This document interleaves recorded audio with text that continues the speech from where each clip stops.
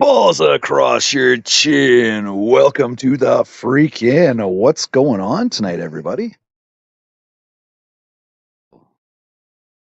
Boom, Relegate. Orchidelia.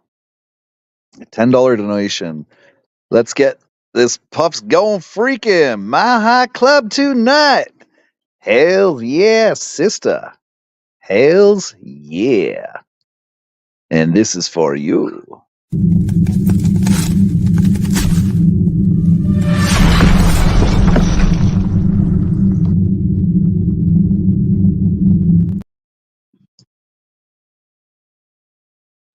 So what is going on, everybody? It's a long day over at Nitros today.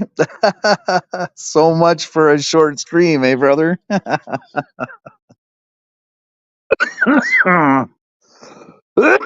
Higher than the cost of living, I tell you. Oh shit! I keep forgetting this too. Some bit.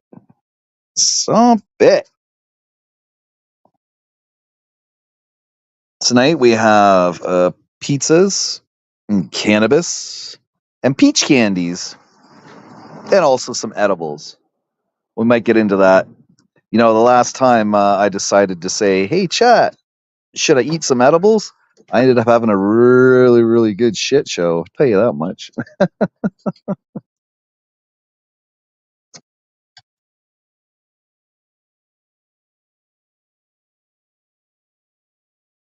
Boom! Jeremy T with a $10 donation. Don't forget the edibles.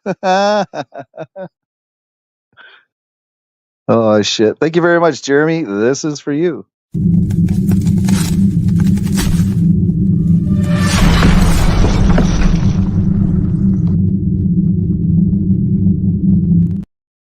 Followed up by Mama said I could be any here when I grew up, so I decided to be a unicorn.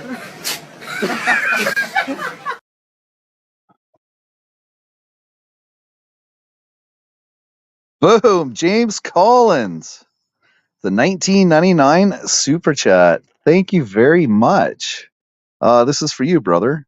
I'm gonna have to get different ones, man.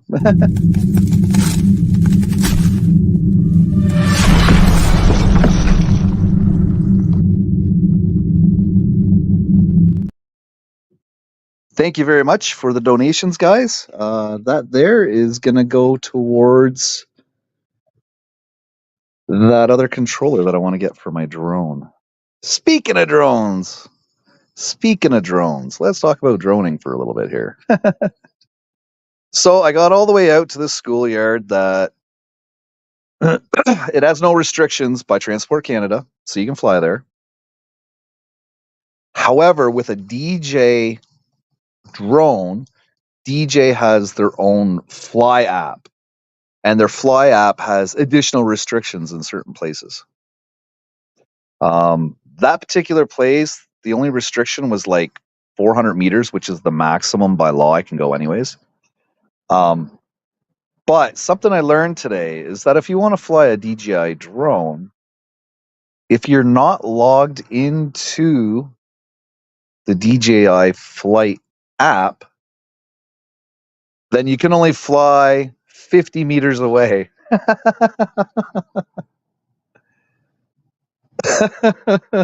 I just learned that now. Something else I learned is that once the batteries are charged, that's when you want to go fly. I charged those batteries like 2 weeks ago, and I got out there and they were all at like 50%.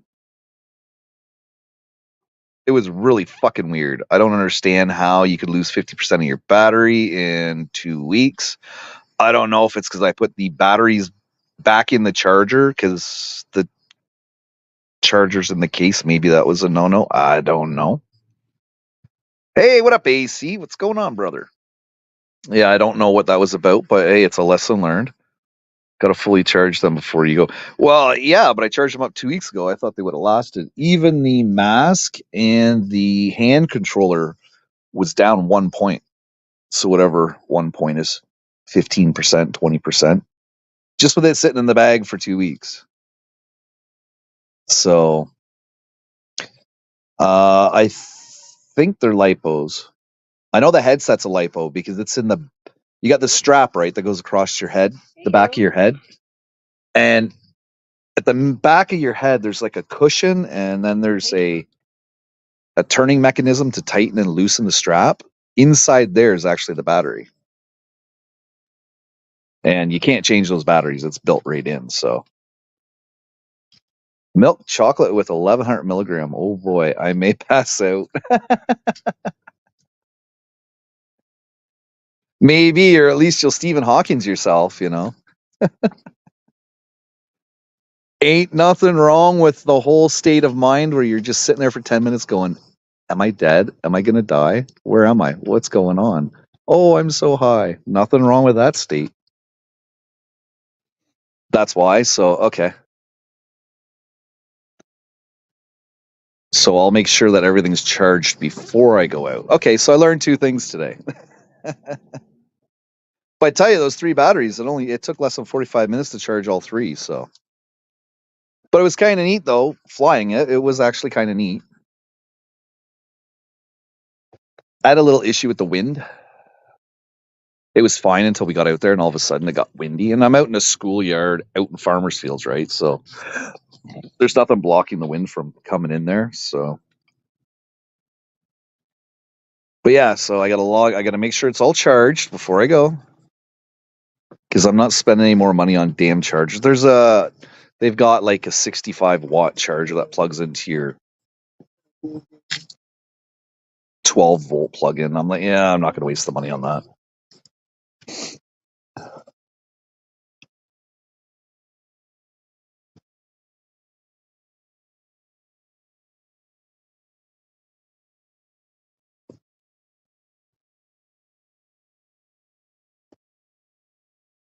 Right. Well, see, that's the thing. I didn't know. I just read online that you can probably get roughly out of 3 batteries, you can get 4 uses out of them before you actually have to charge the handle, the controller, and the goggles.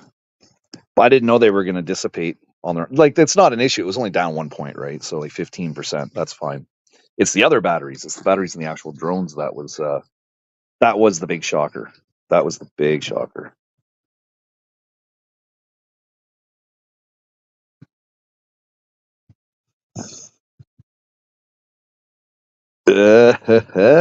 Right? Get home and relax after that excursion you had. Very nice excursion. You know, Orchidelia, I got to tell you, you truly do IRL the way it's supposed to be done. You do it like all those big names do it, you know? And I'm pretty sure that you've probably watched a couple of them and took some of their pointers to do it. But when you're doing your excursions, you're on point. You're totally on point. I can watch one of your videos, especially when you stop at an eatery, and I can actually like kind of feel myself being there, you know? Like you do a really good job of making the viewer feel immersed in what you're experiencing. So kudos to you. That's really cool.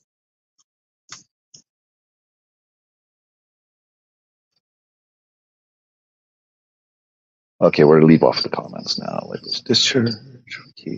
Oh yeah, there we go.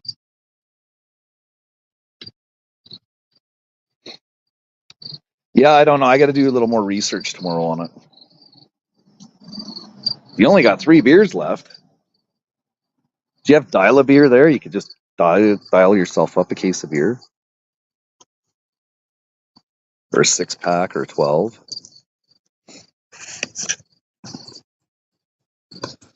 Especially, hopefully, you had fun. I did. It was fun. Like it was kind of neat moving the drone around and everything. It was really cool.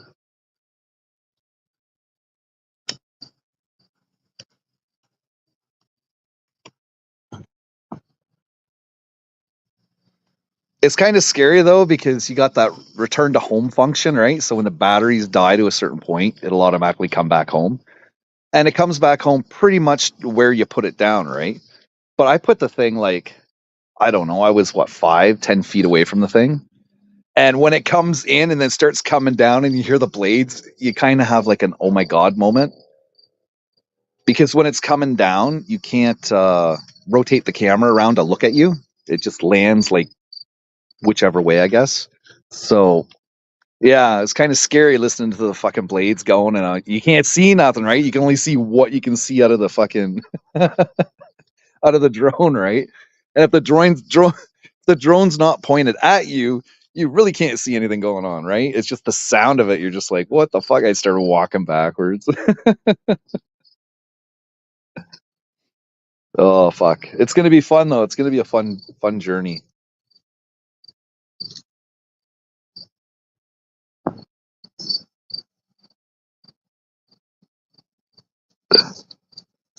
Shalom. What up?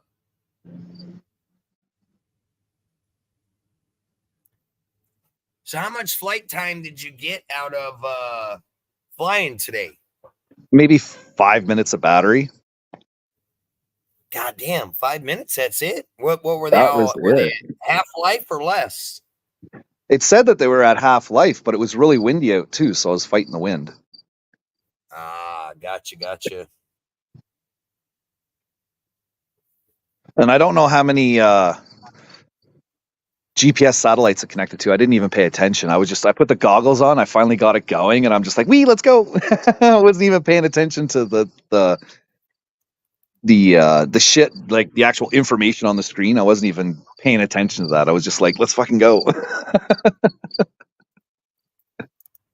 I had it on beginner mode for like 2 minutes. I'm like, "Yeah, fuck this shit. Let's shut that off now." But yeah, it's really neat. It's really neat. It's gonna take a bit to get used to, but So what'd you think flying it for your first time? Did you like it?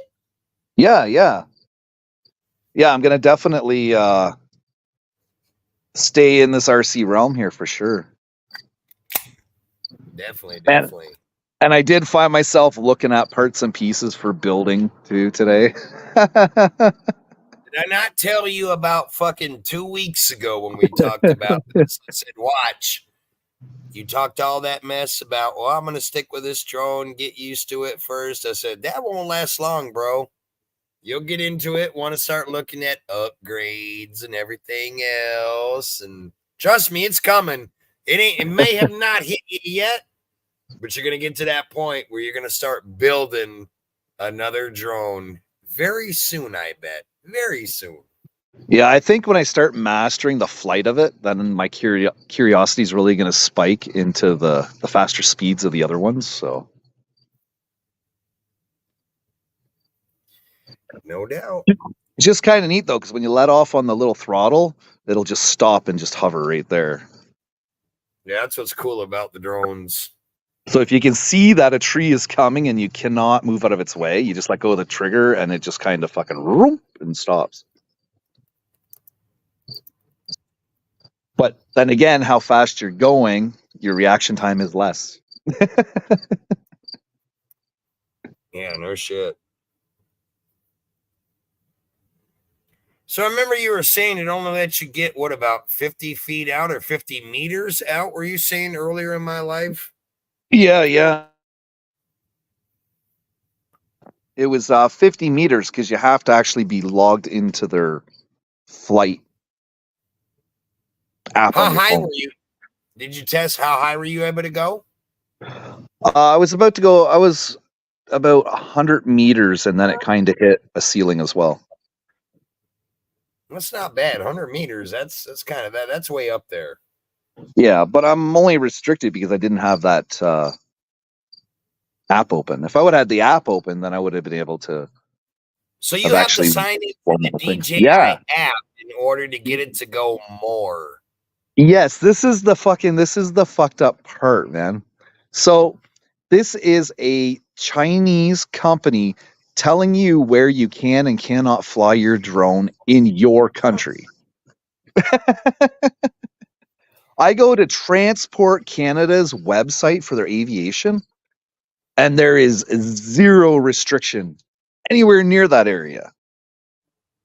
Yet they have something called geofencing through DJI, and they map all that out, and then your drone's restricted to that stuff. Wow, that's crazy. So it must be the DJI company, whoever made China? up those. Yeah, China, whoever made up them parameters, being China, has your shit set to that, and it's limiting the hell out of that drone of where it can go and what it can do. How far out, how high up. Right. But we have our own restrictions here, right? Like we're only allowed to go 400 meters. Anything beyond that, then there's protocols for it. You're only allowed to be so close to a building. You're only allowed to be so close to people. Is there So a we have software our update? Is there a software update that you can do to give it more height farther out, or is because you No, can't that's be just limited to that? no. I have to open up the app. I have to open up the app to be able to go higher than that and farther. So you can't fly that drone and do what you want to do with it without Right. opening up that app. Yeah, exactly. Yeah, it limits you. It's a safety thing. That's what Wow, DJI is trying to make droning very safe and have it so that regulatory bodies don't have to get involved. I get what they're doing. I do get what they're doing. But there's easier ways. At least follow what the country, like whether it's Transport Canada in the States or the FAA in the US, go by what their maps say, you know? That's what I was thinking. You should be able to set the parameters on it to go by your area. If your area allows this height that far out, I would figure you should be able to override what DJI is setting it to, because it sounds like from what you're saying, DJI has it set to their own parameters, like a safety parameter, but you should be able to go beyond that if you're, I don't know, thinking because Yeah, I don't well, fly. see, the only way to go any farther is to have that app open. They force you to open that app. If you can't physically open that fucking app, then you're kind of screwed on that drone, it seems.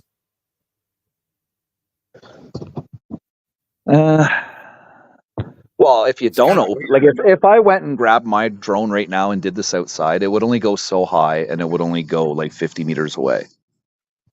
So you have to have a phone that can access that app regardless. Yeah. In order to let that thing go higher and farther out than what it initially does with just firing it up, trying to fucking fly it. Exactly. And that's a safety feature built into it. Well, that's a hell of a fucking goddamn safety feature, I tell you, because you're probably limited to about half of what you can actually do with that drone, then it seems. Oh, more than that. My drone will go 13 kilometers. And it's only letting me go 50 meters. You know what I'm saying? Yeah, because 50 meters ain't much when you think about it in comparison to what a drone can do. Yeah. But I didn't know anything about the app. I had no idea. Again, I didn't know about the charger needed. I didn't know that you had to have the app open. So when you bought that drone, they didn't give you a charger to charge the batteries. You had to buy one separately? You have to buy one separately, yeah. Wow, that's weird. You could order a charger and pay extra for it. Oh, yeah, of course. That's kind of how they get you to fucking spend more money, it seems. Right, but you would think that the charger would come with it. Yeah, well, that's what I was about to say. You would think at the end of the day, you spend that much money on a drone, at least it should come with a fucking charger to charge the batteries, because how the fuck you gonna goddamn fly the thing when you buy it, unbox it all, and you got no fucking charger to charge the batteries? Or at least they would have told you when you looked at purchasing the drone saying charger not included. Did you happen to read through that and notice that, or no? I never noticed it. Nobody said anything on any of the YouTube channels, the reviews and that. Well, that's what I'm asking, because I don't know. I don't own a drone. I've never flown one. I've never flown one. So that's what I mean. Well, if I would have known that information, I would have ordered a charger at the same time. Yeah. How many batteries did they give you with the drone when you bought it? Did you get 3. A couple, 1 or 2? Yeah, I get 3. So why the fuck would they give you 3 fucking goddamn batteries and not give you a goddamn charger? You can't fly a fucking drone without a charger. Just saying. Right. And when I bought it, I thought I could just use my cell phone charger because it's a USB-A, right? But the cell phone charger is only like 2.5 watts. And the charging bay, they suggest you have a 65-watt charger. Yeah, see, that's going above my knowledge right there. So you can USB charge them? USB-A for FireWire. FireWire. I don't know what that is. Well, it's like a USB-C charger, the standard charger on everybody's phone now. But the wire itself, you can do USB-C to USB-C, which is considered FireWire, which can charge up to 100 watts. So isn't USB-C, the C stands for charging? Isn't that correct? No, it's the third generation of USB port. Yeah. Oh, okay. Because like I bought a charging cord that plugs into the USB port in my truck to charge my cell phone, like when I'm driving. And when I looked in the owner's manual to use that port, it told me to make sure you buy a charging cord that is USB-C, which the C stands by vehicles charging. Maybe it's different with drones. I don't know. But I thought the USB-C, the C standing for charging. Because they, like here in the US, you go to like, I went to Walmart. Like when I went to Jeremy T's house on that vacation. Yeah. I was going to use my phone to stream the drive up there, the 14-hour drive up. But I didn't have, well, I had an external cord, the one I usually plug into the charging block into the house, then to my phone. But I wanted to get a second one that I could plug into my charger, or I shouldn't say charger, the USB port out of the dash into my phone. And it told me to make sure that I got a USB-C cord for charging, to charge your cell phone. So that's what I did.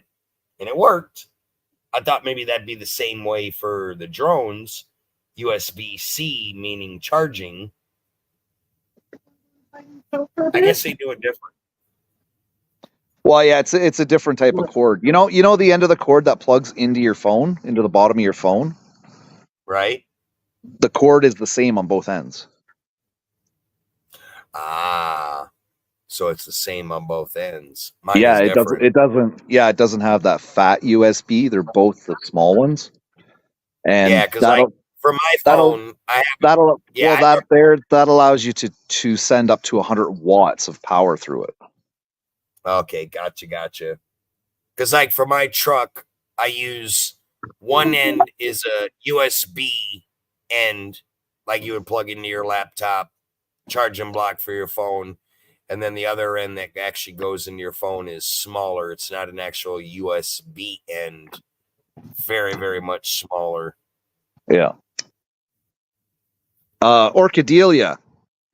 The batteries, depending on how I'm flying and the wind resistance and what settings I put into the camera, the batteries are supposed to get 20 to 30 minutes each.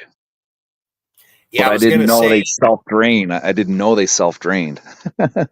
Yeah, well, I was going to say that's your drone camera is acting very much like a GoPro. Mm-hmm. Depending on the high resolution settings that you have, like on a GoPro, drains the batteries a lot. I would imagine it's the same on a drone with a camera. It would be the same, yeah. Yeah, the high resolution is going to use more power. It's going to drain the shit out of your batteries. So to get more life out of your batteries, like for you, while you're practicing learning to fly, I would probably set all your settings at the bare minimum settings, which means your camera image might not be that great, but your flight time will be more. You'll have more Right. life in your batteries. Yeah, I think I can turn the imaging down to 480. That's probably as low as you can go. Maybe 320. I'm not sure. I think 480 DP for like a drone is probably the lowest. The highest I would go though is a 720. I would never do 4K. Oh God! Yeah, 'cause wanna chew up a I- disc in seconds. Yeah, I noticed like when I do 1080 DP on my GoPro 8 and GoPro 7, oh man, it fucking wipes out the batteries, which normally like on the lowest settings on a GoPro, if you're doing like 480 or 720, you'll get about an hour and 10 minutes. But like a lot of times when I record my fish scales running out in the field, I'll do 1080 DP and it'll go from an hour and 20 minutes down to about 37 minutes max of recording time. The higher the resolutions, the higher you have all your settings on, it severely drains the batteries. And I didn't know that till just recently. And that was just from fucking around with the settings. Right. Plus, like, I had a big problem, like, with my GoPro 8. The higher the settings, like the 1080 DP or doing the 4K, it would overheat that bitch. Like, it would heat up like a mofo, and I couldn't figure out why the hell it was heating up. And then it would go into what they call thermal protection and automatically shut down the GoPro and cut it off so you don't basically bake the circuit boards and everything. Actually, Yeah, I had look at it. I had that happen. Well, I had that happen the one time with my work iPhone because I left it on the dash and the sun was just beating on it, and it wouldn't turn back. It wouldn't turn back on until a certain temperature was reached within the circuit board. Till it cools down. I've had that happen. It's what they call it goes in a thermal protection. Once it reaches, I think it's like 95 degrees or above, it all automatically goes into protection modes and shuts everything down. Yeah, I might try droning again tomorrow now that I know what I'm supposed to do.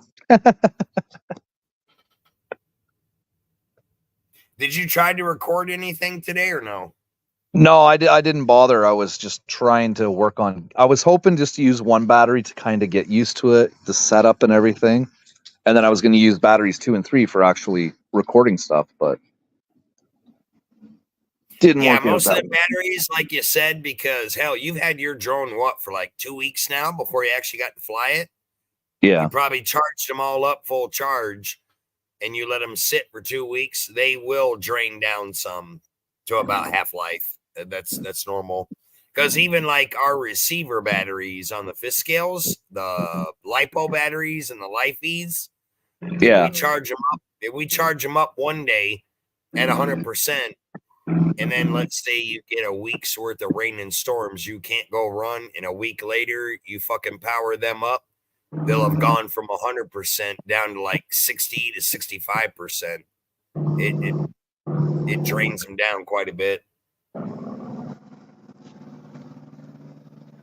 No, it's a learning curve, right? It's all about learning. Oh yeah, you're gonna learn it all. But it's good to see that you actually got some fucking flight time today. Finally, about time. Yeah, it got off the ground. It went pretty high in the air.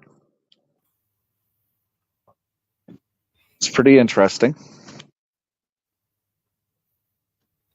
Congratulations on Welcome your first to flight. the RC world.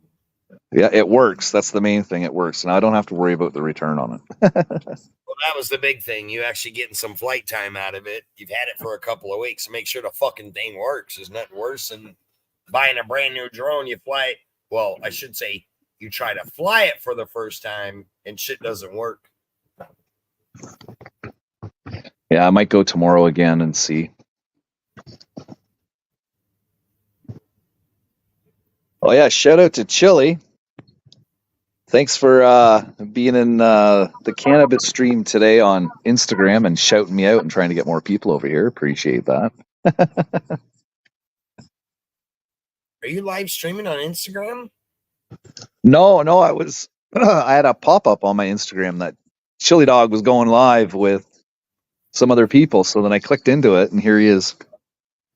I gotta get with you guys to find out which one of you guys have Instagram, because I have an Instagram account. I don't have you or Chili Dog on Instagram. I'm sure you probably said. I followed yours or whatever it is. I very rarely look at my Instagram. If you followed mine, I'm gonna have to go in and look. I'm gonna have to get you, Chili Dog. Jordan, do you have an Instagram? I do not Insta. No, you don't. No. I know Orchidelia has one. I got to get her on it. There's a bunch of y'all I noticed that have Instagram because I've heard you guys talk about it. I've had Instagram for a couple of years, but I very rarely ever use it. Like when I started up my Instagram, the only thing I did on it was post videos of my RCs. That's it, because I do YouTube. So most everybody comes to my YouTube channel, but I'm going to try to start further in my Instagram channel. But I got to get more people, the people I know on it, because I want to try to start doing more live streams from Instagram. I've done like 3 live streams from Instagram, and the first 3 that I did actually did pretty well. A lot of random people that aren't even following me came in on it. Like I did a random Instagram live stream one time, probably about 5 months ago. And I had almost 600 people in there watching it. And all I was doing was showing around my shop, all the RCs, talking about some of them. And I was like, holy shit, I get more people watching my fucking Instagram live streams than my goddamn YouTube. What the fuck's going on here? Hey, Moon. Hey, congratulations on that praying mantis video. That was really cool. What's up, Moon? Yeah, I just use Instagram for my cannabis friends. Yeah, I do it just for the RC stuff. Post a couple pictures, post a couple of videos. Really don't know who out there as far as my YouTube community has Instagram, has an account and uses it. I know a couple of my guys do, like Thompson, a few of the other ones, but I don't know everybody that has one. Like I said, I only sign into my Instagram about once every 3 weeks at best.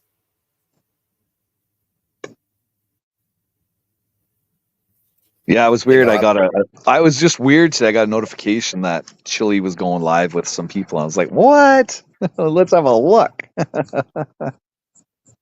I'll have to try to sign into it more and see fucking who's on it.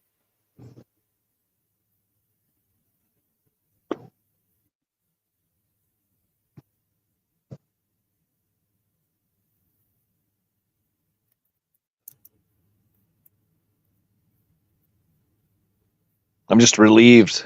At least I know the drone works, you know? Oh yeah, I know that feeling. You get something and you're excited to use it, but like either weather or time doesn't permit it.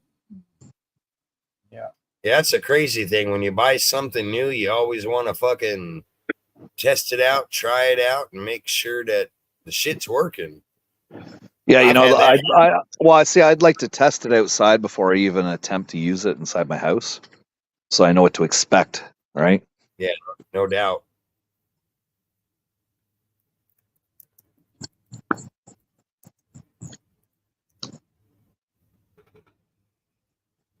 Yeah, because it's like with anything else, anything that's electronic, you can buy something and fly it for the first time, run it for the first time, or attempt to, and shit not work.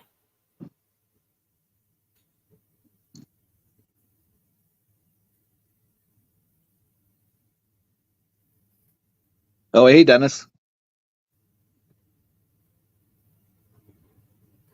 Orchidelia, I have to say, I saw you say earlier you're back home now. Awesome trip. Fucking phenomenal live streams that you did over the past couple of weeks, you being on vacation. How you showed everything every step of the way. You took us everywhere you went. Kudos to you, girl. Great fucking live streams, I have to say.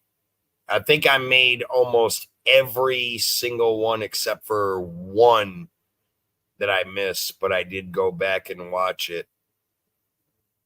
But you did some awesome fucking IRL content, no doubt.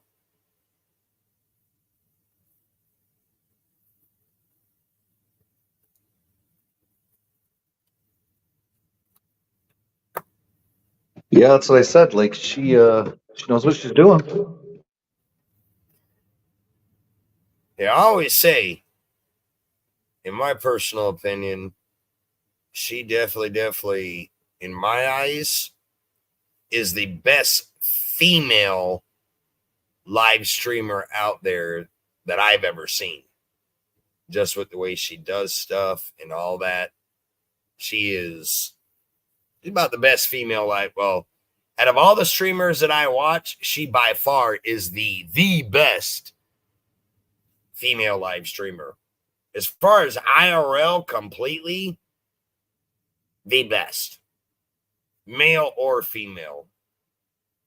She definitely goes very, very in depth into everything she does, talks about. Which is good to see because the only time she does any of that streaming is when she's on vacation. Because when she's home, she obviously doesn't do a lot of live streaming. So she makes up for it when she's on vacation. So she does a fucking awesome job. It's fucking kick ass.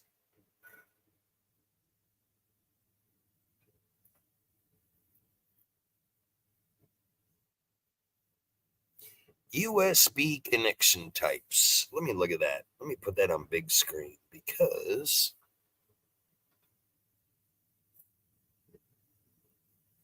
USB type A, USB type B. It's the C type that most cell phones have nowadays. Yeah, most of them have the C. Yeah, that's what I was looking at. Well, mine's not the C, it's the one before it. The micro? Like my cell phone.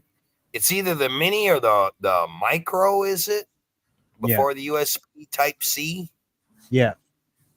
But like all the new cell phones, yeah, are the USB type C.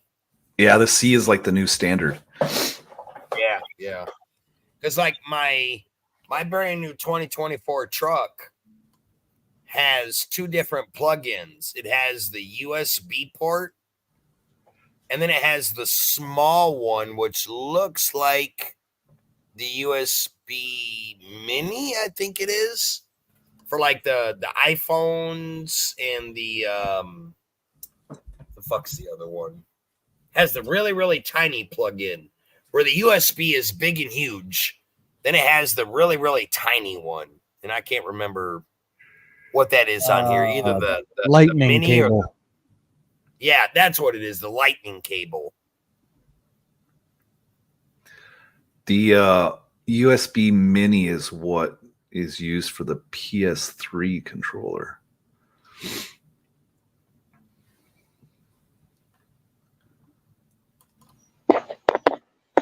And then I have a whole bunch of crap for the USB micro. Got lots of different things for the micro. Yeah. I've got quite a bit for the micro and just a few things that are on the type C.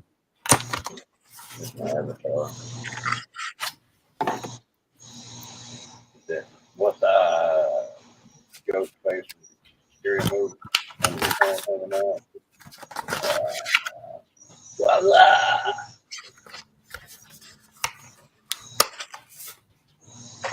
La la la la. What's up? What's up? What's up?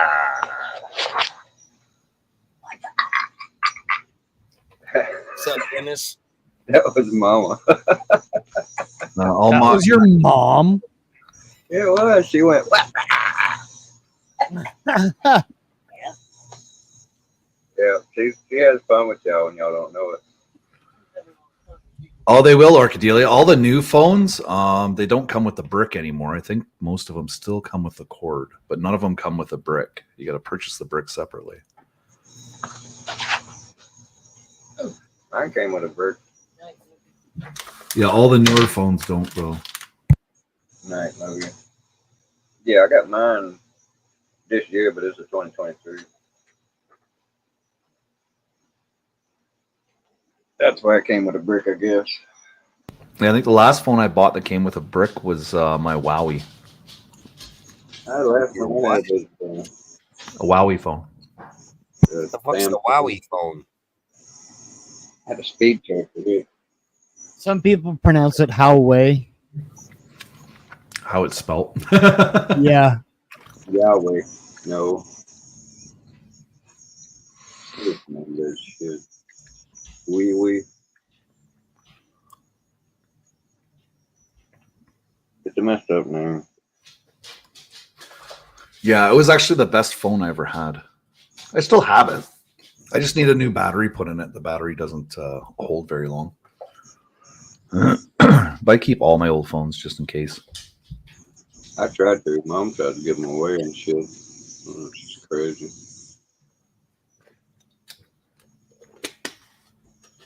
The last one I gave away was a Sony Xperia Arc. And that was fucking... Yeah, well, Mama's crazy. She's got two phones, right? She got one she don't even use. It's better than... Drug dealer. And rather than give me that one, we went and bought a new one. I'm like, I don't get it. Do not get it. She got one of those new razors and fold it in half and shit. Well, the way cell phones are going nowadays, the advantages to upgrade to the newest version, the advantages really aren't there. It's always like a little bit of a tweak of the camera, and that's it. You know, like they were boasting the whole big AI for the S24 for the Samsung 24 that just came out, and all of a sudden now my 23 is getting software updates to put AI on my 23. Yeah, that's probably what's wrong with mine. I ain't putting none of the updates on some bitch. Well, you're supposed to update it so it has the best software. Yeah. So they can put more new shit on it once You you right? get it. Yeah. Hey, Oh, who let this guy in? Oh, I don't know. I think, no. this guy looks like he's drunk. He's got a picture of a nice glass of beer there. Yeah, what was Canadian. that? Cool glass of beer. What was that Here we go, fucking nice. idea of Crickin? Nice cold bottle of beer. How's that sound? Ah, there we go. I hate fucking drinking out of tin. It always gives me the shits. But if I drink out of a bottle, I'm good to go. You know? Yeah, anything out of a bottle is much nicer. You know, just because it's $2 drafts or it's a loony, which is $1, or $1 draft, don't mean it's a good idea. Just because you're saving money on the fucking beer.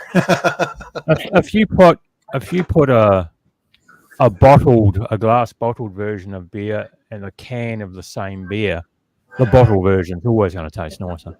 Right. Guaranteed.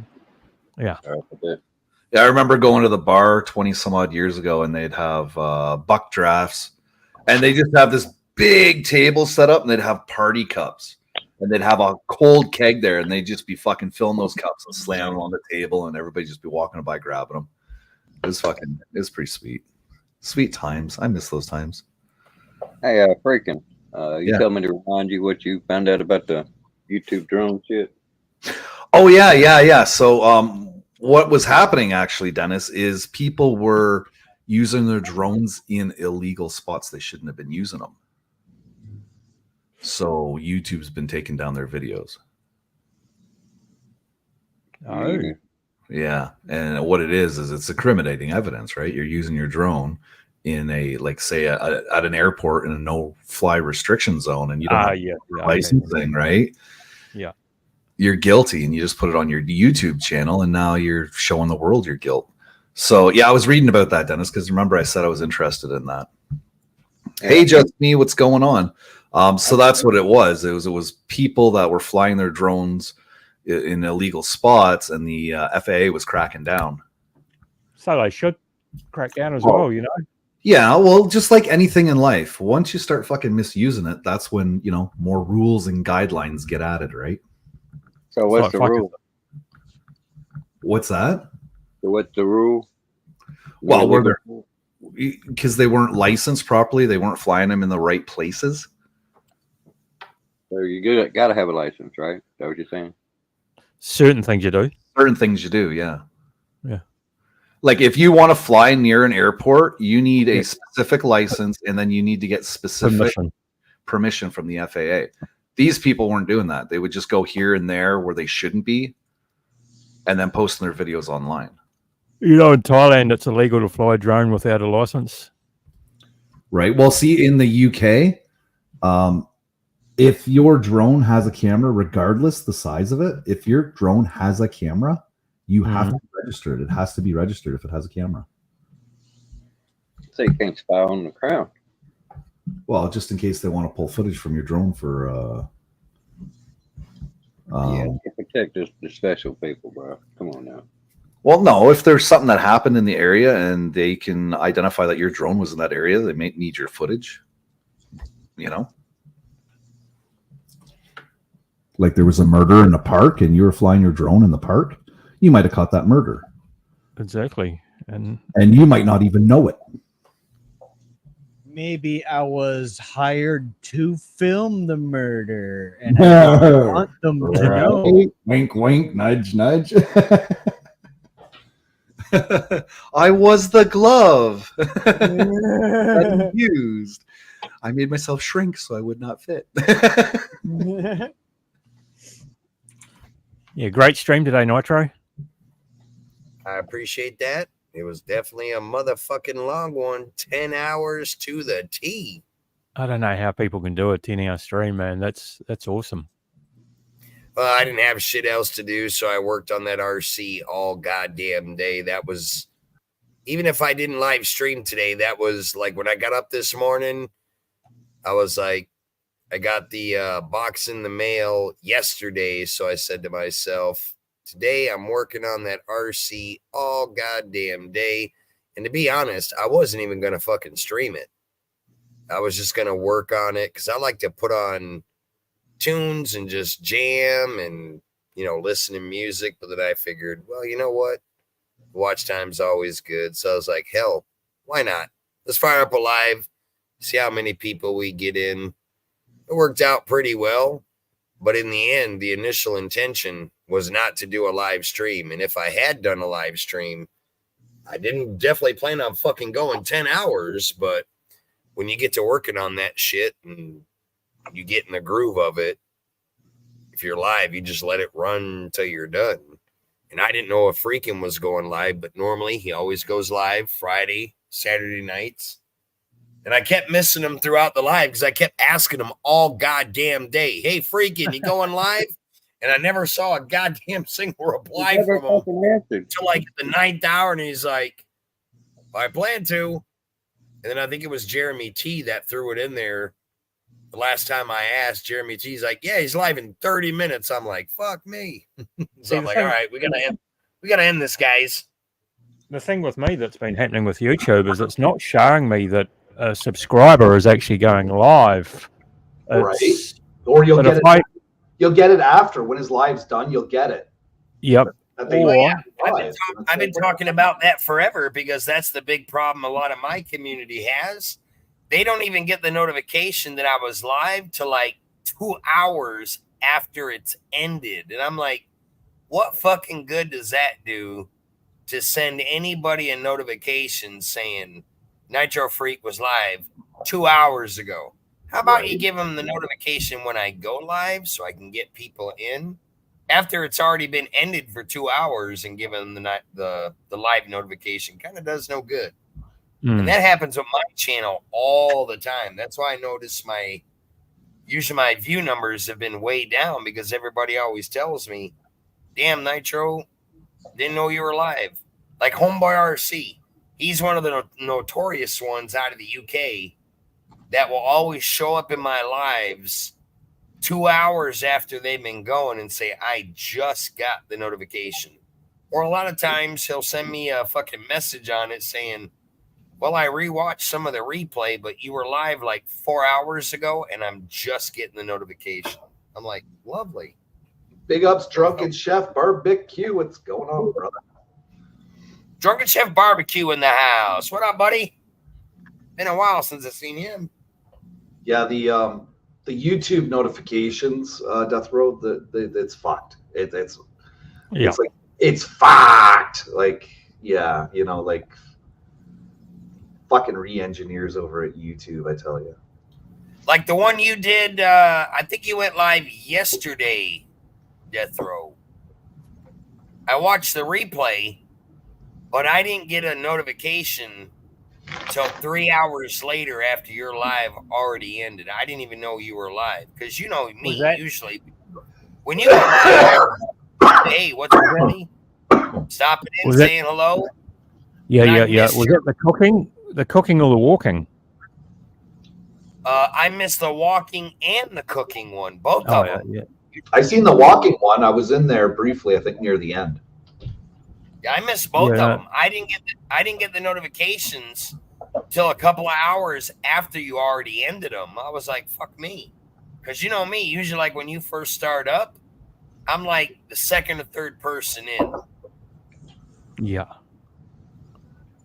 It's I always weird. try to make all your lives and at least say hello, and I'll leave you playing up in the background, and I'll watch you for about 20, 30 minutes, watching you brush the frost off a trash can when you're walking early in the morning or whatever. Then you do your cooking stream. I like watching the food you make and all that shit. But your last two lives, your last two lives that you did, I didn't get a notification for either one of them. Yeah, YouTube's. I think it's going downhill. To be honest, they're relying way too much on AI. Way too much. There's no reason for it. Like Rumble, I get notifications all the time when people go live on Rumble. YouTube, I don't know what the fuck their problem is. I don't know whether they're doing some maybe scoring system from thumbs up or something to push that notification to more people. I don't know how they're scoring it. That's it. I don't know how they're scoring. What is that shit everybody's been talking about? That TSO, is it called TSO scoring? Terms or of the service. SEO? That's SEO. The SEO. I don't fill out an SEO. I don't bother doing that. Yeah, they've been promoting that shit as well. I think them implementing that is fucking up the whole rhythm of the fucking YouTube. Because I noticed when they started doing that SEO grading system shit, when they tried to start implementing that started fucking that shit all up. That's just like the vertical shit. That I believe that's meant to bust these lives up. That's live, man. When you're on vertical, man, they got the vertical's their way of competing with Instagram and TikTok. Did YouTube send you an email, Dennis? Nope. So how's the streaming going on there, Death Row on Kick? Good, mate. Awesome. Good. Awesome live stream on Kick as well, Death Row. Yeah, mate. I need to sign in on my Kick. I haven't been on my Kick in like fucking 4 months. You get a good 100+ watching on Kick, so it's always a good platform to push your content. Well, it's because it's so new, right? It's just over a year old, I think. For a long time, I was streaming on Kick and my YouTube, but I found that I get way more people on my YouTube than I do on my Kick. I forget to switch over to the Kick and answer comments and look at people. I tried that whole streaming from 2 platforms at once. I just can't keep up with it. Wasn't hard to get monetized over there either. It's quite easy. Yeah, Kick seems to be a lot easier if you got really good like. Hey, thanks for saying bless you, Jordan, because this whole time I thought my mic was active, but it was actually my mic on my camera. Well, because I had to unplug my mic because the cord was all tangled up. So I guess when you unplug it, it defaults to your next mic, which would have been my camera, and I didn't know I had to switch it back over. Yeah, so everybody heard me sneeze. That's great.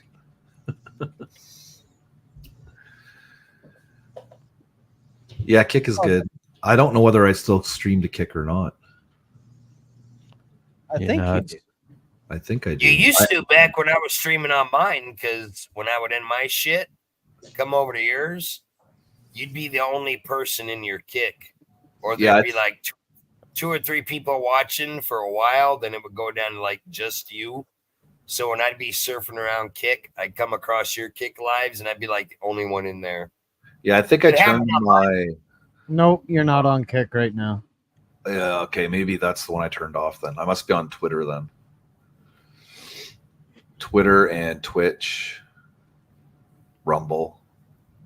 I don't even have Twitch or Twitter. I don't even mess with them. Rumble, I had 100 and some odd views. That wasn't pretty. That was pretty good. Yeah, Rumble's pretty good too.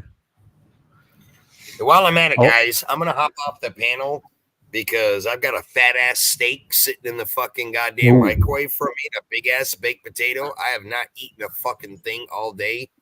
I've been drinking beer all goddamn evening. I am fucking starving. So I'm going to be Get it down in in the ya. chat listening. Yeah, I'm going to be down in the chat listening while I eat, and then I'll come back up on the panel when I'm done. All right. Yeah, that's good. Sounds like a plan. All right. I'll see y'all in a few. Right. Bye. Peace out.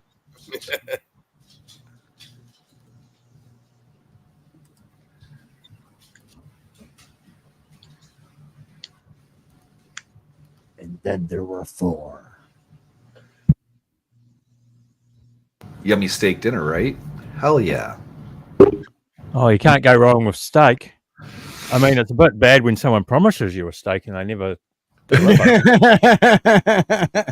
Guys, I got this QR code. Scan it. Like, what the fuck? Yeah, I'll take it from I there. mean, the funniest thing was with him, right? If you promise a lady a steak dinner, fucking pay for it. Well, because he didn't get her a steak dinner, but then all of a sudden he had a fucking Orchidelia shirt and hat made for her, and he was like, I got to get a hold of her and give her this before she goes. I was like, what the fuck, dude? It would have been better just to buy her the steak. Hey, you know? Probably cheaper too. Right? But the funniest thing was, right, when Tricky and Orc were, they were drinking away, starving as they would be. Right. Fucking, the guy had a big bowl of chips, and he kind of grabbed it and pulled it right to his chest, like, yum, num, num. It was fucking. Oh, it was pretty funny. That was, I still don't know how those chips just landed on that table like that, Oh, someone paid for them. I mean, I would do the same, to be honest, right?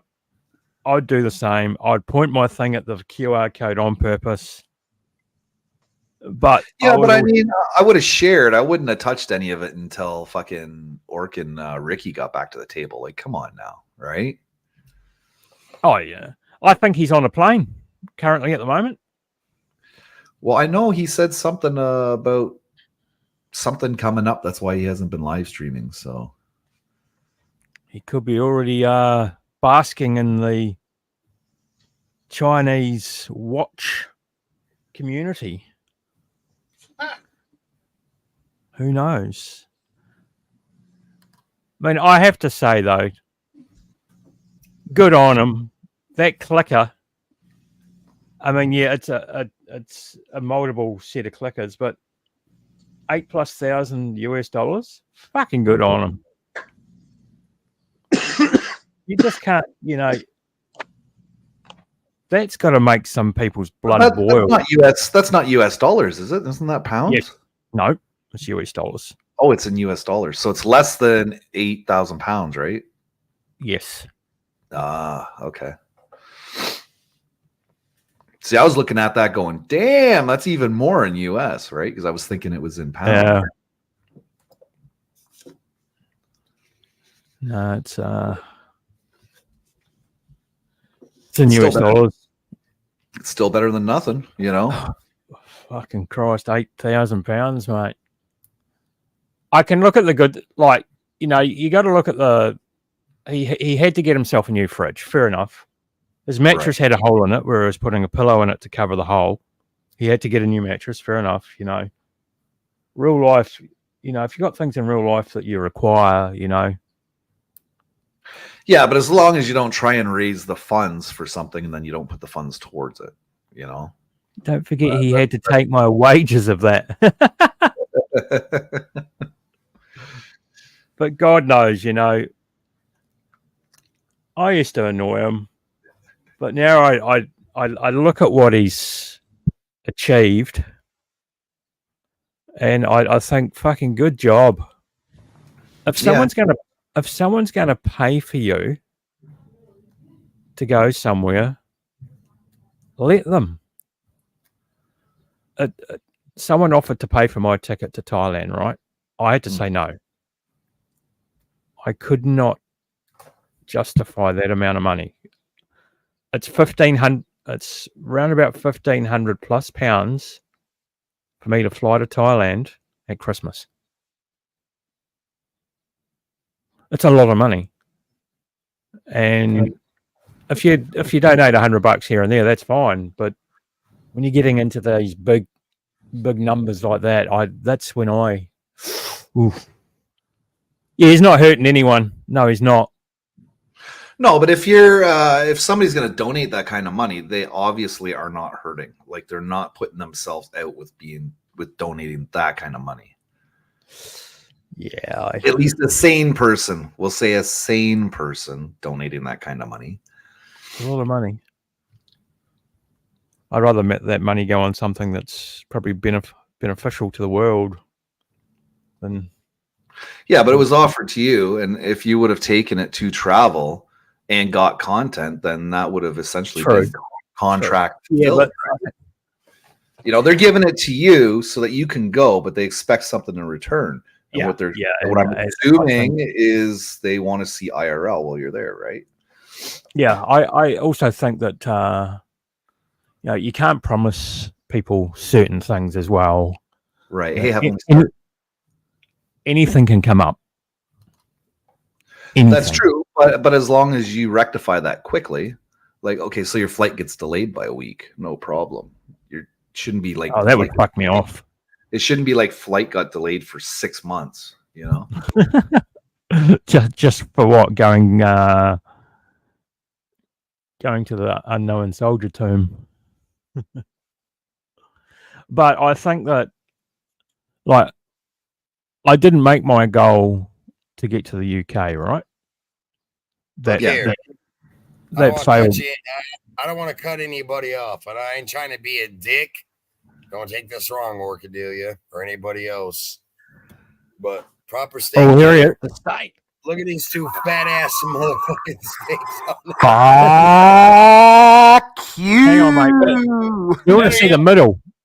Look at these two fat ass fucking baked potatoes sitting on this goddamn plate. Show us that steak in the middle, mate. We want to see. Oh my god, those potatoes are split in the center just like American pie. Yeah, you need a bit of cheese and a bit of sour cream and all that in that potato, mate. Okay, here goes the steak. I'm a well done kind of guy, so the steak might be a little more overdone than what y'all like, but it's not like fried. But it's not bleeding inside. I can't do the whole blood inside. It's got to be like lightly brown all the way through. You weirdo. I'm gonna mute myself while I'm up here eating. I don't want to fucking piss anybody off. I'll see y'all in the view. Hey, DWP, is it true? Is it true that someone docks Bobby Crush? Because if they did, that's pretty fucking rotten.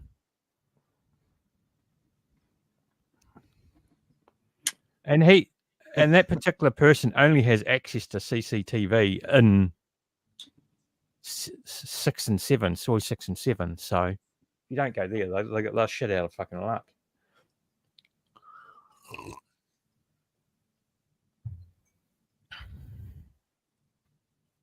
And they do that to R7. R7 was in. Someone did something and they got the CCTV, I think. That's why I'm only spending 3 nights and was it 2 nights or 3 nights in Pattaya. I'm not interested in fucking hanging around that place for long. It's just not my style.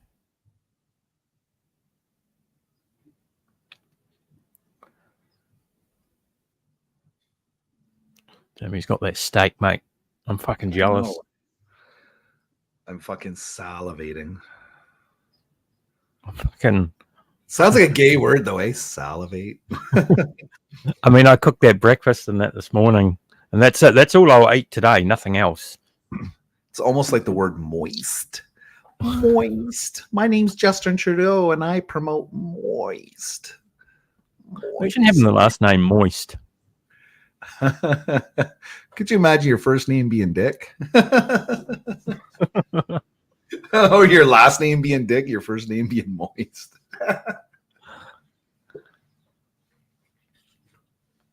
Some of these surnames, like fucking Condon.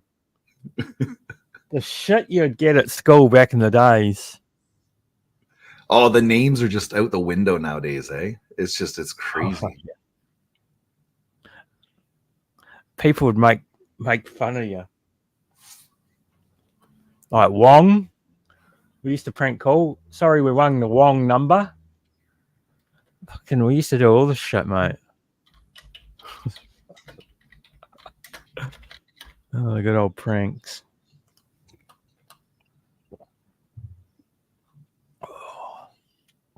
There's people that name their kids Audi. That's crazy. Worse than Mercedes. So that's his channel. There's still no. I mean, I don't know if it is actually Bobby Crush.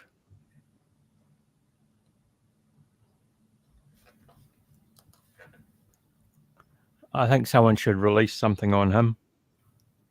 There is something out there. Oh boy, this is up my alley. Mm-hmm.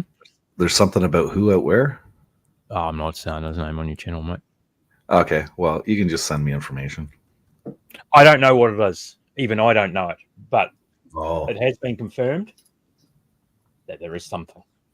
I have information for you, but I don't know what it is.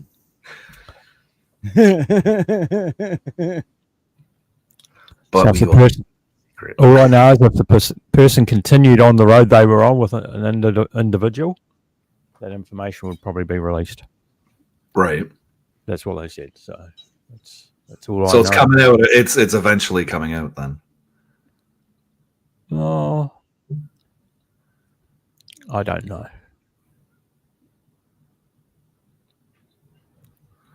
His channel was called The Secret Man before he renamed it. Ah, okay. Cool. Okay. Yeah, I don't know any of that because I don't really follow too much UK. Just a couple of you guys I follow. Yeah, it's just a bunch of weirdos, really. I'm noticing that this UK Thai stuff, there's a lot of weirdos. A lot of weirdos. And you know what? A lot of these weirdos don't even go to Thailand. Right? They don't. They seen a video on YouTube. And that's as far as I'm going to get. Mm-hmm.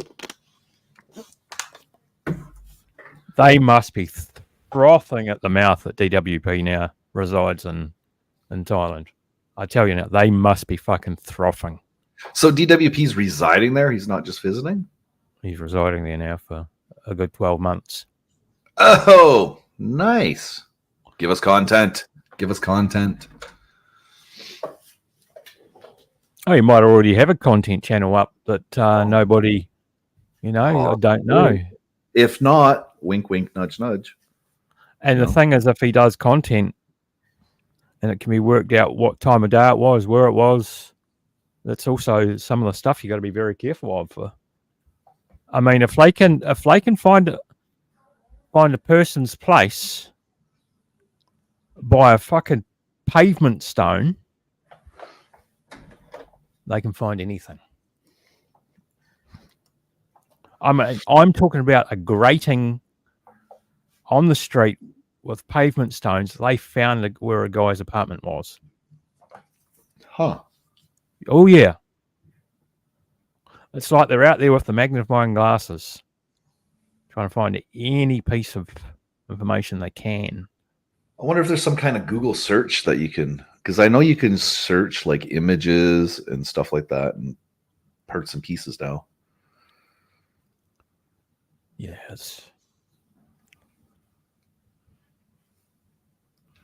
Remember they doxed my Did hotel. they? in Turkey. Damn. Were you even in Turkey? That's something Death Row hasn't had yet. No, I've never eaten. I may have some at Christmas time if they have it on the menu.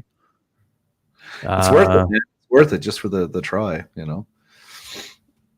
Just get gravy with it just in case it's a little dry. Yeah, that's what I've always heard, that turkey's quite dry. Or cranberry sauce. That's always good with it. It or gravy.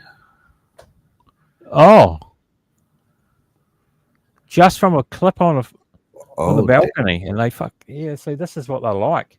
Yeah, I wonder for that there though. Maybe that was somebody that had stayed kind of in that area before and recognized. Maybe. Not many of them would be in Turkey. That's for sure. Oh yeah, in Turkey, that's true. You got to shove butter underneath the skin and keep basting while you're cooking it. That's what keeps it from drying out. Oh yeah, we'll see if they got it.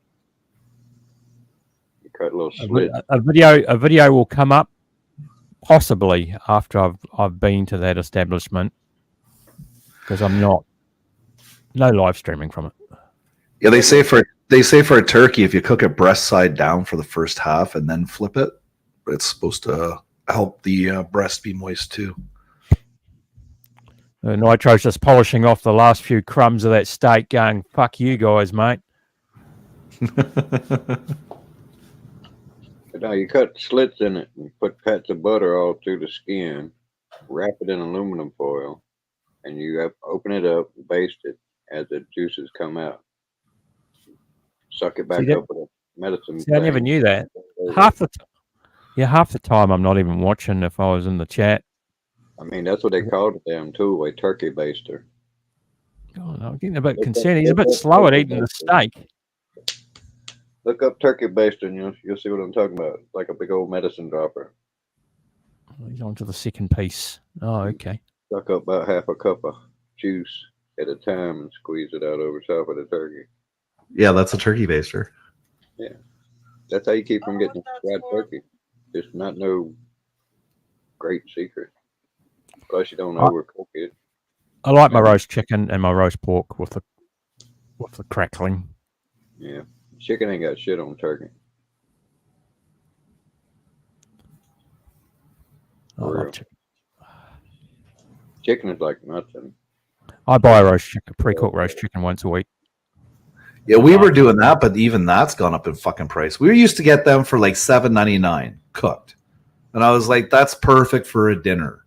Now it's like fucking $9, $10, $12 for one of those fucking things. I'm like, really? I'm paying... I don't eat them anymore, but we get them cheap in that. $17 New Zealand. 4, 5, and 8. Yeah, 17 New Zealand dollars, and it's meant to be a size 18. Now, if it's 18 or not, they seem to be getting smaller. I'd buy it on a Wednesday, chop it up, have some for lunch, some for dinner. Then I'd have it again on the Thursday. Yeah, I just get a turkey breast. I don't cook that whole turkey because it's just me and Mama. Oh yeah. I cut up every bit of it. We got turkey for days.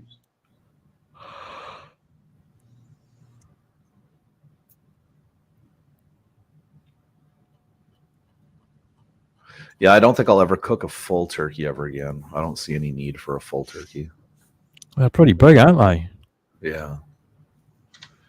Even those spiral hams, Those fucking things are fucking big too. But you can portion that up for sandwiches and just freeze the individual portions, and then just take a portion out, let it thaw out, and there's your meat for a sandwich, right? Well, $5. You can freeze turkey too. $5 a roast chicken. Nice. Yeah, I pay $17. Fuck, that's 17. You- What the hell is 17? Careful, we got a Nazi, we got the grammar Nazi in the house there, Death Row. Oh, well, that's his problem. Yeah, it is. You're right about that. I don't speak that shit.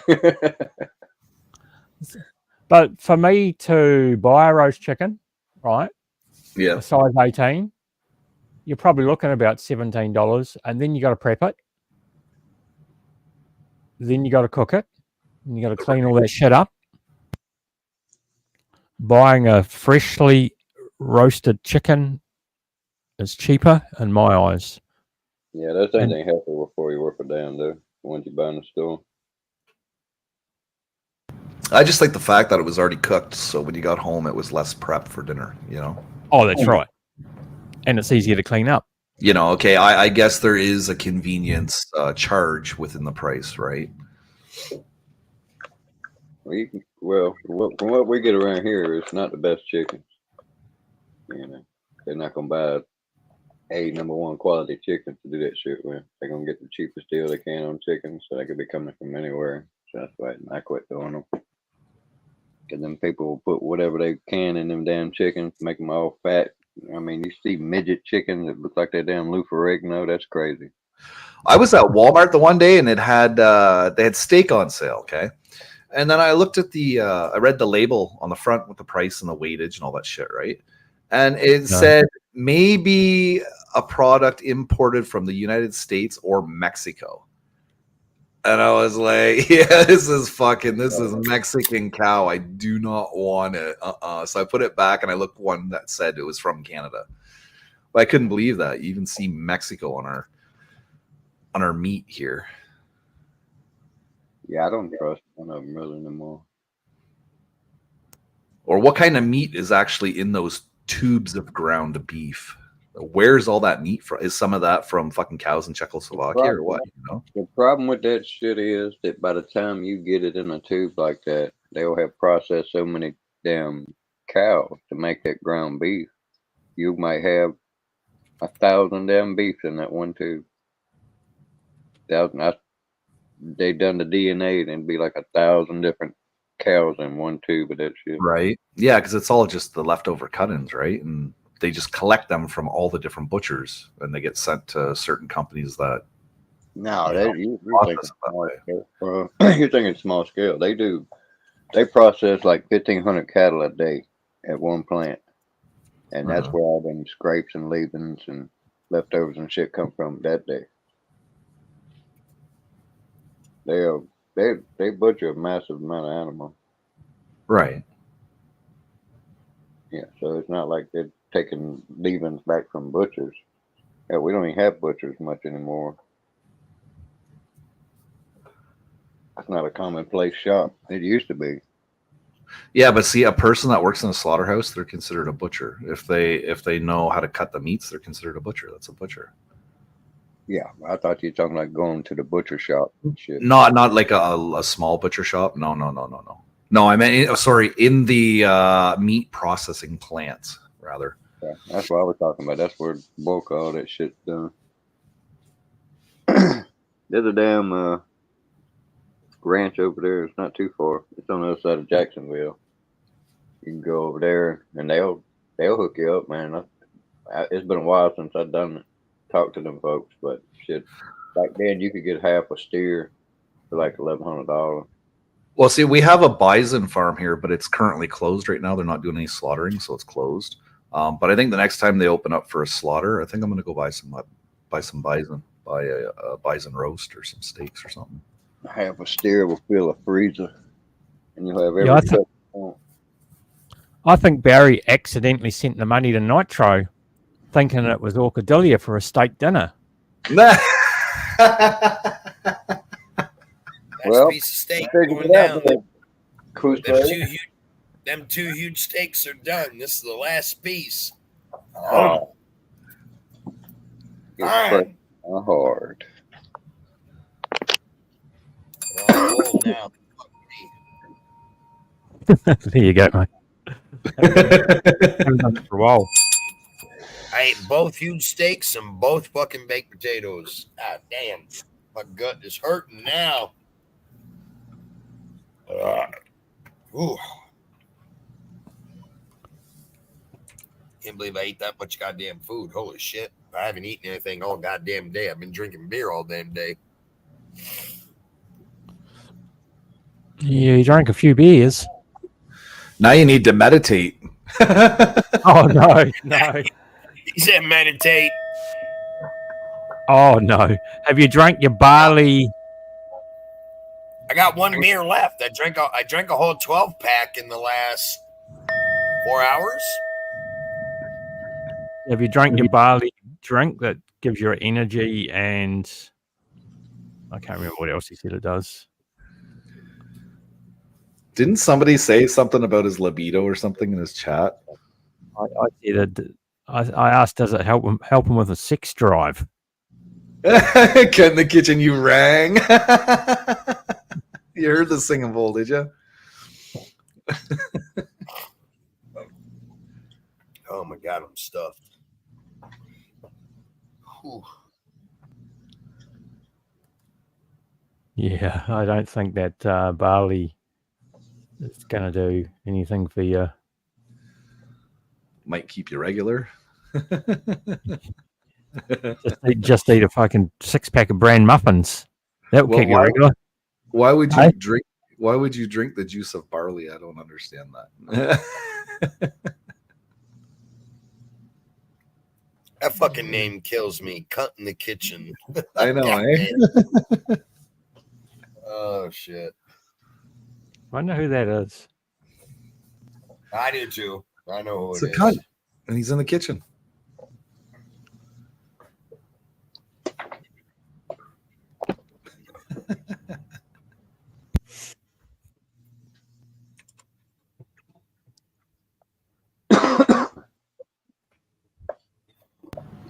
Me. I gotta sneeze like crazy, but it won't come out. Ugh. Sneezing. Uh-oh. That's from the beers. That's from the beers.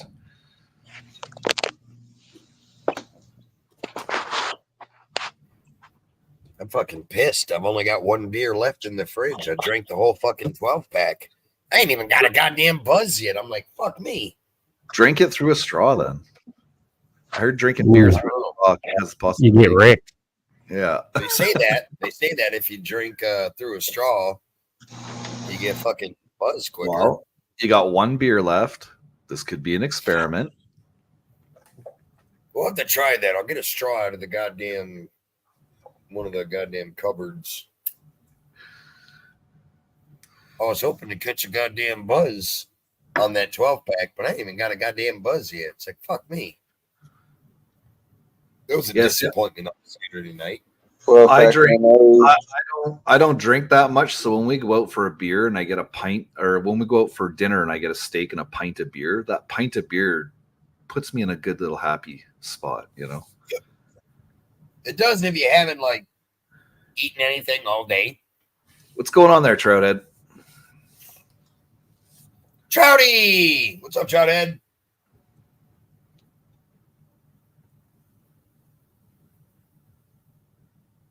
Yeah, I used to drink, but yeah, I don't know why I gave it up. Like I totally gave it up. Like not even like a 6-pack here or there. Like This is the most I've drank. This is the most I've drank since I left Jeremy D's house a month ago. hey, Mr. Tommy Temper, what's going on, brother? Yeah, the last drink I had was on the plane coming back last year in September. So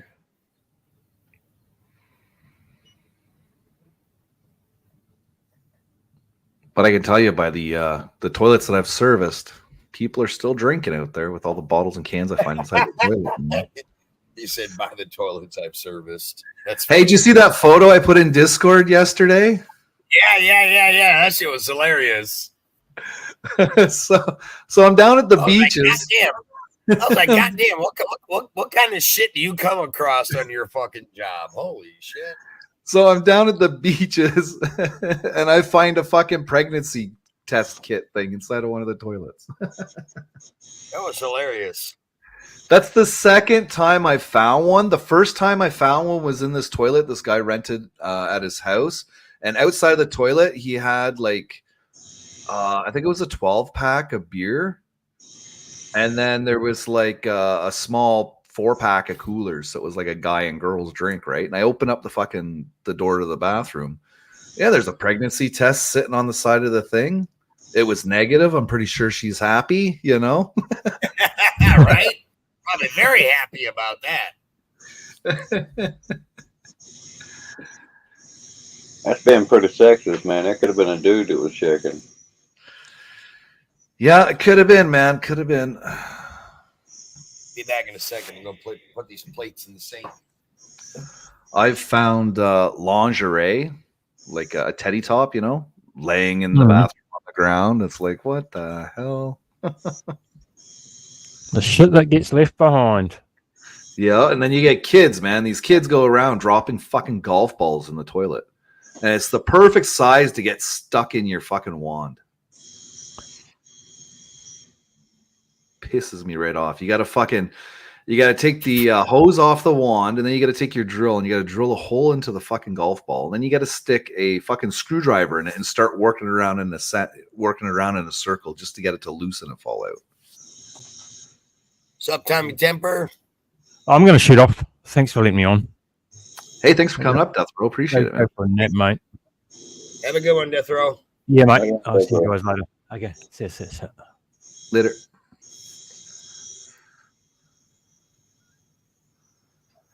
Oh, weekend at the lake. Nice. So are you going to do any golf karting streams then, like you normally do?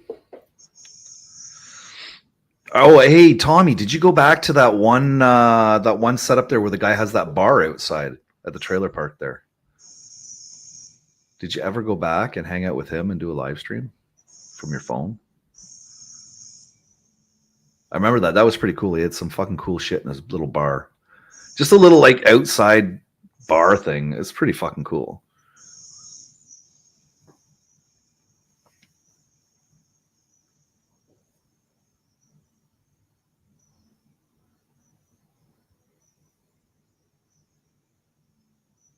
Yeah, tomorrow will be cool. I'll get to actually do proper droning tomorrow.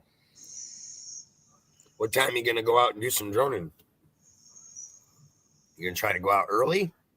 Yeah, I'm going to try and go out early and just piss around with it, see if I can get some footage. Gotcha. Yeah, the guy with the bar is still here, but I have not gone back there to do a stream from there. Well, there you go, Tommy. Put it on your checklist for this year, man, while you're out there and all. That was a real cool setup. That guy's bar was really cool. Things you come by that are really cool, and you have the ability to share it with other people, such as doing it on YouTube. That's pretty cool. It's a pretty cool thing.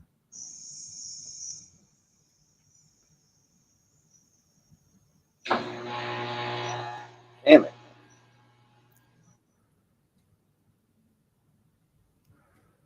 What the hell was Bigfoot firing up? Damn AC unit. Oh, okay. Yeah, it sounded like hair clippers. It was like ring. I thought that's what it was too. Fucking some hair clippers firing up. But then again, the AC units do make that noise. That's right. Yeah, I got 4 of them, 2 on each side. 2 in front of my bedroom windows and 2 in front Can you hear them going at night or no? If I wanted to, I'd just tune them out. But you could normally hear them running then. Yeah, if I ain't sleeping good, I'll wake up to it. Damn, that sucks. Nah, I usually sleep pretty good. But I usually don't like lay down until I'm sleeping. Yeah, I don't know I like silence. I like dead silence when I'm sleeping. I snore like a motherfucker too, but the wife can sleep through that. I can't. That's why she's got one of those sleep machines, those sleep apnea machines. Yeah, there was a guy. He was probably weighed 350 pounds. He snored so damn loud. And it wasn't the noise that kept me awake and everybody else awake, but for me, damn, the whole bed vibrated. Yeah. And he kept everybody the fuck up to the point where he had to go in protective custody because motherfuckers were trying to kill him in the middle of the night, throwing shit at him, boots, batteries, soap, whatever they get a hold of. He couldn't get no fucking sleep because every time he turned around, he would get hit by something. Well, I can tell you the sleep apnea machine, it is a godsend for snorers. But then again, if she doesn't have it stuck right on her nose properly, it's really loud. And if she has it a certain way, it'll blow like cool air across the room. So if I'm laying there, I can feel this cold air hitting me. And then I got to fucking either wake her up or just smush her nose, make the thing go where it's supposed to I go. have a sleep apnea machine, but I very rarely ever use it. She says, well, she says she gets a really good night's sleep using it. I don't. Mine from day one, when the VA diagnosed me with sleep apnea, I also have what they call restless leg syndrome. So I kick in my sleep constantly. Right. That's what restless leg syndrome is. Like I don't know, I guess it's like you're dreaming or whatever and you kick in your sleep like crazy. I do that a lot. Hey Ryan. And I've tried to fucking use my sleep apnea machine all the time, but I sleep way worse with that thing because I just can't have something strapped to my face. And I've tried every mask there is, from the full face to the slim ones to the nasal ones, and just I can't do it. I don't know what it is, but I can't have anything on my face when I'm fucking sleeping. Some people say they have the best sleep of their life using one of them machines, depending on what mask you have. But me, I've tried 6 different masks with my machine, and I can't find a single adapter, if you want to call it, mask, whatever it is, that makes me fucking sleep. So I just don't fucking use it. Yeah, she had to get one because I was gonna have to move out of the bedroom. It was getting way too loud, and she'd snore and wake me up, and then I'd turn around, I'd shake the hell out of her, right? And then all of a sudden she'd stop snoring, and then like a minute later, just massive snoring again. And I'm like, for fuck's sakes, I need sleep. You know, like. What's up, Brian? I don't suggest trying this to anybody, but I learned that if you make a noise between the snores, the next snore, it'll delay the next snore. It'll like it subconsciously like wake up. Yeah, I've heard that too. But it's not good for them. No, because you're disrupting deep sleep, right? Yeah, you're also triggering their it's a survival instinct thing. Your ears are working. You're making the ears perform when they shouldn't be. Right. Yeah, it's like when you do that survival shit, it causes several different things to happen. It causes you to stockpile insulin and adrenaline. Can cause adrenaline to boost in your system, especially like you're like super fatigued. It's part of the shit like when they deprive them of sleep and shit like that. And that type, I guess you'd say inhumane treatment. Right.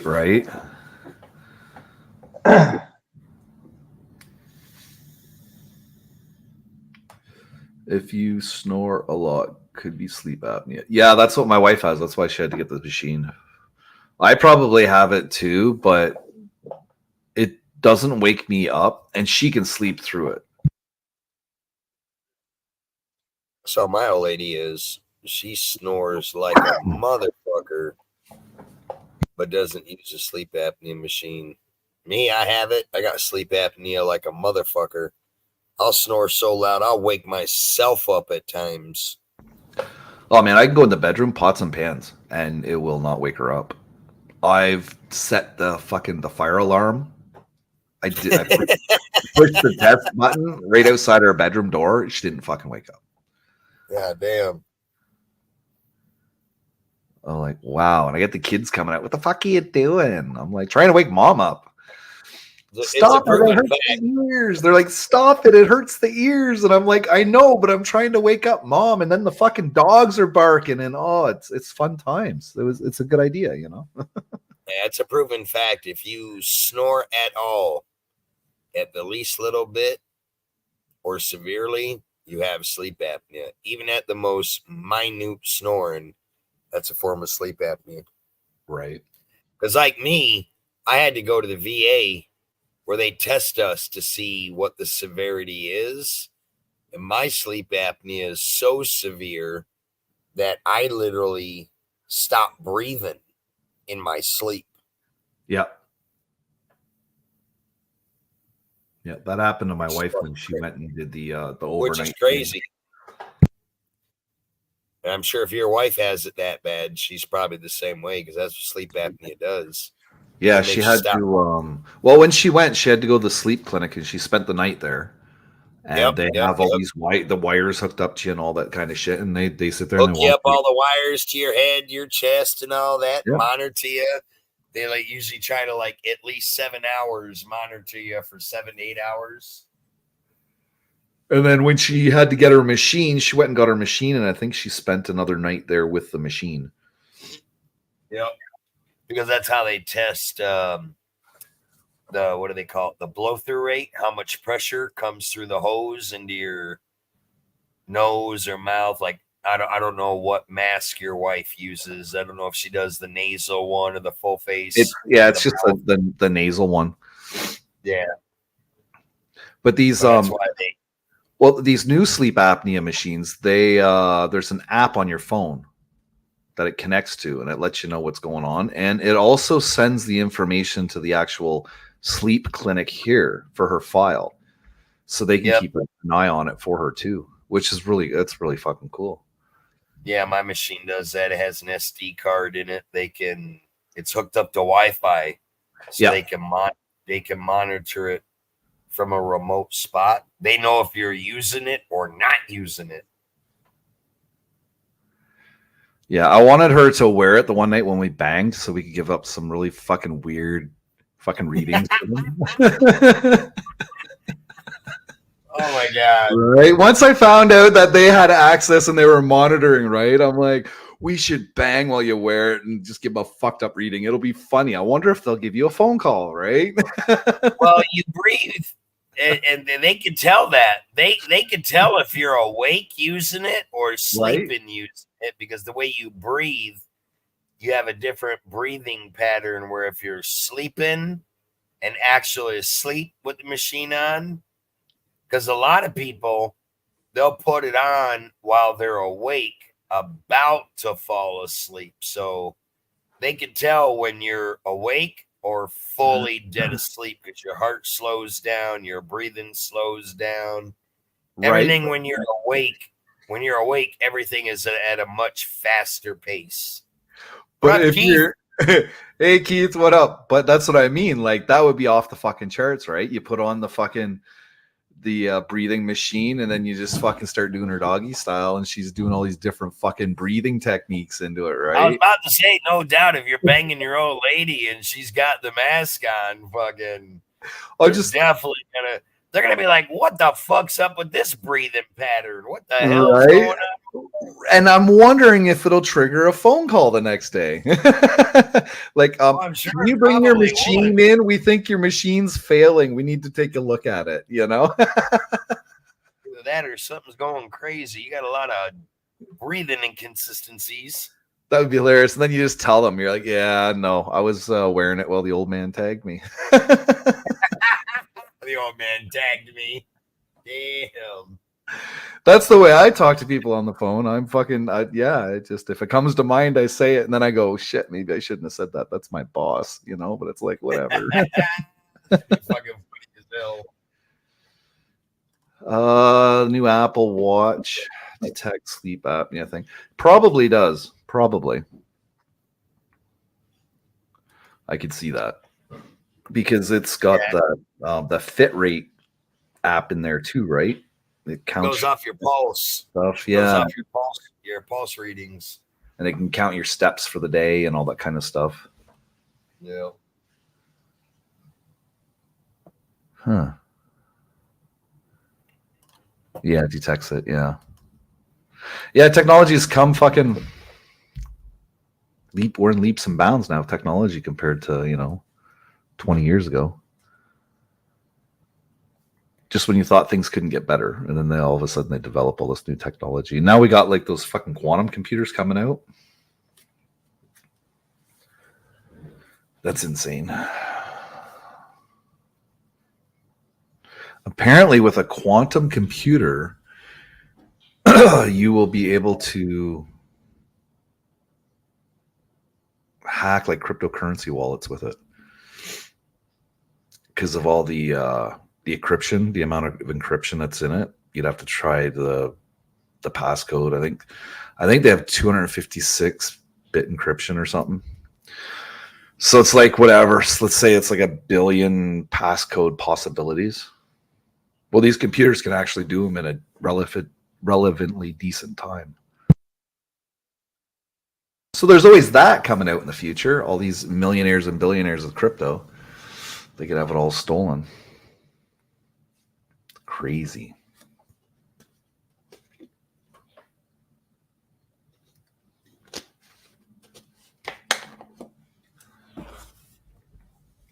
My fucking dog ended up getting its dog collar off somehow, pulled it off. It ripped the tags off the metal thing too, and it chewed the metal tags. The tags are all fucked up. I got to use a hammer to flatten them out.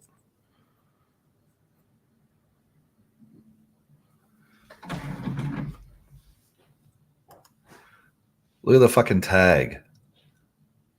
Yeah, I've got one of them. Be flat. No, the motherfucker chewed the fuck right out of it. I've got one of them high-speed watches y'all are talking about, but I never use it. Hold on, where'd it go? This fucking son of a bitch tells you everything. I very rarely ever fucking use this goddamn thing. How do I get back? This shit is all touch screen. It counts your steps and where the fuck did it go? Man, it doesn't want to show up on this. What the fuck? Hold on. It tells you like your beats per minute. Then it's got a fucking, what the hell is it? Sensor in the background. The sensor fucking goes up. Well, it's reading it because right now there's a sensor in the background trying to read my wrist, but it says it can't read it. But this thing like tells you it does. Come on. Everything's touch screen. I can take my phone calls from it, plays music, fucking does. Oh, God damn it. Come on. Go back the other way. Go back the other way. I mean, it gives you readouts of everything you do in your life, fucking sleep apnea, fucking all that crazy. But I never use this goddamn thing. This thing's fucking too high tech for me.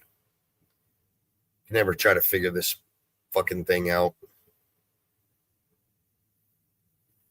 I just power it off and fucking hang it up on the wall over here. Need to sell that bitch. I don't use it. Yeah, TV remote controls have mic phones on the new smart TVs. Yeah, my phone has a microphone built into the remote control, so I can say words like I can go to YouTube and just say something. I could say Nitro Freak, and it would just type it for me. Mine does that on the remote. Yeah, it has the voice. It has the voice, the remote for my smart TV. Pretty cool. I just push the voice button and say "freaking," and it'll bring up all of freakin's YouTube shit or his Yep. Facebook stuff, all that crap. Yeah, it's kind of cool. Some of that shit's kind of fucking scary. It's like, who's listening in on that shit? Right.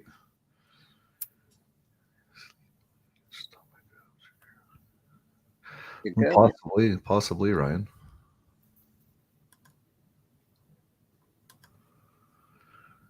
Yeah, I bought an Apple Watch a few years ago and never wear it. Laugh out loud. It's pretty heavy. Plus, my iPhone has the time on.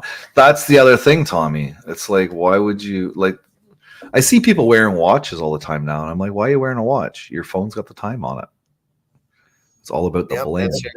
It's all That's about the only reason That's the only reason I got that fucking Apple iPhone watch, whatever the fuck them things do. Bought it as a watch to fucking tell time, and it does everything in the world. And I've never used a fucking thing on it other than to hit the screen and see the time. Yes. Right? It's like I got that high tech bitch just to see the time. My fucking cell phone does that. All I gotta do is touch the screen. You just need a good old fashioned Timex, you know? Hell, I wore a fucking calculator watch up until the fucking dawn of time forever till that fucker crapped out. Oh, I remember them too. Casio. Remember the old calculator watches? man. Yeah. Yep, that's what it was. It was an old Casio calculator watch. That trout head. When I say Miller's mind says, hell no. I had one with a radio on it when I was about 10, 11 years old. Dude, I noticed Barry's been missing in action for like a week and a half almost. He I had ain't a been period. nowheres on the YouTube streets. That's crazy. They had some video games on watches. That's before they had Game Boys and shit. That's hilarious, Moon, because I have a whole bunch of things that pop up on my like when I'm on my laptop and I'll go to like a movie and I'll right click on it and I'll go cast to. There's a whole bunch of shit that pops up that's not on my internet network. So every once in a while I fire off random shit. I'll download stupid stuff and then I'll just be like connect to and I'll send it to, I don't know if it's the neighbor's soundbar or their TV or what, but yeah, I'll cache it to it. My laptop does that.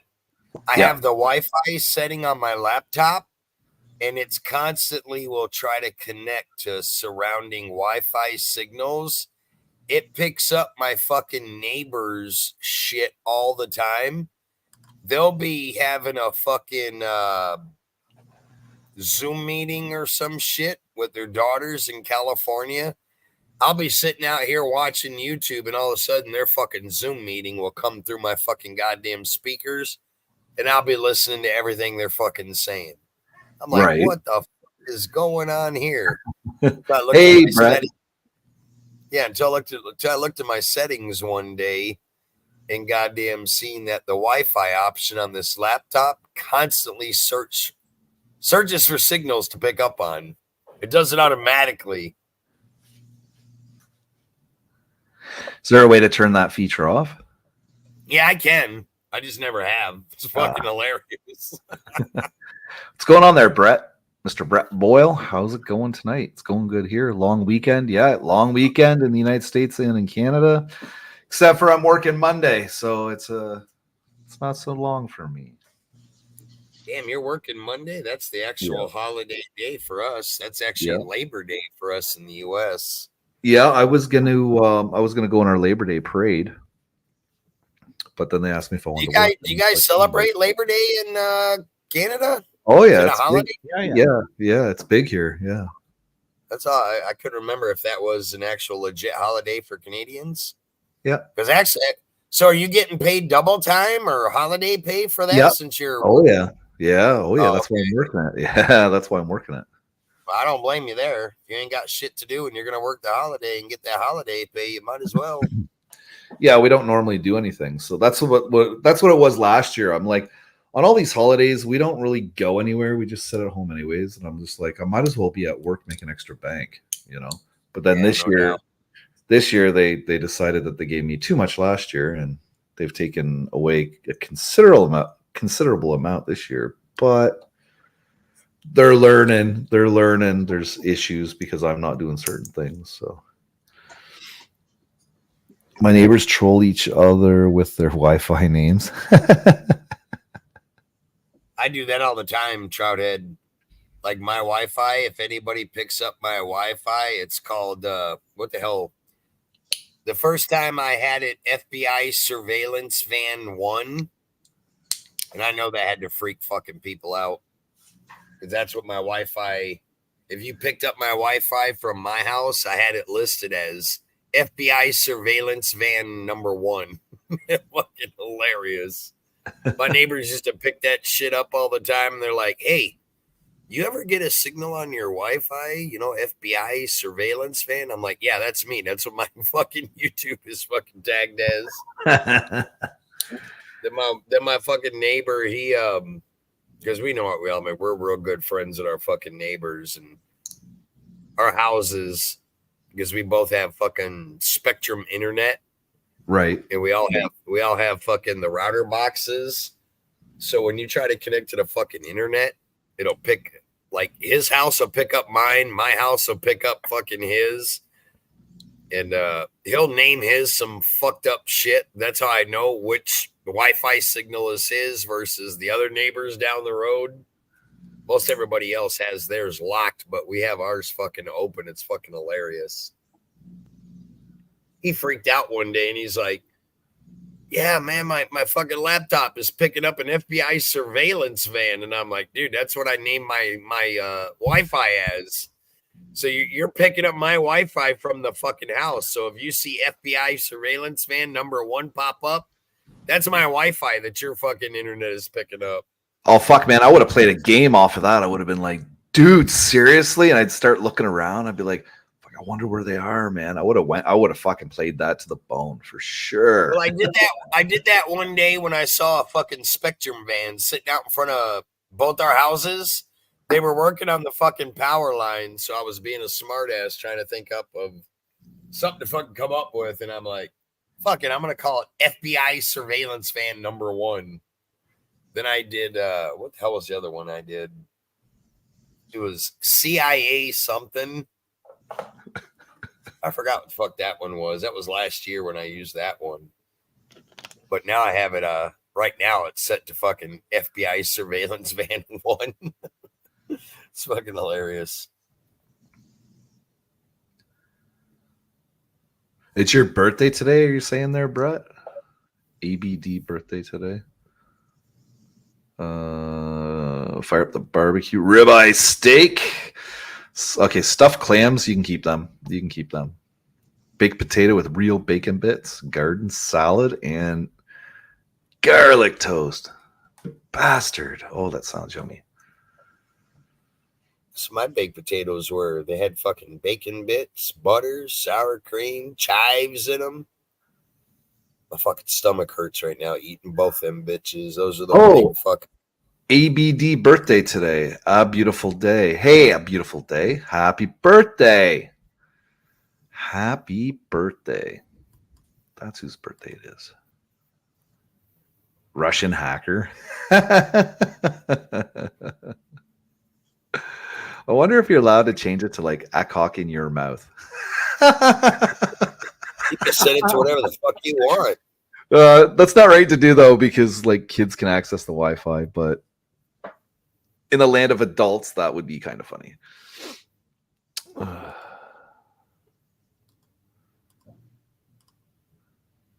My birthday was July 21st. Okay, yeah. We figured that now. I'm just a little slow on comments. There we go. We're caught up. Okay, well, happy birthday, ABD. A beautiful day.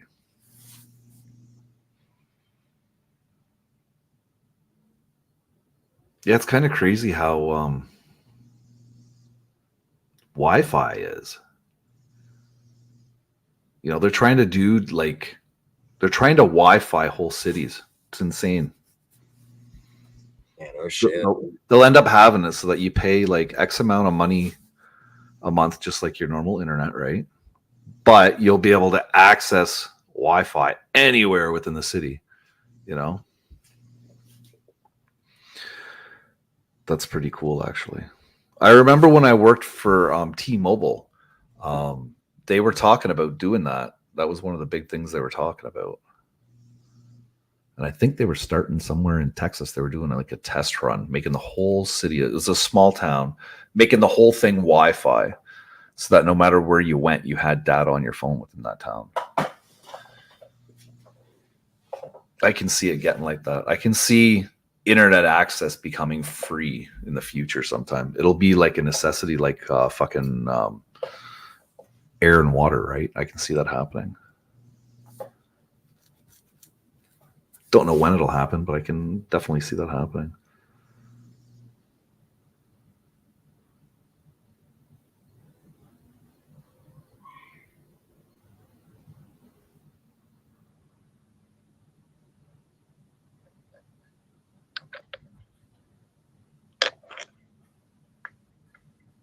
Dennis, what are you doing, buddy?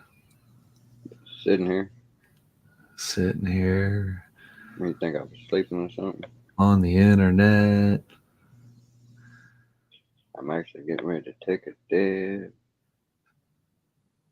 Smoking cannabis. Relax a bit. Shit. Now take Look that at hit. that. I'm gonna fucking hop off here for the fucking night. I'm about done. I've drank this fucking 12-pack minus one beer. Drink 11 out of the 12. I'm going to fucking watch a movie and fucking pass out and go to goddamn sleep. Alrighty, enjoy your sleep, sir. Alrighty, brother. I appreciate you having me up. Y'all have a good evening or enjoy the rest of your night. And I'm fucking out of here. Cheers, man. Later. Later, all. Hey. Back in the 70s, they would put their SSI number on all their property TV series. Anything you go do in North America now has a Wi-Fi signal and connection. Yeah, exactly. Like your McDonald's. Well, actually, I think most chains have a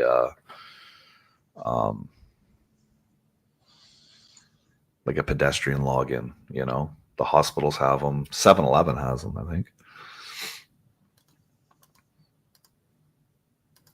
But yeah, it's like making it seamless through a whole city. You know, it'd be like having like cell phone connection. You know how you use your cell phone pretty much anywhere in a city. It's the same thing, but with the data end. And it wouldn't cost you anything because it would be considered a necessity of life. I can see that happening. Water's a necessity of life, but it ain't free.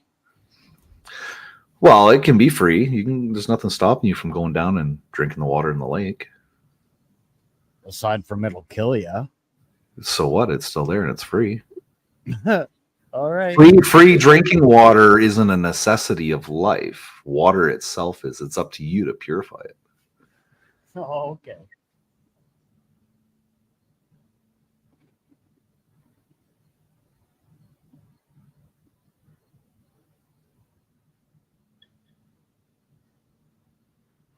Starbucks? Ew.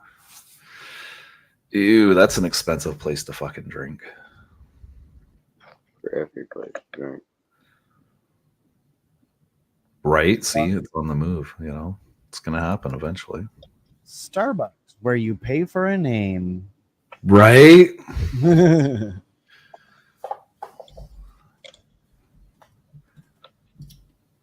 It's just like anything you eat or drink. You're only renting it. You're only renting it. True.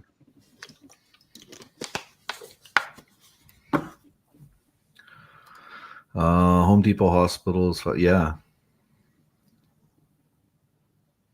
Yeah, exactly. Like I heard through my internet that I'm supposed to have free internet access if I go to places that are hosting their internet through the same provider that I'm through. Right? So I've heard that too, which is kind of neat.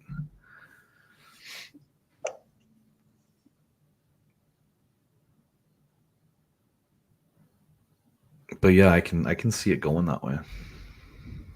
It's not monetized in the shit everywhere. Unless I tell it not to. Why bottle it, Moon? You can just order it from the mountains in Japan. You can get that fresh air bottled from China and Japan. The mountains in Japan, it would be pretty fresh. I don't think the air in China is very fresh, though. When I protest my MP's office, I was able to hang out at night and watch a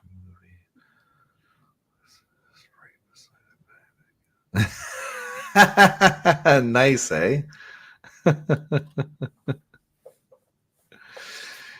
You could have somehow got some power source there and hooked your phone up to a projector, and you could have just projected on the bank wall and watched a fucking 4-foot screen TV right there. You know, that would have been kind of cool too. Cops pull up. What are you doing? Watching a movie? What's it look like?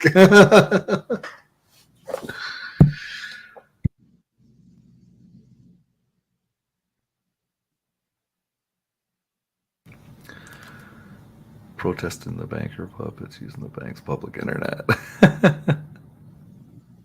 Now, were you actually at the MP's office? Because here we have a little bit of an issue with that. The issue here is that everybody goes to City Hall and protests instead of to the actual MP office. It's like you drive by the City Hall and you're like, well, that's great. But it's an MP issue. You should be at the MP's office protesting out front of the MP's office. They do that here all the time. It's so funny. Like, you know, if you're going to protest something, you think you should know where to go to actually protest it. You'd think, but not everybody researches that. I know the word think is hard. It's a big word for some, but you know, it's like hanging out in the beer store parking lot, boycott in the rainforest. You know, it just doesn't work. Unless they're doing a rainforest drive, I guess it would work then. You know, all empties today are going to go to help fund protect the rainforest. You know.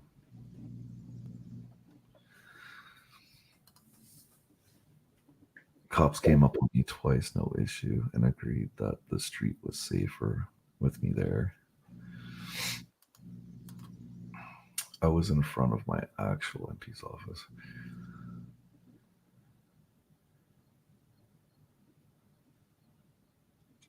Right.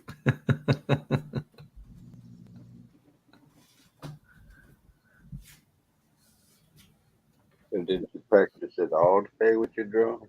Yeah, no, I got maybe 15 minutes of flight time altogether today. So the batteries are going to be all charged up for when I go tomorrow. So I should be able to get a good, you know, half hour, 40 minutes of actual flight time recorded. So fingers crossed, of course. It's supposed to be a nice day tomorrow. It's supposed to be cooler out. So YouTube don't care as long as what you're doing is legal. yeah, as long as I'm flying in illegal places, you know, I'm not doing anything illegal. You know, I'm not flying out at an airport without a license. Now, that kind of footage is different. If you have permission and you have the proper licensing, if you do everything properly, then you can do that and put that on YouTube. It's just the people that were doing the illegal stuff. They were getting them to take down their videos because they were using it as evidence. And I found that out. What the hell was it? I was Googling something about drones, and that kind of a heading like that kind of popped up as a Reddit link. So I clicked on that and went in there and I read about it. And they were talking about YouTube and people getting their videos taken down. And that's what it was. They were doing illegal activities with them. They're in restricted fly spaces, fly zones. They weren't following the proper rules for that area that they're flying in. And yeah, well, you know, bad seeds, man. We need them taken care of because they're just going to wreck it for everybody else, right? The rules are pretty simple, right? Why break them? It just causes more restriction on the drone community itself, right? I don't know. I don't make that decision. But it is fun, Dennis, I'll tell you that much. It was fun. The short-lived time, but it was fun.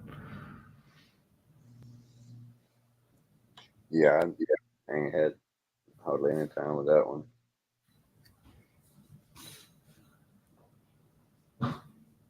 Well, I figured it for me, I thought it would be better to do that because I really don't have the room here to work on nitro vehicles or fifth scales or stuff like that. I really don't have the room for that kind of stuff. So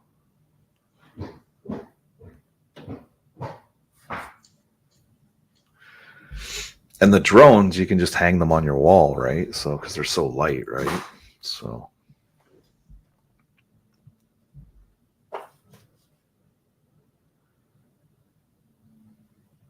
I watched this one YouTuber, this drone guy, and he had all his drones on the wall exactly just pointing at you like an X, and it was just a whole bunch of X's on the wall. It was really cool.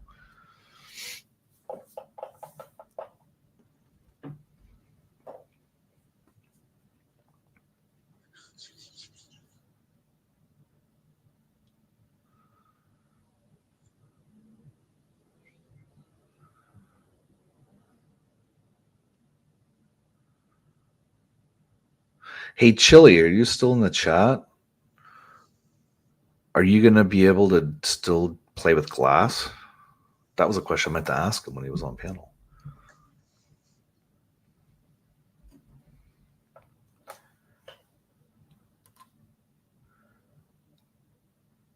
Yeah, I was looking at them too.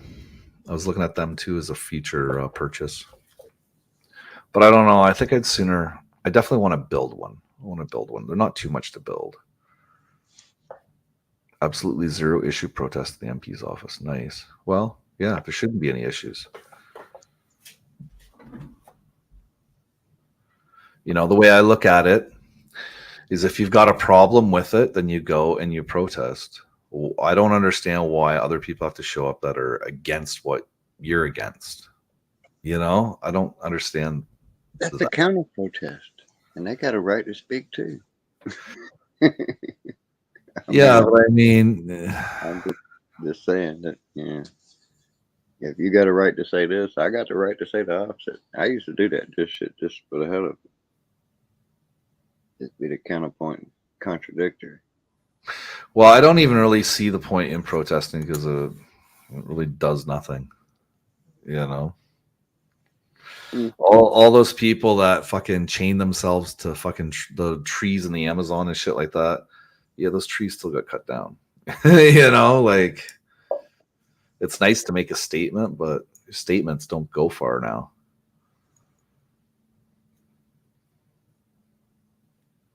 The trucker convoy did that one. That was all over the world, right? But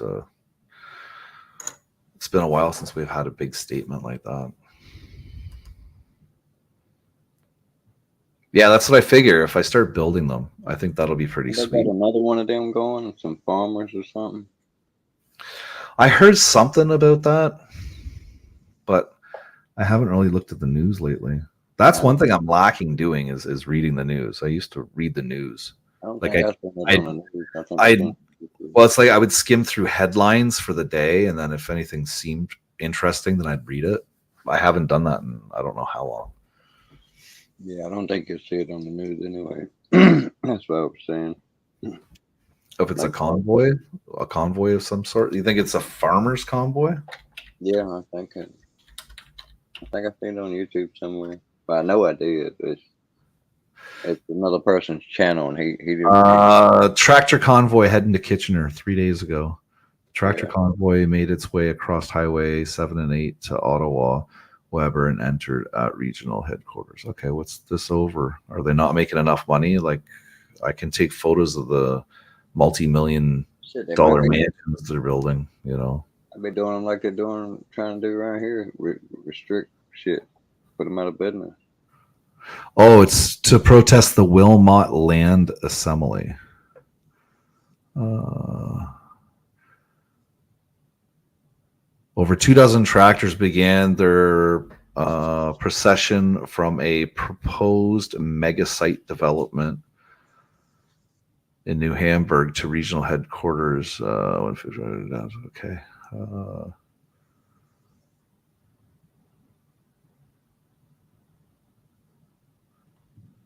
Okay.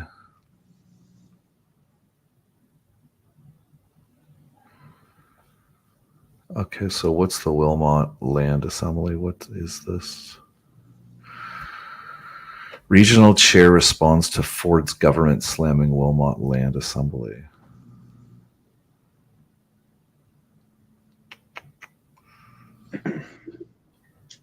What is the assembly? Yeah.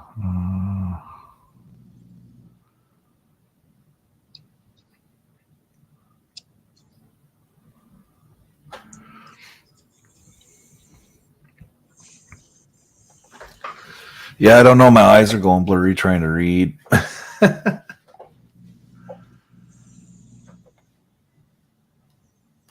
You say your eyes are furry.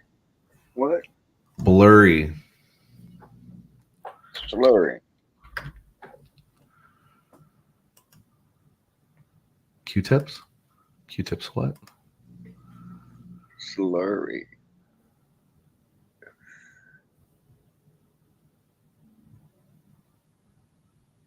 In a hurry? It's about some jobs. The region of Waterloo is assembling shovel-ready land in Wilmot to secure thousands of new jobs and bring billions of dollars of investment to our local economy.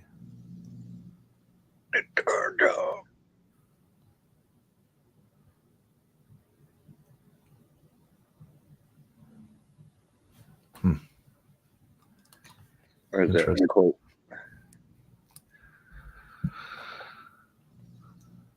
Okay.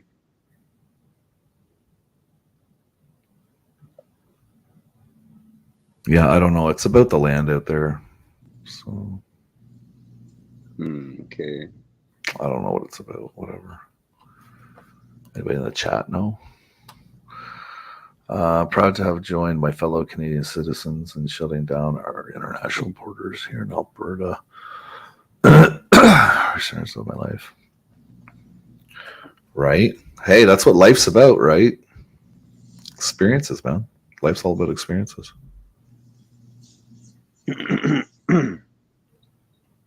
I feel the less experiences you have, the more you feel your life was a waste on your deathbed.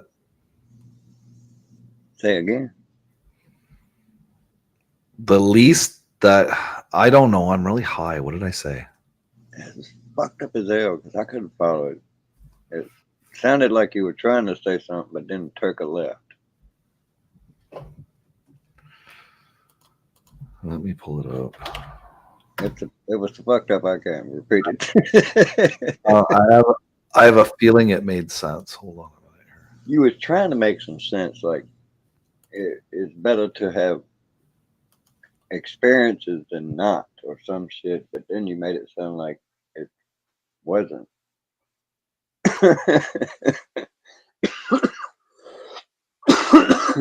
Or he was uncertain or something. I don't know.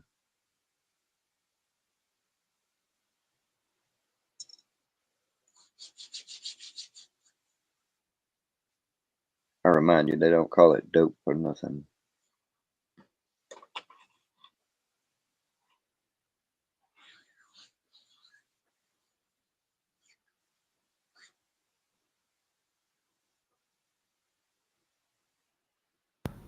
The less experiences you have, the more you feel your life was a waste on your deathbed. That's what I said. That makes sense.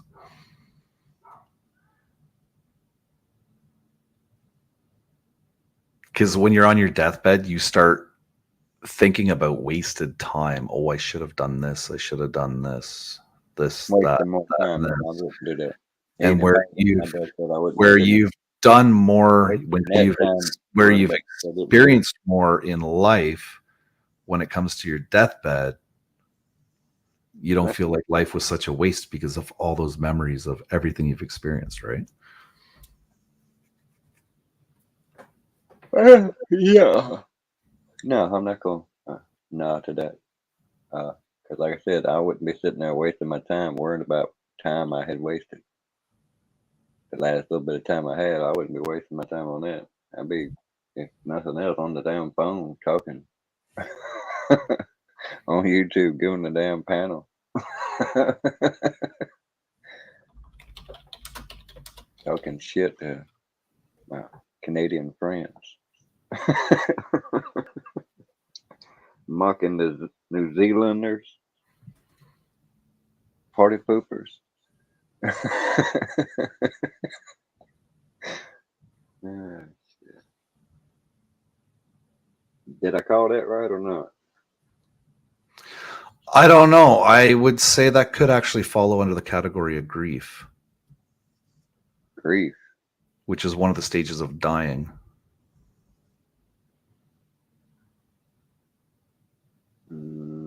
Or resentment. Probably that would actually follow under resentment. Yeah, I wouldn't be rocking either one of those. Well, unfortunately, those are the stages of death that your mind goes through. Grief, anger, resentment, fear, regret, sadness, feeling alone, relief, calm, and then acceptance. That's and that minds are all alike, and they're not.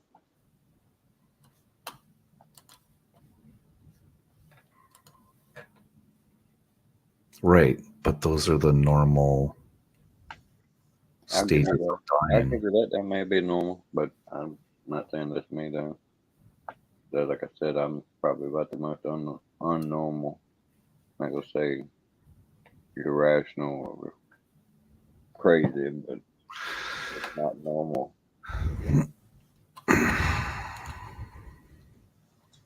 Like when I get a question, like say a debate question or something, I stretch it like it's a balloon on the inside. I think of all the attacks that someone's gonna put on it and go from there. Just the most logical shit because everybody assumes people act the way they do. You can assume that they're gonna pretty much think a certain way.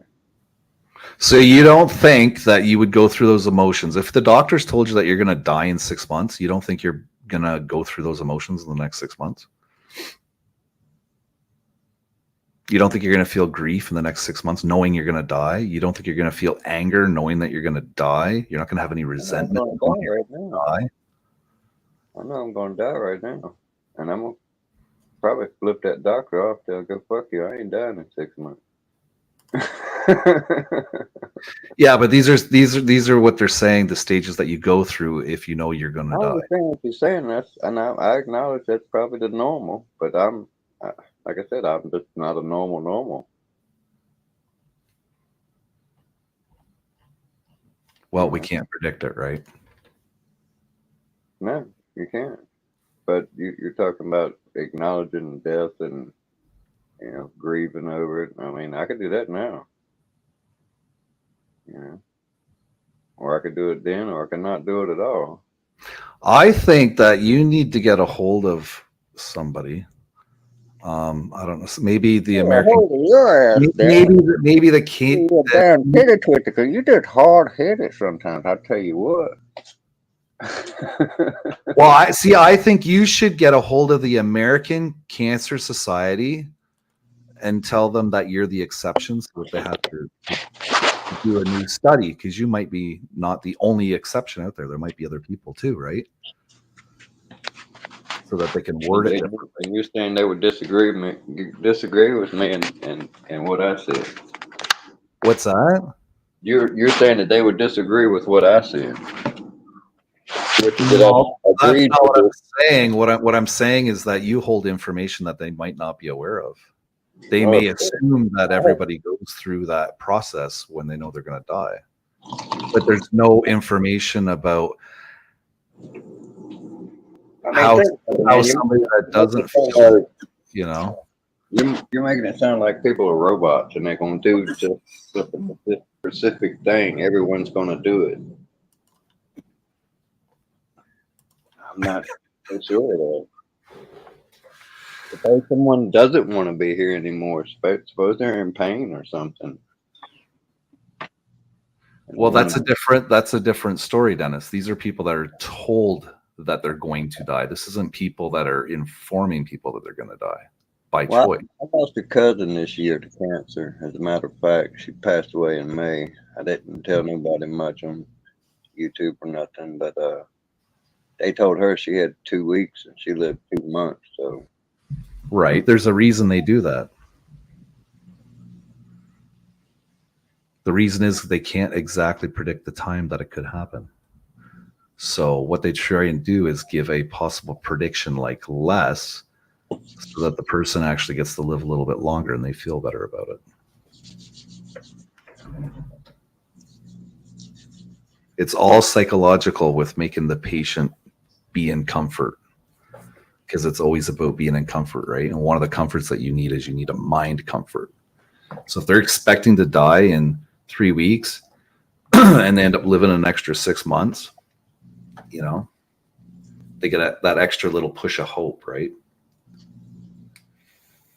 yeah, I don't concur with that either. Well, it's compassionate care, and I'm really sorry to tell you, Dennis, but that's what it is. It's compassionate care.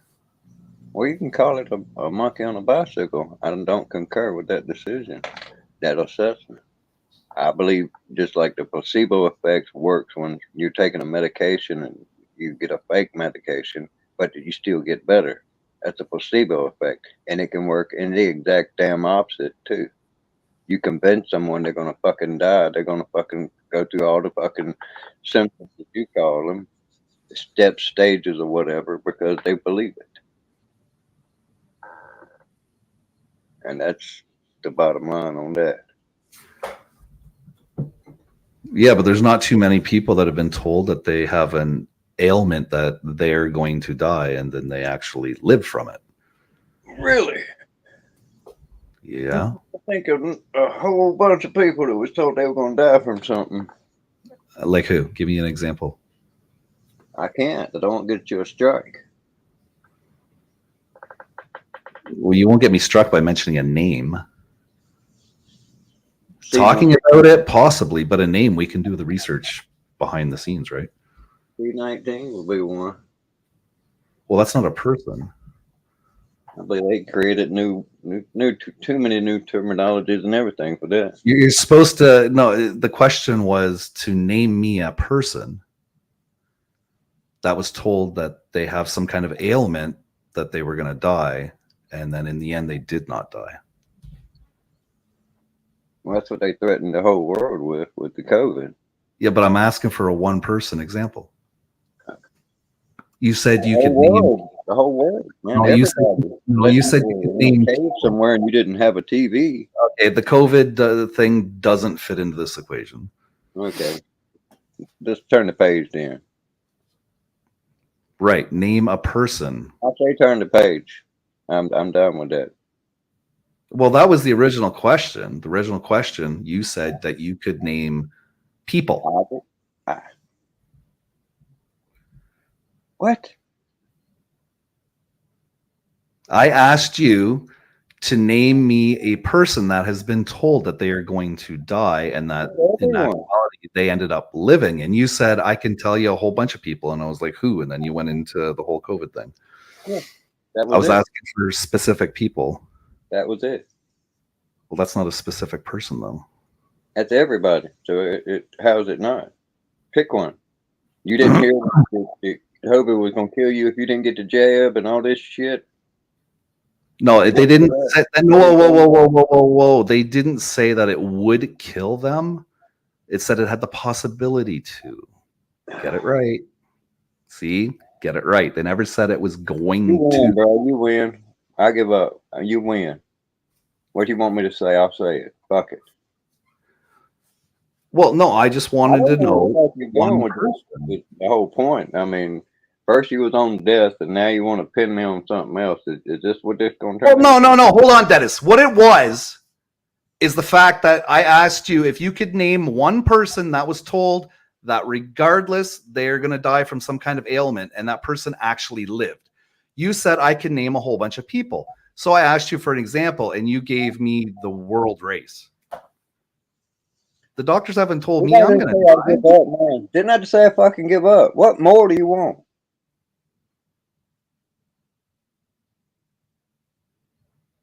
I mean, really.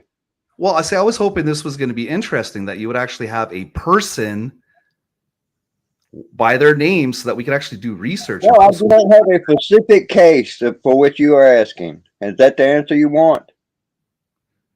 Well, no, you said you did, and I was hoping that you did. Well, Because I didn't say I had a specific case where someone was told they were going to die and they didn't die. I didn't say that. Well, if I did, I misspoke somehow because I don't remember saying that. You did. That's why I pushed on it so much, because you said you knew of people. People, not person. People. Right. People. So it could be 3 people that you know. It could be 4 people. I was hoping. I was hoping that it was going to be by name so that we could research it and bring more content to the channel. Okay. Like I thought that was gonna. I thought you were gonna come out. I thought you were gonna come out with a name, and we could dig into that. I don't have a name. I don't have that. I don't have that. Okay. Well, I was hoping, because it would have been interesting, because we could have researched it, and it could have been the educational thing, you know. Yeah. Well, I feel like I got a spotlight on one side of my head over here, and I need to account for a whole lot of shit. So I give up. I give up.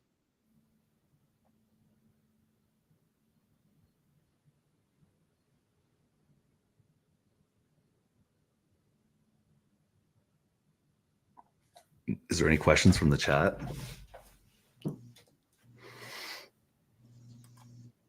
What were we talking about?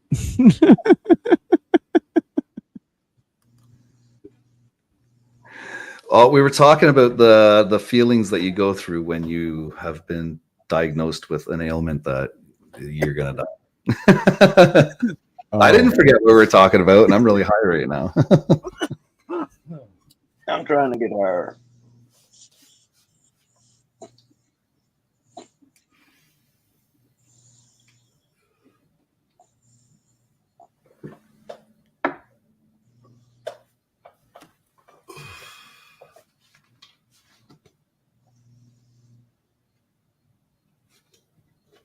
So when are you doing your next fishing stream, Dennis?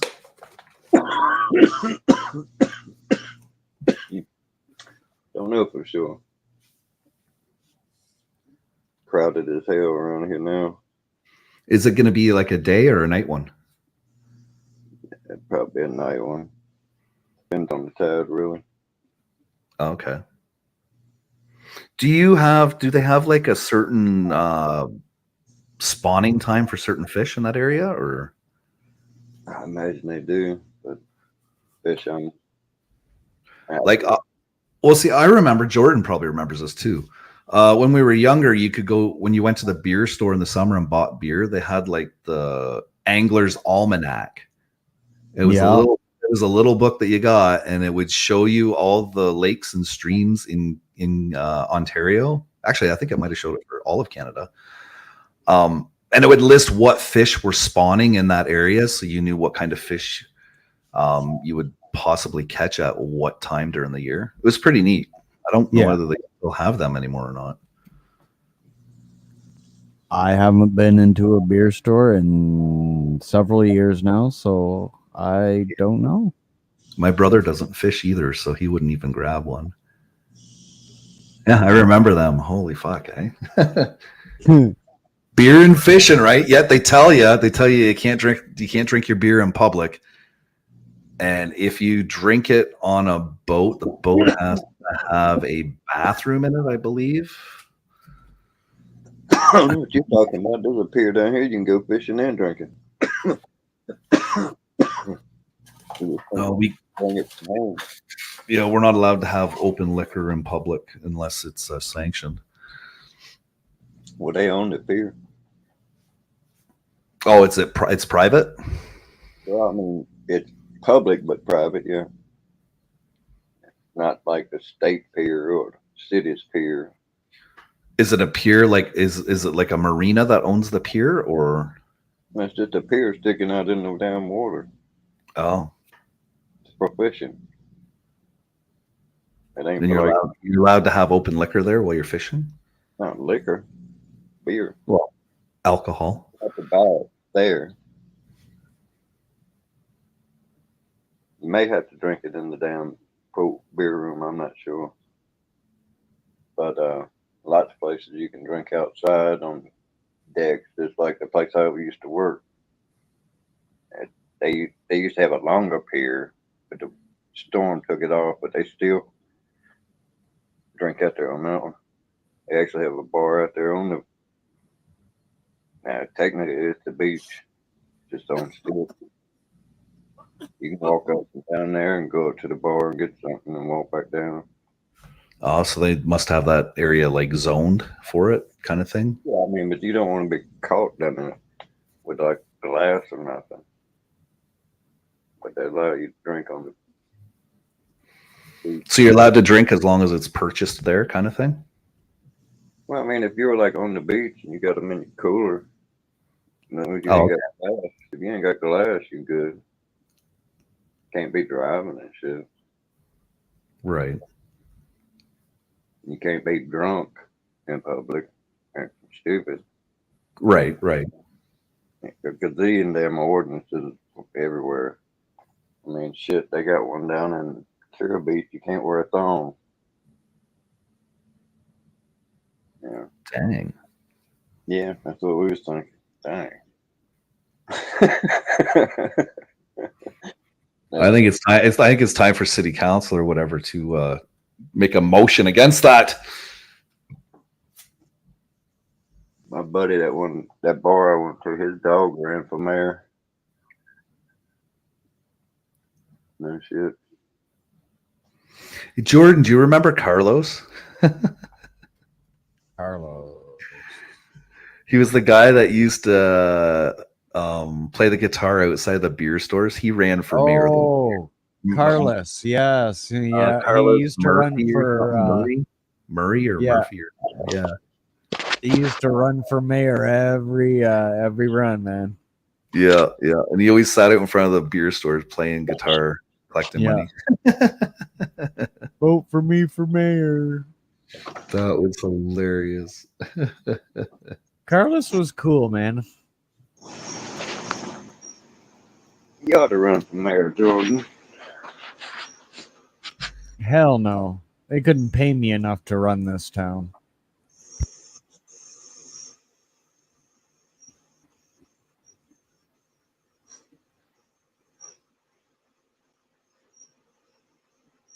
That's it. We got to make him be mayor now.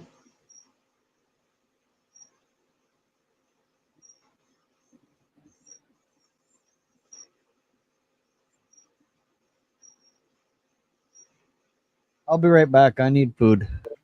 Yippers. I don't think I would want anything to do with politics, you know? It just seems like a big headache. You might get rich doing it, but it really seems like a big headache, you know? Yeah, I know. Pretty truck. Like they're still trying to do a flavorless a flavor ban on vapes here. They've been trying this since like 2015. It's cutting into the tax money and shit. I don't know if it's the same for y'all. They could do it here. But they get paid in advance for that shit. So No, that's back. well, see, they say it's cutting into the tax, but it's really not because the vape products, they have a nicotine tax on top of them. So the government's still making their money. Where the government's losing their money here is the native reserves. That's where they're losing their tax money for cigarettes. Plus there's a huge uptick in people quitting smoking, right? I don't know. I'm trying to quit myself. I'm smoking one right now. Yeah. Well, see, and then they're trying that whole save the kids thing, right? Oh, well, you know, the kids are getting addicted to it. Well, that's the vendor's fault. That's the stores for selling them to minors. That's because of parents that will buy them for their minor children.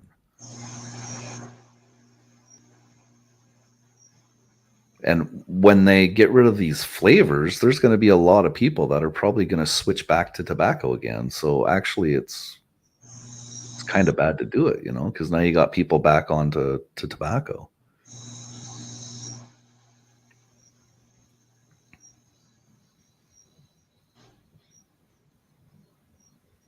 And if you talk to every smoker that's a vapor now, they'll tell you that if it wasn't for the flavorings, the different flavors that they could use, they probably would have tried vaping and then just went right back to smoking. Because, you know, you get addicted to that throat hit and all that kind of stuff. The fresh light of a cigarette. Like, it's been 2 weeks since my wife had a cigarette. She's been vaping for the last 2 weeks, and she still says, "I love the smell of your cigarette" when I have one. But I remember that when I quit too for like 6 months, I still enjoyed the freshly lit smell of a cigarette. Hey, Ohio Steve, what's going on? So it's going to be interesting. Well, it's going to be interesting if they actually do get something passed to do that. It'll be interesting to see what happens here with the smoking rate. Yeah, it's a massive addiction because you got like oral fixation with the taste, the flavor, when it in the back of your throat. Well, not to mention the other stuff that they spray on it that increase the addiction. You know. Then it's like the hand shit, like your hand plays a role in that fixation too.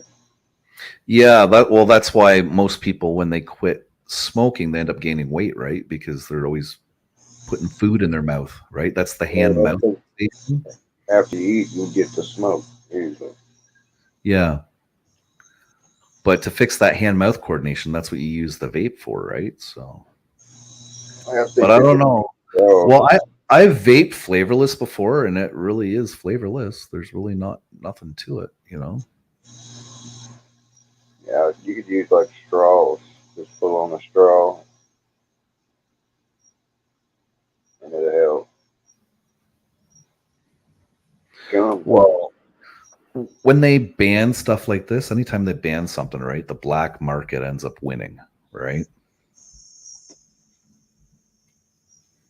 Yeah, but it'd be hard to black market that much cigarettes. What are you talking, dude? The tobacco industry is one of the hugest black markets out there. Where? And it's not even black market; it's gray market. Yeah, it's a gray market. Everywhere, man. Everywhere. Oh, everywhere, huh? Seriously, if you Google black market cigarettes USA, you'll get all kinds of fucking information, man. It's huge. And see, the government's really pissed off at that because they're losing that tax money, right? Yeah, this brought an idea that never crossed my mind. Yeah, I don't get on the Google black market. Oh shit! And these people wonder why they get caught. Well, see here, it's reserves. It's the reserves as our huge black market here. It in Quebec. Quebec's got a pretty big black market too for pretty much anything. But yeah, the reserve, there's no, you don't pay any tax. You're not paying a government tax. You're not paying the tobacco tax.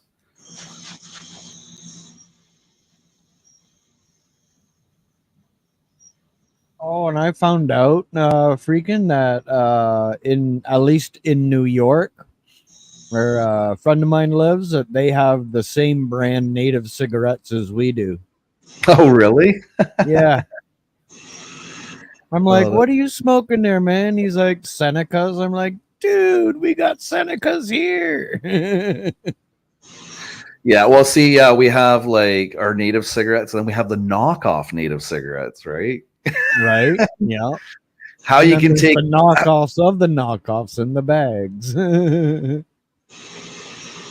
It's like how can you take a what is it? 6 something is a normal pack of native cigarettes for the good kind. Yeah, I think so. Yeah. It's like 6.45 or something, and you can actually get a knockoff kind of it for $3. 3.25 now. Oh, 3.25 now, and then you can go below that and get bag cigarettes, like you said. I haven't Yeah. done the math on the bag cigarettes in a while because they've gone down in price from the 20 they used to be. They're only 14 now, divided 14 now? by Divided by 200. 200. Yeah. So they're only 7 cents a smoke now. Damn, 7 cents a smoke. Yeah. I remember being in high school and they'd charge you like 25 cents for a cigarette. Yeah, that was my thing, man. Quarter a smoke. Yeah. Shit. And if it was a smoke from the US, it was $1. My girlfriend girlfriend at the time lived in the States, and yeah, she would bring me over cartons and while she was visiting, and we'd smoke off the carton, then she'd just leave the rest of it with me, and I'd have like packs of Marlboros. That's what I said earlier, Steve. I said there's also been a huge decrease in smoking too. So the governments don't realize that there's actually a decrease in smokers naturally because the younger generation's getting smart, right? And they're deciding not to smoke. And then you have people that switch to vape, but the government's still making the tobacco tax.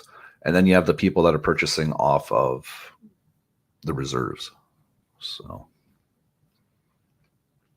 it doesn't make sense for this flavor ban other than to protect the kids. It's the same thing the conservatives always said. We'll never legalize cannabis. We're protecting the children. Yeah. And then it just took one liberal to say, elect me in and I'll legalize it. Everybody voted and look at us now. At least we have the cannabis to keep our mind numb and not think of Parliament. Right? I don't think that was part of the plan. Possibly.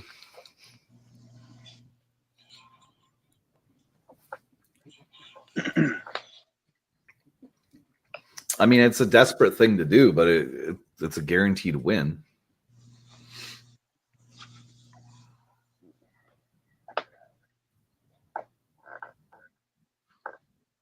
That would be a trick I could see Trump pulling out if he had any issues with his race, you know. I don't think It'll still be up to the states, but at least if it gets removed at the federal level, then so much tax revenue generated from it. and the other states would probably move to legalization a lot quicker, you know. But yeah, that tax money from cannabis. Whew.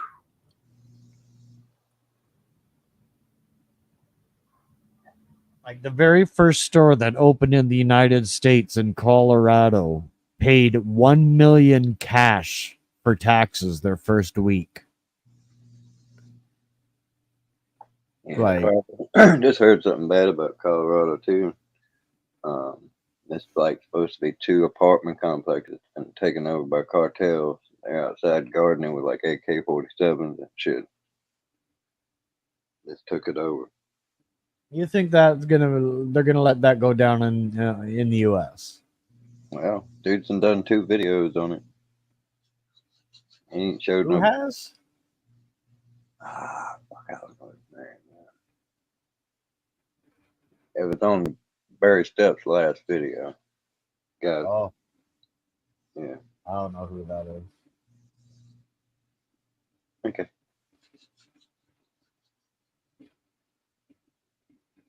You don't think there's places like that in the United States, bro? where cartels could take over 2 apartment buildings and the police wouldn't do anything about it? What they gonna do about it? They got just as many guns. Dude. Yeah. I'm saying I've seen the video and I'm believing it myself. I check yes on that one. Just on the fact I've seen the video twice, not the same video. What does it show in the video? Dude talking about it. Do you know who's talking about it? No, I don't know his name. Jesus, dude. I just No, like, was it the FBI talking about it? The CIA, DEA? He does damn YouTube videos and podcasts and shit like that, and he goes through that area and seen it.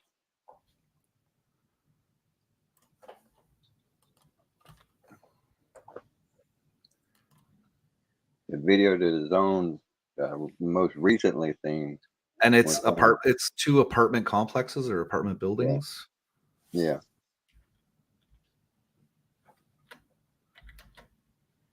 The video was on Barry Steps, but he's clipped it from somebody on might be on TikTok or something.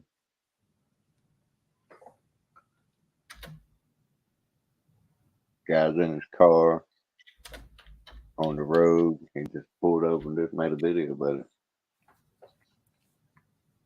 All frantic and shit. 2 days ago, I got Colorado apartment building overrun by Venezuelan gang. Yep, that's it. That's it. New York Post. Let's see here. Armed crew storms Colorado apartment building overrun by Venezuelan gangs spilling out from a city. A shocking video shows a crew of gun welding men storm through a Colorado apartment building overrun. On this episode of How Fucked Up is Fucked Up. That's fucked up. Which has overtaken multiple housing complexes in the area. Who said that's fucked up? I did. That's right. I've seen this video too that they're showing. I've seen it. Yeah, that might be one of the ones. The one I think is like one guy in a car talking. And that was a clip from somewhere. Because that's all he does. He takes a bunch of clips and shows them. Then he gives a little commentary after it. Well, they say that they know that they're there, but the police are not doing anything because they're collecting evidence. Well, I seen a video earlier. It was the thumbnail was talking about how they legalized machine guns. It said something about a court destroyed the damn ban. It says the Aurora Police Department acknowledged it is aware that components of Tren de Agraga are operating in Aurora, saying that the police force has been increasingly collecting evidence to show the gang is connected to crimes in the area. Okay, so it's a whole bunch of gang members that live in these buildings. No, he said that they've taken them over. Like maybe even collecting the rent and shit.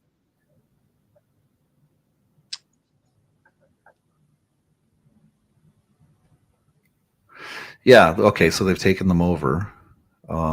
That's kind of odd, though, that could happen. Some bitches, I mean... Because it's somebody that owns the apartment building, and the gangs have taken it over. They're not getting... Okay, so then they're not getting paid their rent, so why haven't the authorities stepped in, you know?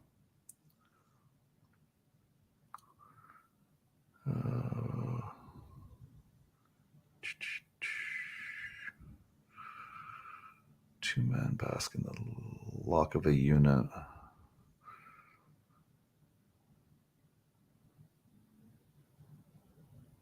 That's really fucked up that they haven't stepped in, though. It looks like they're collecting evidence to connect it all, so then they can go in, I guess. But well, I guess technically they okay. So if they take over the complex, okay. So then the people that do live there obviously aren't paying rent. They're probably, like you said, giving them the rent, right? That's a civil matter then. So the police would not be able to get involved in that. So that's why the police haven't. I mean, if they leaned on the owner, I mean, the owner might be afraid to say anything, do anything. Who knows?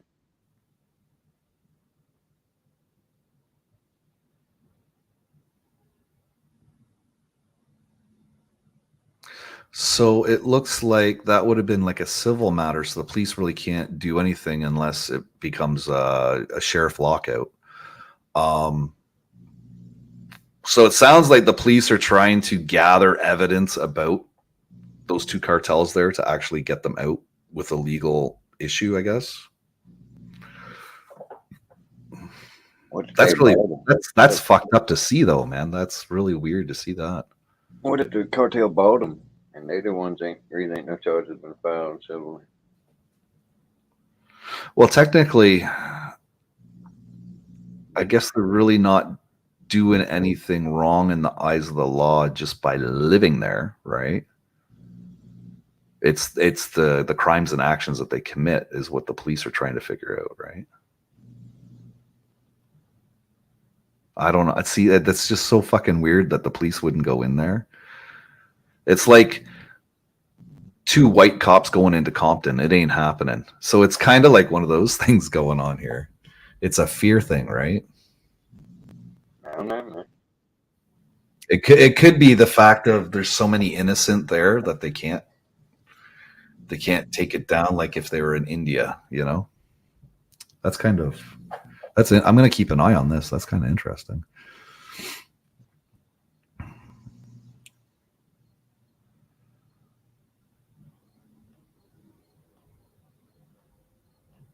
Yeah, that's really interesting, actually. See, and I seen that video, but I didn't think anything of it. I thought it was just like a home invasion in an apartment building. That's what I thought it was. No, I don't even think I've seen the one you're talking about. With the guys with the machine gun and they break in the door or something like that? Yeah, I didn't. The one I think was like a dude just sitting in his car talking about it twice, 2 different times. Oh no, this is footage from like inside the apartment building. Yeah, I understand what you're saying there, but I haven't seen that one. Oh, you haven't seen it? Okay. I probably will, because Barry's good about his shit. That's what I'm saying. This is the second one he showed of this guy. You know, it's been a couple of weeks since he's seen the first one. And this dude was like, he lives on the other side of that town. It's not called Aurora. It's a different side. But he has to go through there and by there. And it's like, he says everything's over there has changed. Ain't like it used to be and shit. It's like dangerous as shit. And he's talking about if you ain't right, you better get right before you go over there. And he didn't say what he had to be right, but he looked down beside him like, I'm straight. Yeah. So say you're not a dumbass without saying you're not a dumbass.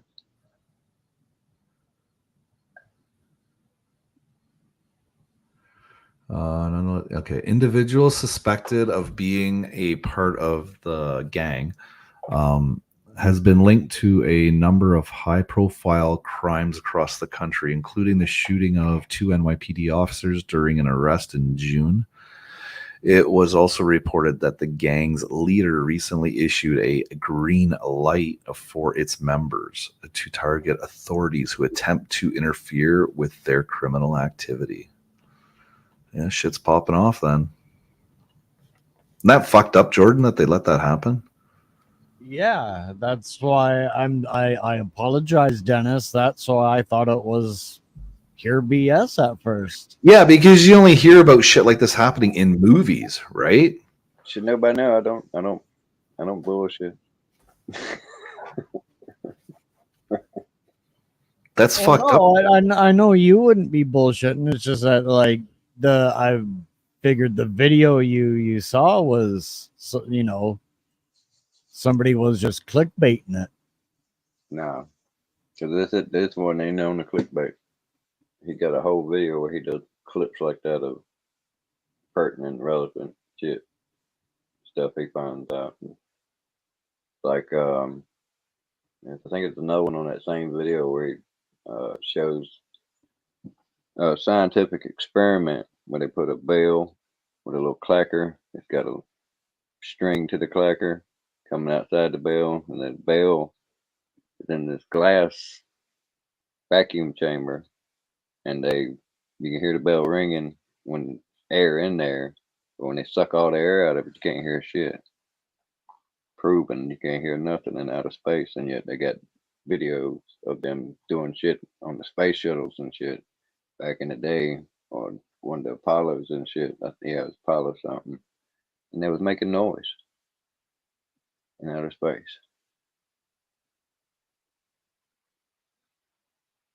They had that spacesuits and shit making noise. I think I figured out what the problem is. Uh-oh. Because they're migrants.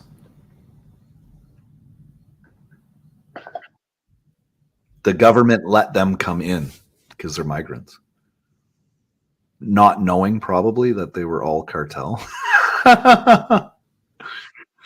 They didn't do very good research then. Yeah, they're migrants, so they normally come here for work. So that's how they got here. It wasn't like they did like a border hopping or anything. Government said, "Here, come here." Nah, somebody made a plan of that shit. Well, I think it was planned on the opposite side, but the governing bodies that did the intake forms and all the background checks on these people Probably didn't do none of that. probably not. Probably not. The U.S. said they probably said we'll take this amount. The Venezuelan government, just like they did with the Cuba crisis, right? There, let's let all our worst prisoners out of prison and send them to Florida. To prove the other bullshit, sometimes that shit gets caught. There was a guy, I can't remember what state he was in, and it was on one of those truther channels that I watch. And guy was talking about he was giving an interview to some news chick or something like that, talking about the situation they had just come across and dealt with and shit, and how he had fought it out. And then what they had come out was that these immigrants would be given voter registration cards and shit, and they violated rules and shit on it. That's why they got it taken out like 50,000, because they didn't. Might not have been as high as 50,000. Might have been less than that, but it was thousands, and they had given them all the same address. Some of them had addresses for like gas stations and shit. It's got to be a resident. You can't just give post office box type shit. You got to have a residence. So there's like so many in this district, so many thousand in this district. So it was a bunch of people. They got taken off the roll, and they had the law passed that just because you get a damn voter registration form, don't mean you're automatically getting able to vote. They're gonna start checking shit, addresses, shit like that. But they don't make you have to have ID where I vote, but they check, make sure you got the knowledge of the information and shit that only that person should have.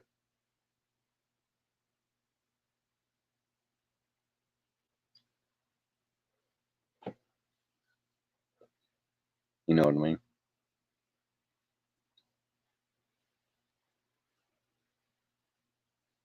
Hello?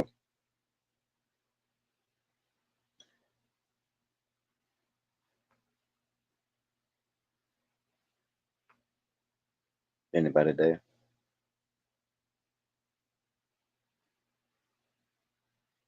Yes, but I'm also talking with my sister on Facebook.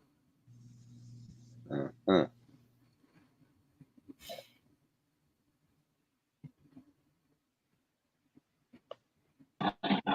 I was peeing. Not with your sister. Not near Facebook. Thank you and thank you.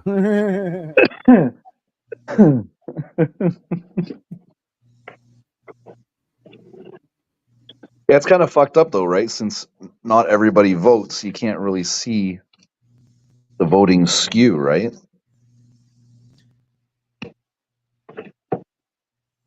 I don't want to see the Weren't they sending I heard something about them sending voters cards to people that are dead, like they put dead people's names on them and shit like that. Yeah, I mean, they take people on the roll that are dead. It's a conspiracy because it takes different information, different groups. So how do you sign up for voter registration? Like here, we do it during our tax time, where we have a little box that we can check for that kind of stuff. Yeah, that might be going on here too. But if you're already registered, you know, they'll send you a form in the mail, maybe once a So, year. well, how do you register? I guess that's a better question. DMV, get your driver's license, When you get your driver's license, that's when you register. Okay. pretty much. That's around here anyway. But you can go to the post office and get one, I'm pretty sure.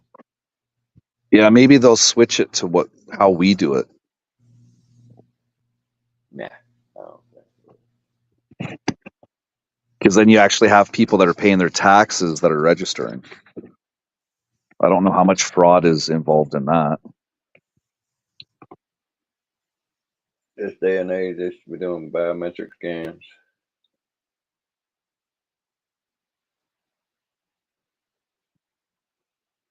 But see, that's the thing. The other side don't want more verification and shit like that.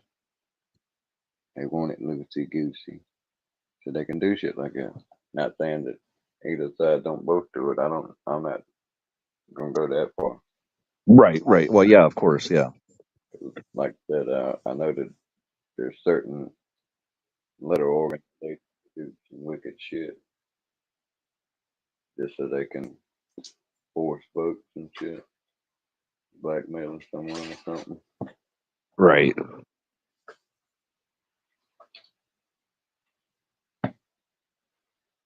So do you think Trump's gonna get her this year or what? I hope so. If not, I don't know what the hell to expect. Every American I've talked to and I've asked them, they've all said hopefully, you know? I mean, that's about the only hope we got, as far as I'm concerned. Because if Kamala wins, ain't no way in hell we're gonna survive.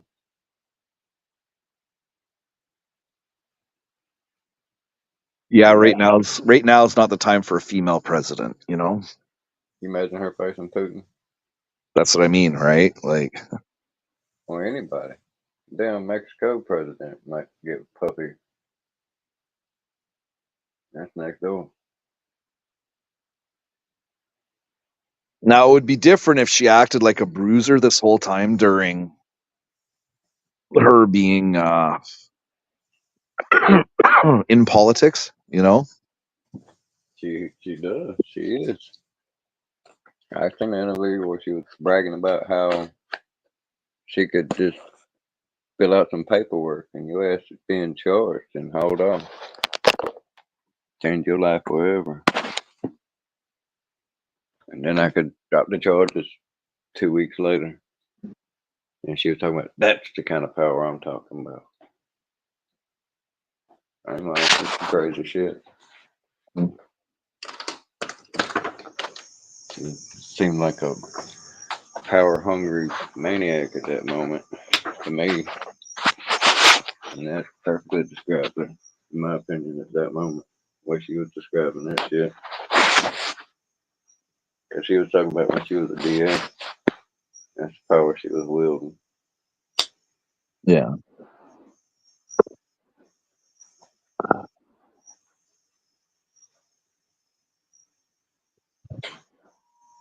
She doesn't know her ass from her. That's true.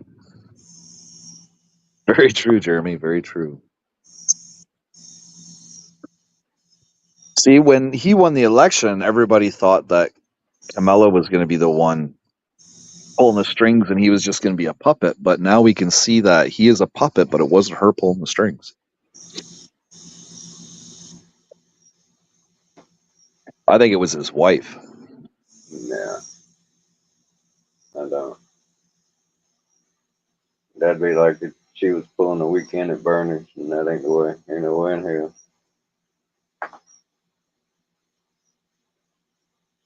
What do you mean?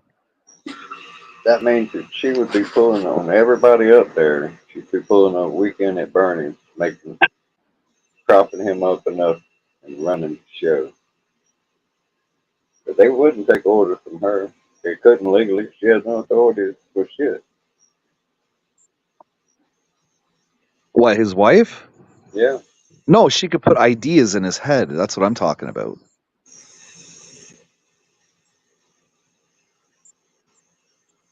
I don't know. I doubt that. But if he couldn't hold it together long enough,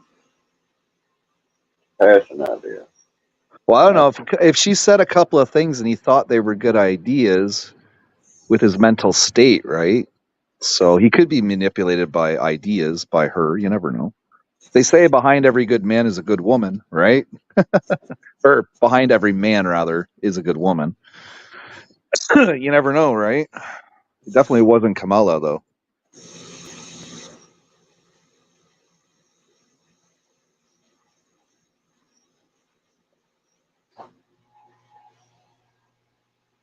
Got any food jokes? Not more entertaining than this shit. This is depressing there, man. No, I'm right out of poo jokes.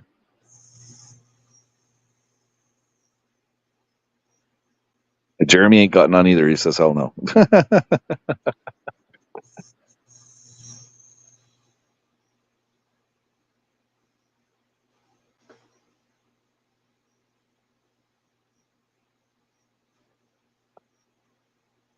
Now, she wins, hell, man, I might be moving to Canada.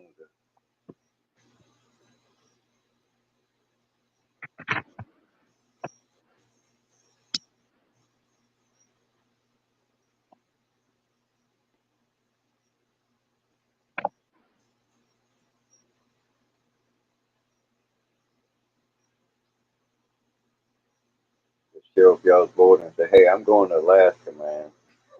Right? It's hard living up there, apparently.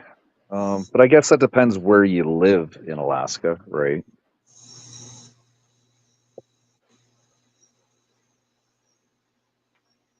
Where was that kindergarten cop location? Is that Anchorage, Alaska? I don't know. It was up there somewhere. I imagine if you lived in a city like that, it would be pretty good.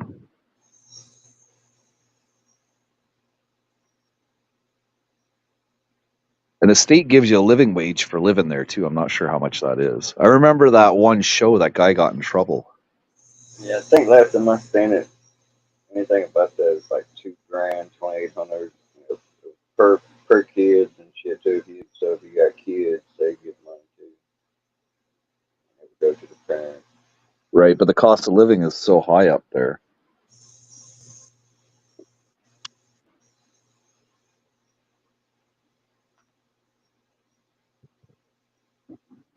Yeah, I don't know how that would work out. That'd be interesting though. Go up there and be a prospector. I remember watching that Bering Sea Gold show, and I was like, oh fuck, I'd like to go try that. You know? I'd rather try to get it out of the ground or river than the damn Bering Sea.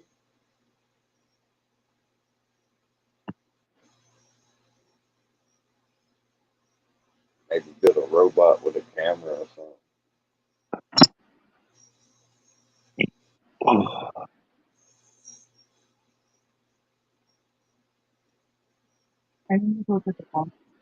It's kind of like a pinball machine in reverse. Rather than catching big rocks, you want to flip them out, smack them.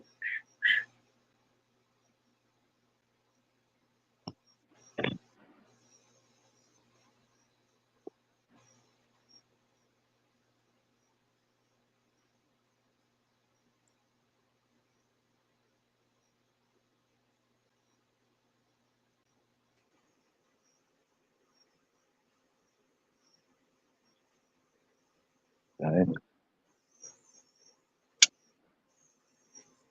Anything else interesting you've heard in the news there, Dennis? It's that Venezuelan thing. That was pretty cool.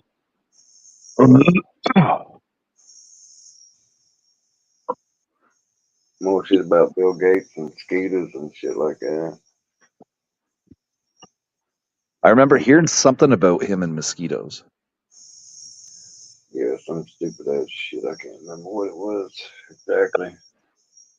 But I know that they got weird ass outbreaks or dangerous outbreaks, like some shit called Triple E. And then they got that was up in like Maine or somewhere there. Might not have been Maine, but upwards Delaware somewhere.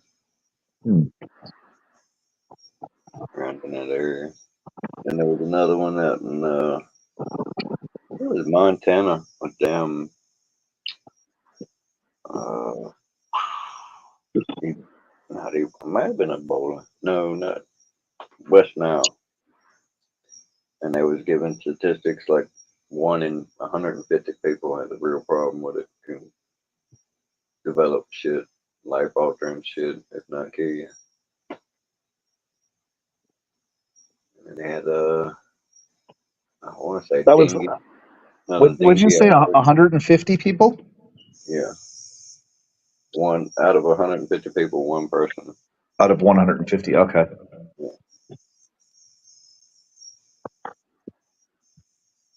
Other people can get it, not even though they have it. Some people get it and they get it's like a cold and shit, and some people it just lays out. And then they can have like damage from it. That's what that Triple E is. It's like something that generally horses are susceptible to. They can jump from horses to people. And they've had a case of that somewhere on the East Coast up north. Maybe New England or someplace like that. Well, yeah, we're having a lot more of these viruses that are jumping from one species to another. I think it has a lot to do with the chemicals and radiation out there, you know? I think that's triggering a whole bunch of that shit. We did it fine with mosquitoes because I ain't the only one I've seen on the mosquito shit. They was doing some other shit supposed to put these male mosquitoes out to go out and breed with females and supposedly make the females give birth to sterile offspring or some shit like that.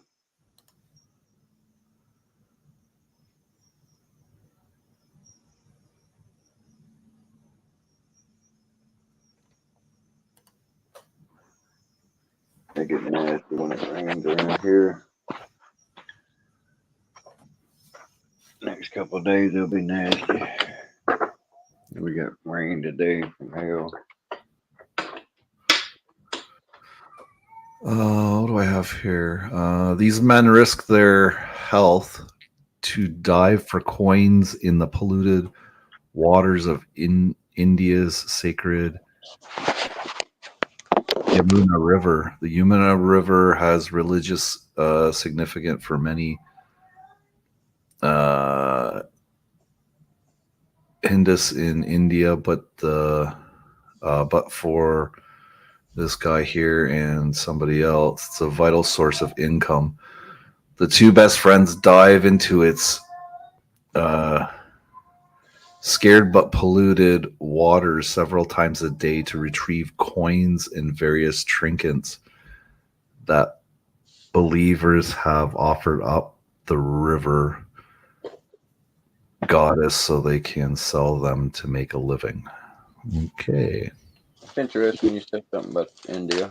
That was something else that's on that same Truther channel that I was telling you about.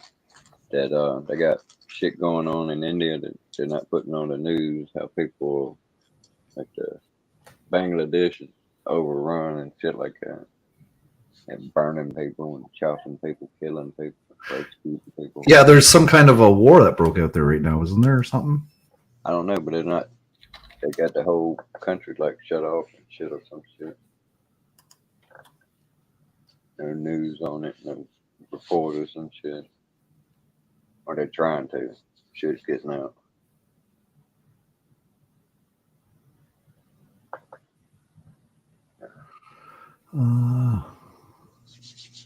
I might have seen that on both of those channels, I ain't sure. I watch that dude, he puts out a video every day. I watched him grow from like 10,000 to like, I think he got like 75,000 now. The time that I've been on here, he was at like 10,000 when I first started. I've got other people I've been following even before I got on YouTube itself. Had my own account and shit. I was watching it for years. I watched him grow from shit 10, 15,000 to he got like 275,000, somewhere around there. Right. AI powered device helps treat man with clot in blood.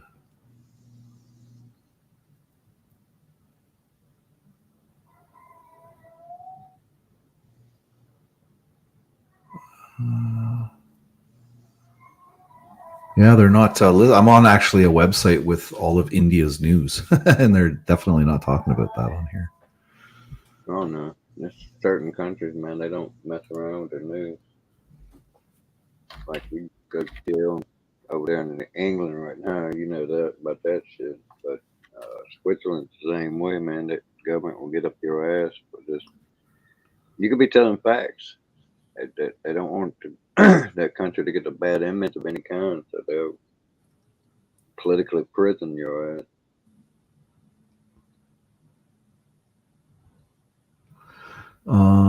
Is Bangladesh getting ready for war? That was one day ago.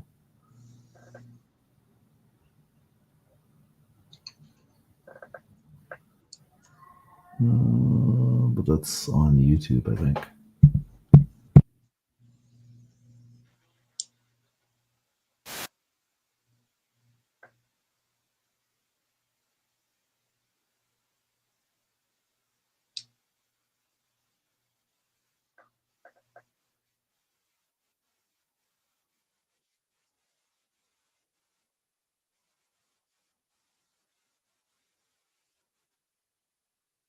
Yeah, Bangladesh has asked for arms and ammunition.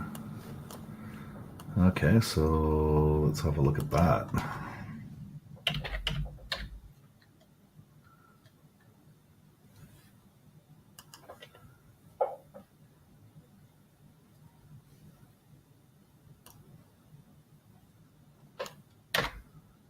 Son of a bitch.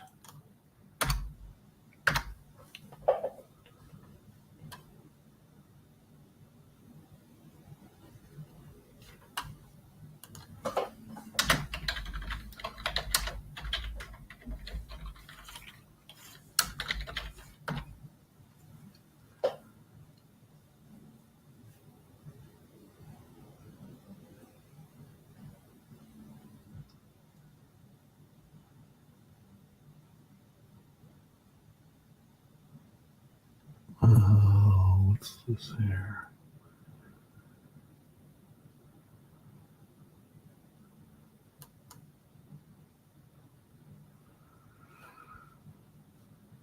Apparently their military's in turmoil right now.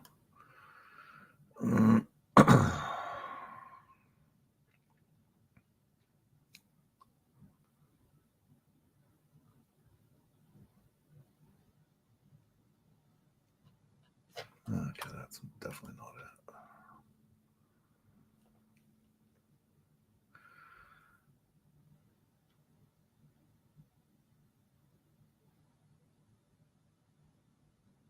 It's entering a period of political uncertainty. Okay, whoa, here we go. What's this? Pakistan to supply massive ammunition shipment.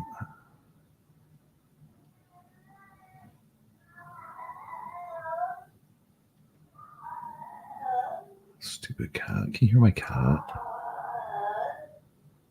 Bonehead. I like it down. He's wanting attention. Okay, so the long road ahead. Let's see what this says here. Some stuff I'm pulling up is YouTube videos, but I don't really want to play them.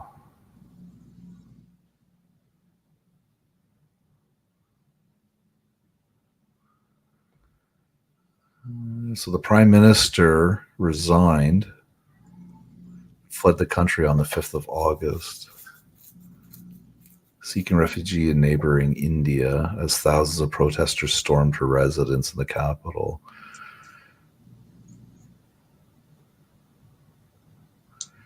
So they were forcing this person out of office.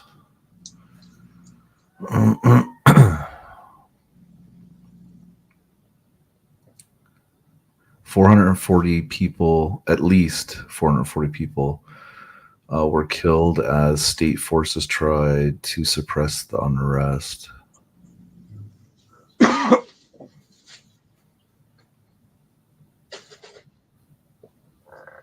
Yeah, it started in July, apparently.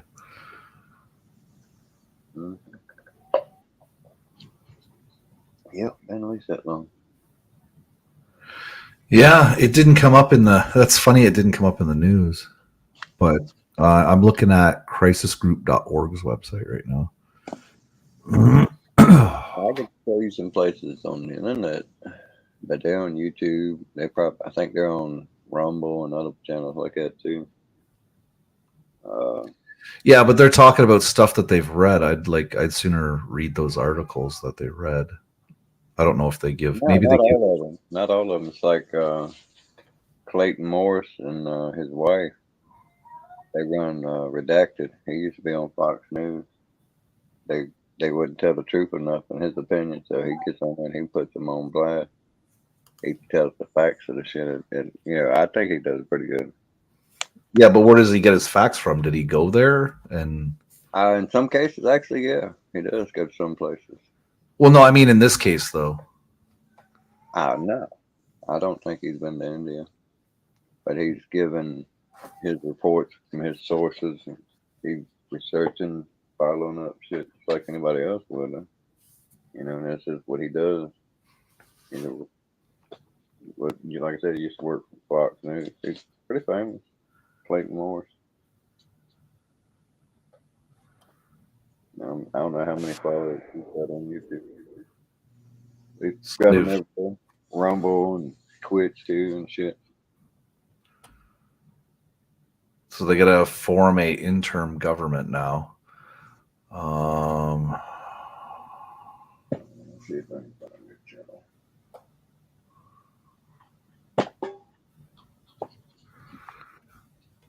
They're trying to avoid a repeat that happened in 2007. The thing is, with them, they're actually usually ahead of the news. The ones I'm talking about. You probably go back and they'll be in that shit. August reportedly. Wait a minute here. Talks between the president, army chief, and student leaders late on the 6th of August reportedly ended with a deal to put Yunus in charge. So it's just an uprising in their government. It's weird that this isn't in mainstream. This should be in mainstream. It's just about their government. And yeah, that's really weird that it's not in mainstream. There's got to be more to it, I bet you. That's why it's not in mainstream. I've seen a bunch of stuff on news about shit going on in England? Yeah, UK Medic was covering some of that. Yeah, it's on YouTube, but is it on the news? Have you seen it on the news? I don't watch the news at all. Maybe the weather. If I do, I'll get pissed off. I don't get nothing to say. Right. Well, that's what I mean. Like I, for some reason, I stopped looking at the news too.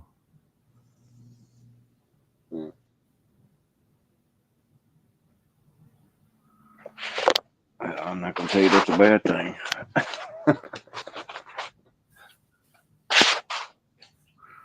Nothing but talking points, in my opinion.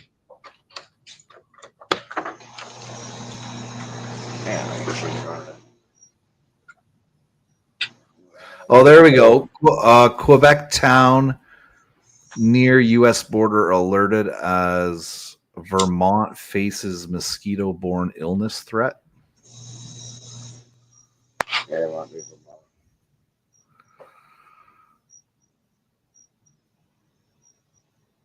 And then there's another one. A virus spread by tiny insects is on the rise in Brazil and Cuba. The other one might be Wisconsin.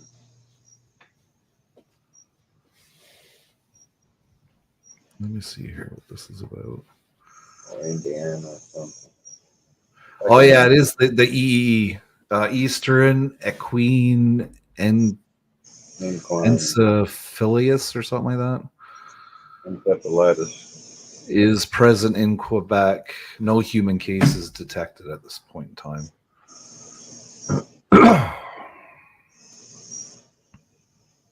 Yeah, I think that's encephalitis. Yeah, they're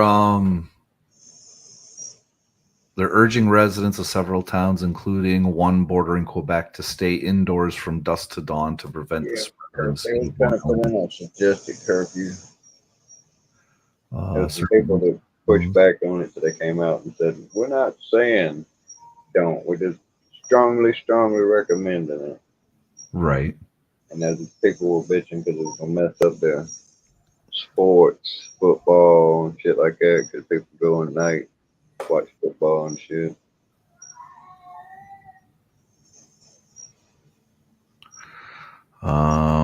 Certain towns are considered at high risk for EEE, which the state's health department describes as a rare but serious disease caused by a virus that spreads through the bite of an infected mosquito. High-risk towns currently include Alberg, Burlington, Colchester, and Swanton. Swanton is about 8 kilometers from Quebec. Well, only a few human cases are reported in the United States each year. None have been confirmed in Quebec to date. Yeah, the one I seen was where the first one had died from it or some shit. However, the infection can be asymptomatic and in such cases go unnoticed. It's been present in Quebec for many years, and several cases indicate more active viral circulation in Quebec this year.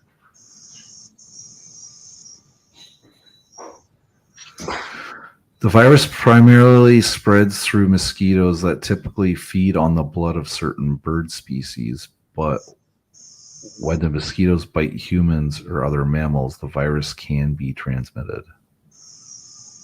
Yeah, they said it causes brain swelling. That's what does damage. Even if you survive, you brain damage. Since humans are not the main target of the virus, humans are considered accidental hosts. However, with climate change, conditions may become more favorable for its transmission to humans and other mammals. Well, that's true. We have longer summers, right? It's recommended to protect yourself from mosquito bites by applying insect repellent and wearing long, light-colored clothing. I don't understand why they always say that. Long, light-colored clothing. Long because it covers more skin. Well, I can understand the long, but the color of the clothing. Or they either don't look at it as white as the target I'm shooting for. It don't want to go to the light. It wants to go to dark places.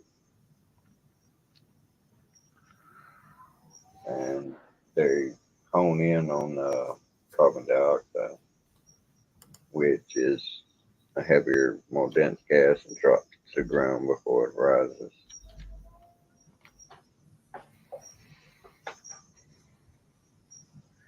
Carbon dioxide also activates ticks as well. They'll just get on a limb or something, on a blade of grass, just hang out there and they'll poke your feet out, wait to get snatched up, and they get activated by the movement, or you come near them and start breathing, and carbon dioxide will activate their ass too.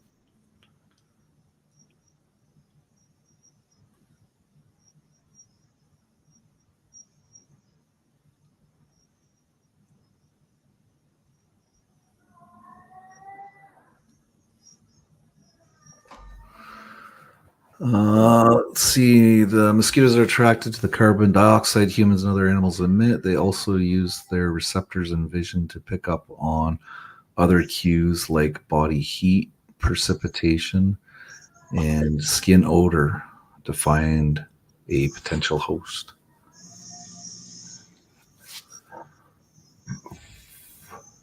I didn't know they were sniffing motherfuckers out.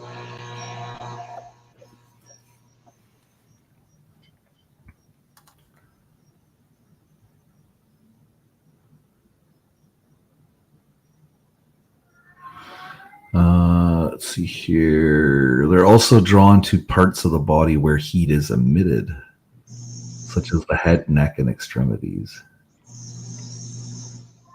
They often have, it says they often have higher surface temperatures, making them prime targets. Damn. Yeah, I always put it there. Put any of that shit on, I always put it on my ears, my neck, around my head, my face, my cheeks and shit. Put it in my mouth and my nose. Too close to my eyes.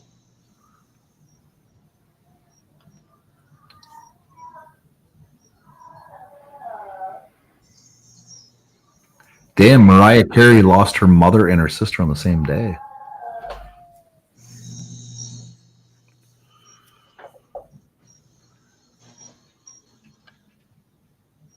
Namibia killing elephants, hippos to feed people amidst worst drought in a century.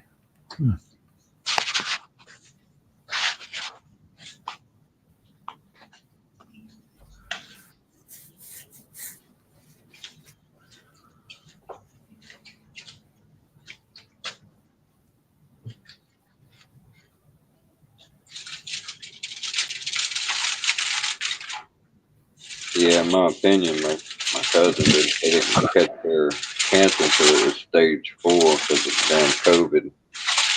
They canceled all kinds of screenings and testings and shit. And she had other ailments as well. Right. So it wasn't pressured, proper scans and shit she should have had. She didn't get. Yeah, that happened to a lot of people, man. Yeah, it's an epidemic and that shit, man. The cancer rates are up by like 40%. Cause mortality is up 40% since that occurrence. Right. Got that from the mortician's report and shit. That was on another YouTuber. He does pretty good shit. It gives you all the stuff you like to have, like research papers. You can go read it and all that shit yourself. But then he does do some, not quite tongue in cheek, but he doesn't come out and say exactly what he wants you to pick up. Right. But enough information for you to understand.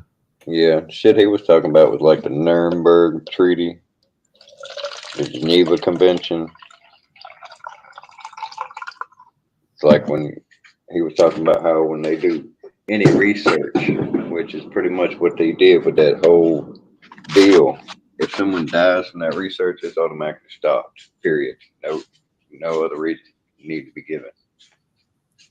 And they just ignored that. And then there was shit in the Nuremberg was about informed consent. Right. Not just being informed, but having to give your consent as well. Not to Right. be a pincushion for somebody.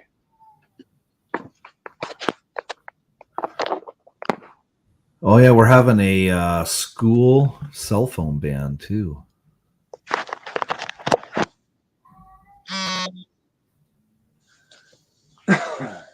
Which is good, man. That's disconnection time for the kids. And that, yeah, definitely. As to their protection, maybe not. Well, it's for when they're in the classroom.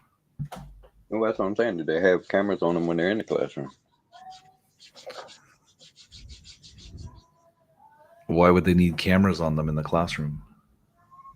Protect students, protect teachers, any number of reasons. I don't know if they have them in all the classrooms, but from what I've seen, there's cameras usually in hallways and outside.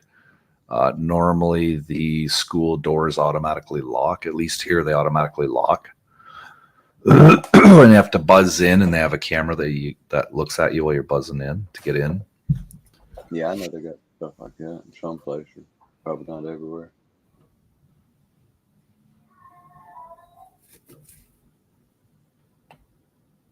But I mean, if it was an emergency, the teacher has access to his phone. So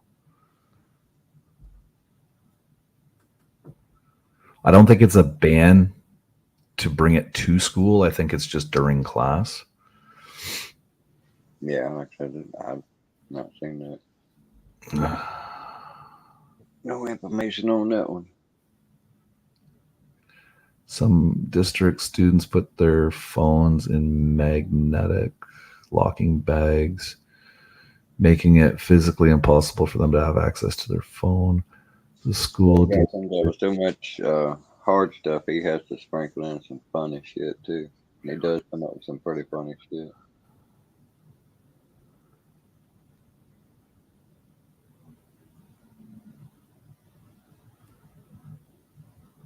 I can't think of none of it right now. But I mean, a ban isn't really necessary if the children just understood not to be on their phones during class time. Be on your phone at lunch, be on your phone at recess. But you know, when you're in a classroom you're being taught something, all eyes should be on the teacher and the textbooks, right? Not on your phone. What should be and is be or will be ain't the same thing. Because kids, as soon as you put a restriction on something, there's gonna be kids that won't break it.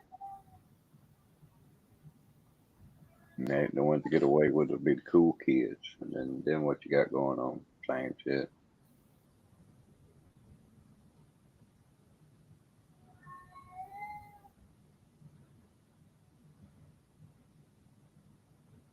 Oh, well, first, I said you have books, and papers, and pencils. Right.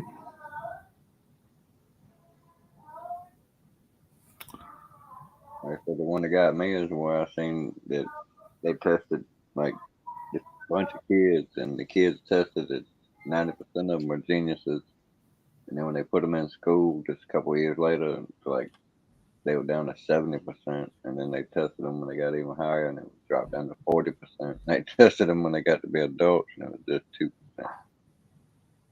Went from 90% in genius levels to 2%.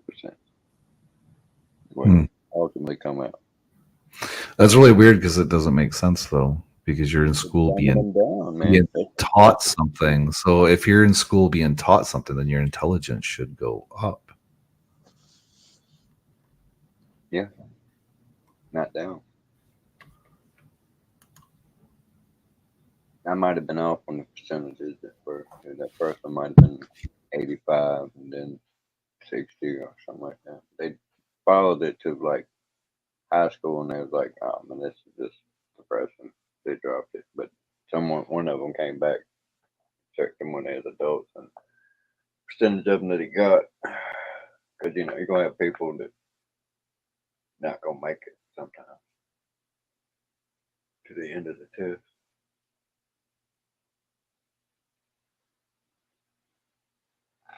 Possibly some people quit school, shit like that.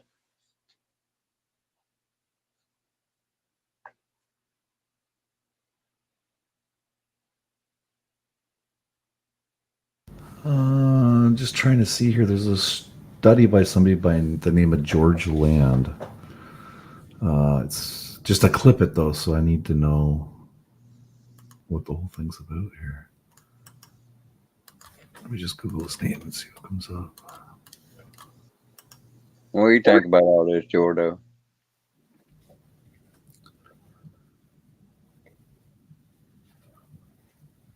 Jordo's taking a nap.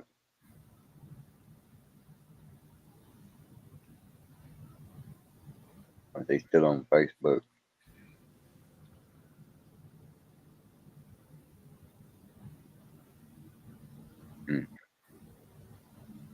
How'd you know? You told me.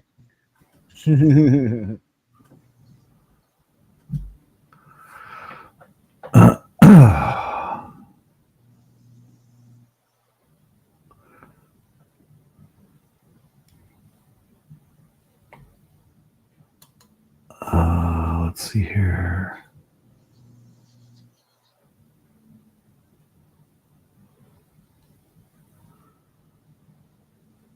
I think I've stumbled onto what you're talking about, Dennis.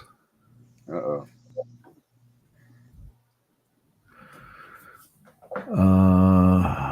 George Lang's test conducted a research test to test 1,600 children ranging in ages from 3 to 5 years old.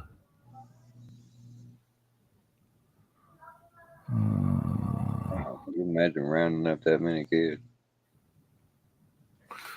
But that's not genius. It's that one there happens to be a creativity test. It gets in a genius somewhere. A NASA study found that of 1,600 4 to 5 year olds, 98% scored at creative genius level is what it scored at.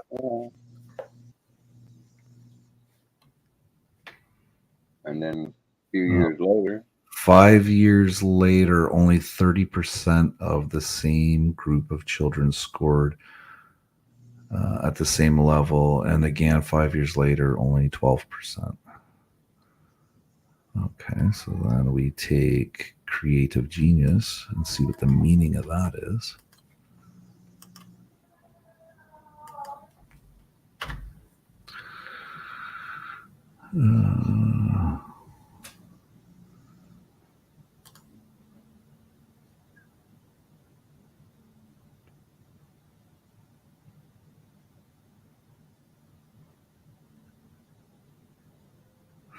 Okay, it says creative geniuses have mastered the ability to combine their divergent and convergent thinking skills to continually produce, innovate, and novel ideas.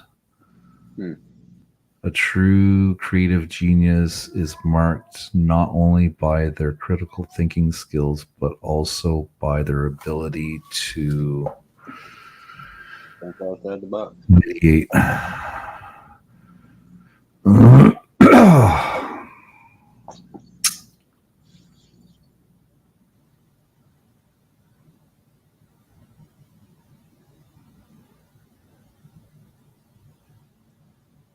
Yeah, I've seen the statistics on it. They ain't what they was when I was young. There's a lot more genius level people out there than there were. Like an explosion of them. I factor probably 10. Like 2%, it's like 20% now. But on the same swing, I think I seen it somewhere where like 40% of the average population has gotten even dumber. I mean, you just look at society and you can see that's true.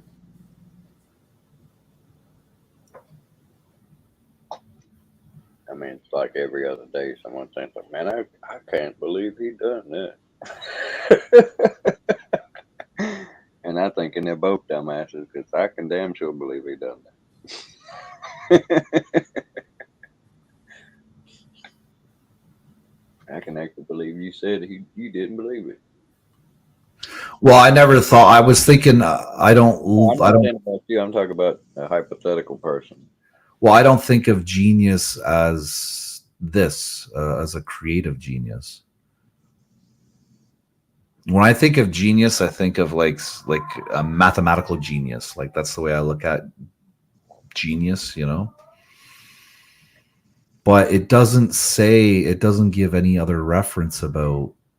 Well, the way that would work is if Positive. that child applied to mathematics the way, whatever. The Right. version. But I'm trying to find out what happened. Yeah, I mean, from what I took from it, is they just ran them through normal school. Like, is everybody like that until the age of 3 and 5, and then I believe that. Yeah, I mean, like when you're a child, that age, that young, you're just like a sponge. The older you get, the less like a sponge you are. So I'm wondering what happens to either keep you on that path or go down another path, you know? Like what's that triggering factor that differentiates between the two, you know? I mean, it's like you look at the kids of today versus kids that were coming out of school when I was a kid. I'm not gonna say it's night and day, but they're as different as night and day. Kids today are like in their social media shit. I mean, everybody talk like I was thinking about that earlier when y'all was talking about this YouTube. That's all it is. I'm like, well, to you and this other person, but maybe not to everybody. Maybe to some people, this YouTube world is the real world because they invest so much into it. It means so much, and it's like the Mean Girl click. You know what I mean? To be at the top of that, or in that, or be relevant to that means something to those people on a deeper level, maybe. Even when they too say, "Well, I don't care. It's just YouTube." But you damn sure they're talking. It means that much to you. Right, but you know what the conclusion was, though? There's a conclusion. Okay, so it says in 1968, George Land conducted a research test to test the creativity of 1,600 children ranging in ages from 3 to 5 years old who were enrolled in a Head Start program. This was the same creativity test he devised for NASA to help select innovative engineers and scientists. The assessment worked so well, he decided to try it on children. He retested the same children at 10 years of age and again at 15 years of age. The results were astonishing. The results were astounding. Test results among 5-year-olds was 98%. Test results among 10-year-old was 30%. Test results among 15-year-old was 12%. Same test given to 280,000 adults, 2%. What we have concluded, wrote George Land, is that non-creativity behavior is learned. In other words, being a dumbass. Non-creative activity. Yeah, but what's the non-creative activities, though? Going with the flow, being a conformist, not being innovative, not changing shit, not looking outside the box. Yeah, but what makes your mind Mine don't work that way. I think outside the box. change? Like, what makes your mind change from that thinking to not? I would say it's the way they've taught and still teach when they do teach in such a it's this way, do it this way, this is the only way, this is the right way, you know, and they get that drilled in them year after year that this is the only way to do it. This is how you get this. This is how you do that. When in actuality, you can see some of these little genius kids at work, and they actually add completely different than the way we were taught. They add the big numbers first. They work that shit in reversed, you know, and some of them can do it so damn fast. It makes you like, damn, that kid's a magician with numbers. Yeah, but if you look at the numbers, the last one was out of 280,000 adults. Yeah, that means like a whole bunch of people. 2%. 2% were still considered the creative genius. I'm in that 2%. I'm in that 2%. Because mine went, when I was 18, it was 108. And I was a little bit above the level at that time. And they raised it about 10 points every year. That's why I said that the whole, because I'm still at the bottom of that curve as well. The average now is like 150 when you come across those kids. And that's pretty damn snappy, but. Yeah, but this isn't their intelligence. This is their creativity, right? Yeah, but I'm saying that if you probably gave those kids that intelligence test, which is pretty much the same type of test, there might just be a different name for the same test. Who knows? But I'm just saying I would say there's those exceptional children, that creative genius that you define as something else. I'm, genius is what I'm attaching to. The creativity is just an adjective. I'm thinking genius could be like in Mozart was a genius. Michelangelo was a genius. Well, Mozart would be a genius for his music writing, right? And the other would be for their paintings or whatever, right? Like Da Vinci, he was a genius.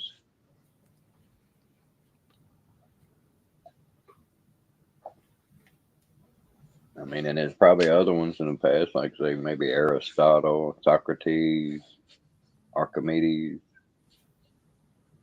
I don't think they were run of the mill folks.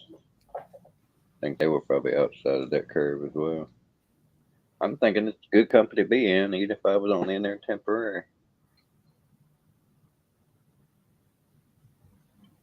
That's where a lot of my arrogance, I guess you'd say, because I ain't gonna say I ain't got none. I run a pretty good track record.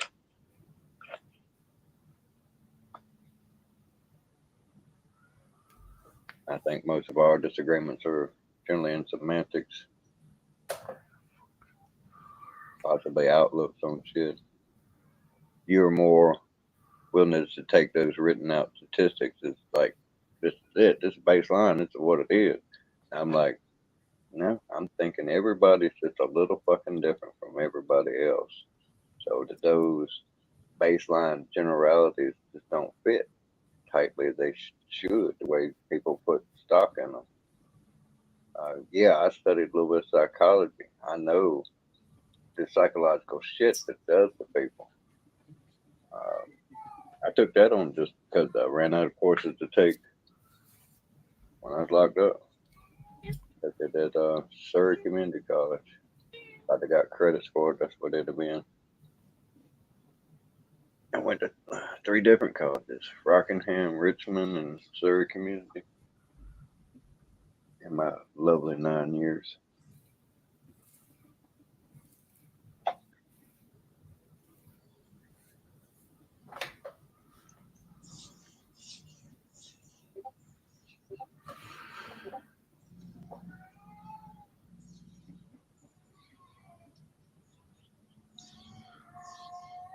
Remember that movie, Full Metal Jacket, and they gave old Private Pile a blanket party? Yeah. They happen in prison too. Oh, yeah. Usually it ain't over something that's as mundane as like they eating and getting everybody push ups. And just be like, that's a new guy. This breaking me. That type of fucked up shit. I had that on my first night. I got locked up in the detention home, but I won that first round. 4-on-1. How about that? Abada. And then the big guy, he got me back on the football. We were playing tag football. We had the little belts with the little Velcro tags on them. And nobody else lined up against him on the line. And I said, hell with it, and I did. And then somebody punched me right in the solar plex, laid me out, knocked the wind out of me, and said we were even. But that's what I did. I kicked every one of them one time, and they hit the ground and left. They popped the doors on me on my first night. Then I came in the middle of the night, first thing in the morning, they popped the doors on me. They got double lock on them. They hit a switch at the office. It unlocks that first lock, but then you got to open the door from the outside to open the other one with a key. But it's like you can shut the door and it automatically locks. You can hit it with a comb and bust it. That's what they call that, busting the lock. Hitting the striker plate by sliding the comb down the crack. You know what I mean?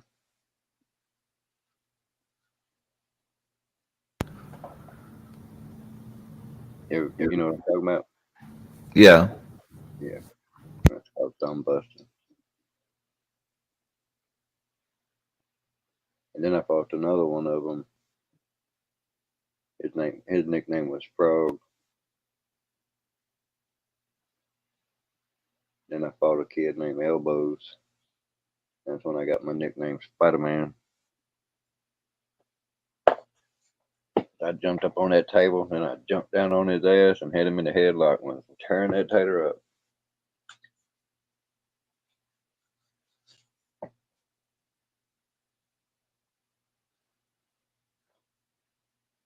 We got along after that. Well, I would think so.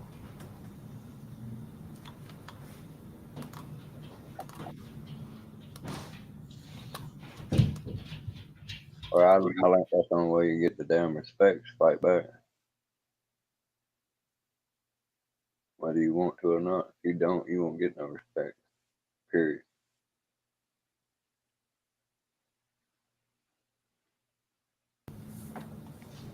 Yeah, we're still pumping it through, Death Row. What's up, Dave? Just a little late to the party. I'm a little late getting back to you. That was like 15 minutes ago you sent that. I've been reading. Yeah, we didn't got intellectual here tonight.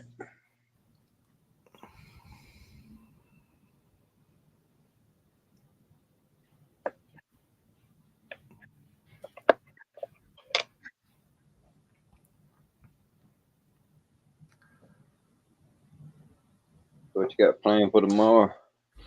I'm hoping to get out and finally get some good drone footage. You gonna get on here and show it off, or you gonna make us wait? I'll probably wait till next week and show it. Oh man, you bitch! You damn drone teething bitch!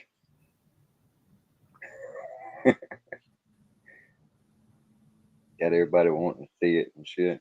I can't remember who said it, but at least 3 people said they want to see the footage.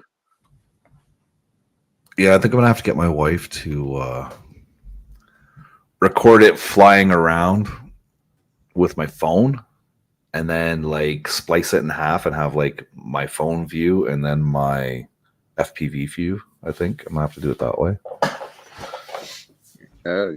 Get fancy and do a split view. That way you can see where the drone is flying and you can see through the drone. I don't know. I got to figure that stuff out, but first I got to make sure that I can fucking use it proper.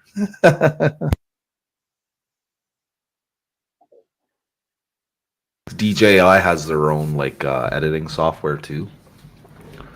You don't want to film Change it flying straight into a tree. Yeah. Well, see, that's the beautiful thing. Once you pull your finger off the trigger, as long as there's not too much momentum going, it should stop fairly easy. Yeah. Let's hope you don't get hit by a bird or nothing. I was thinking of that because there's a lot of hawks in this area.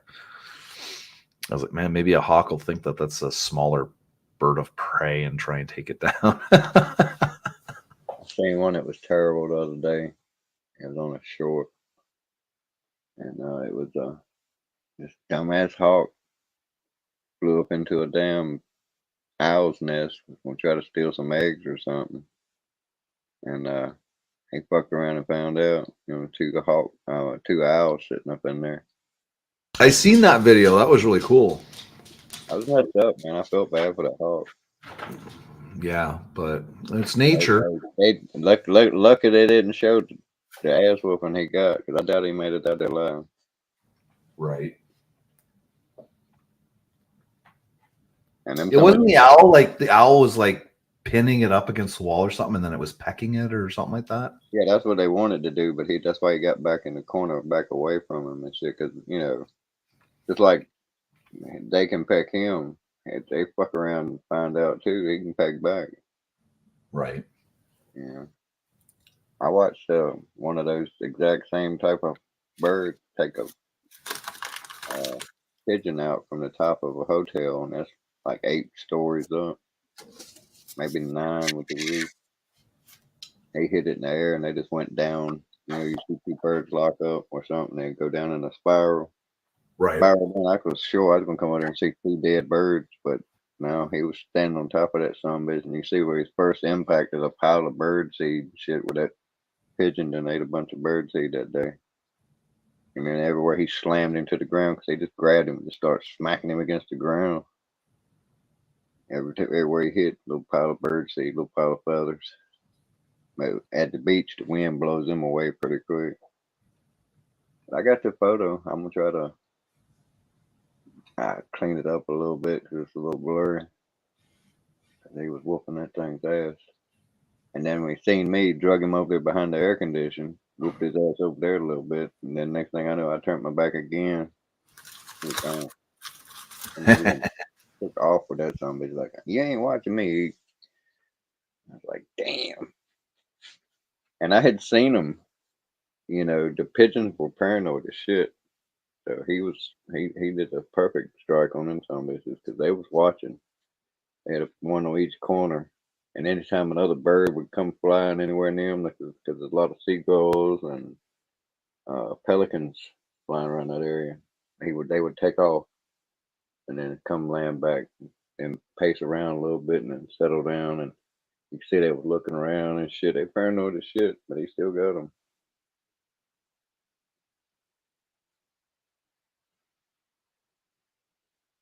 Nature's rough, man. And like I said, I know that's what it is. It's nature, but still, be rough, man. Some of that shit don't look like it's going very quick sometimes. Yeah, that's true. Like I said, I don't think I'd like to be pummeled to death with the ground. Someone pick you up and keep body slamming you on the concrete, Right? then throw a foot on your chest, fluff around a little bit, then grab you again, and then flick you again. Then you try to get up and run off, and grab you and slam you down with both feet. That's how much it's brutal. That's what I'm saying. That clip that showed them owls, that ain't the ass whooping that happened. That was just a prelude to it. I bet you that somebody didn't make it out there alive. I don't know. It could have been a setup too, though. That's something else I was thinking because they had a camera in there. Could have just been a coincidence, or they could have set that hawk up or something. No, I think it was a coincidence. People put bird boxes with cameras in them all over the place. Yeah, I could imagine it could be a coincidence, but I can also imagine it could be some asshole that done that. Put that some bitch in there just for the damn clicks and views. Not saying that that's what happened. I'm just saying anything someone could think of, someone could think of a way to do it evil. Well, yeah, the guy could have caught like an injured hawk and just stuck him in there. Yeah, he could have had him tied down or something. Could have doped him up. Gave him some edibles or something. Yeah, they could have had a hood on him till they pulled the camera out. Right. Shit, as far as that go, they could all be friends. They could have been playing. It might have been fake eggs. Lights, camera, action,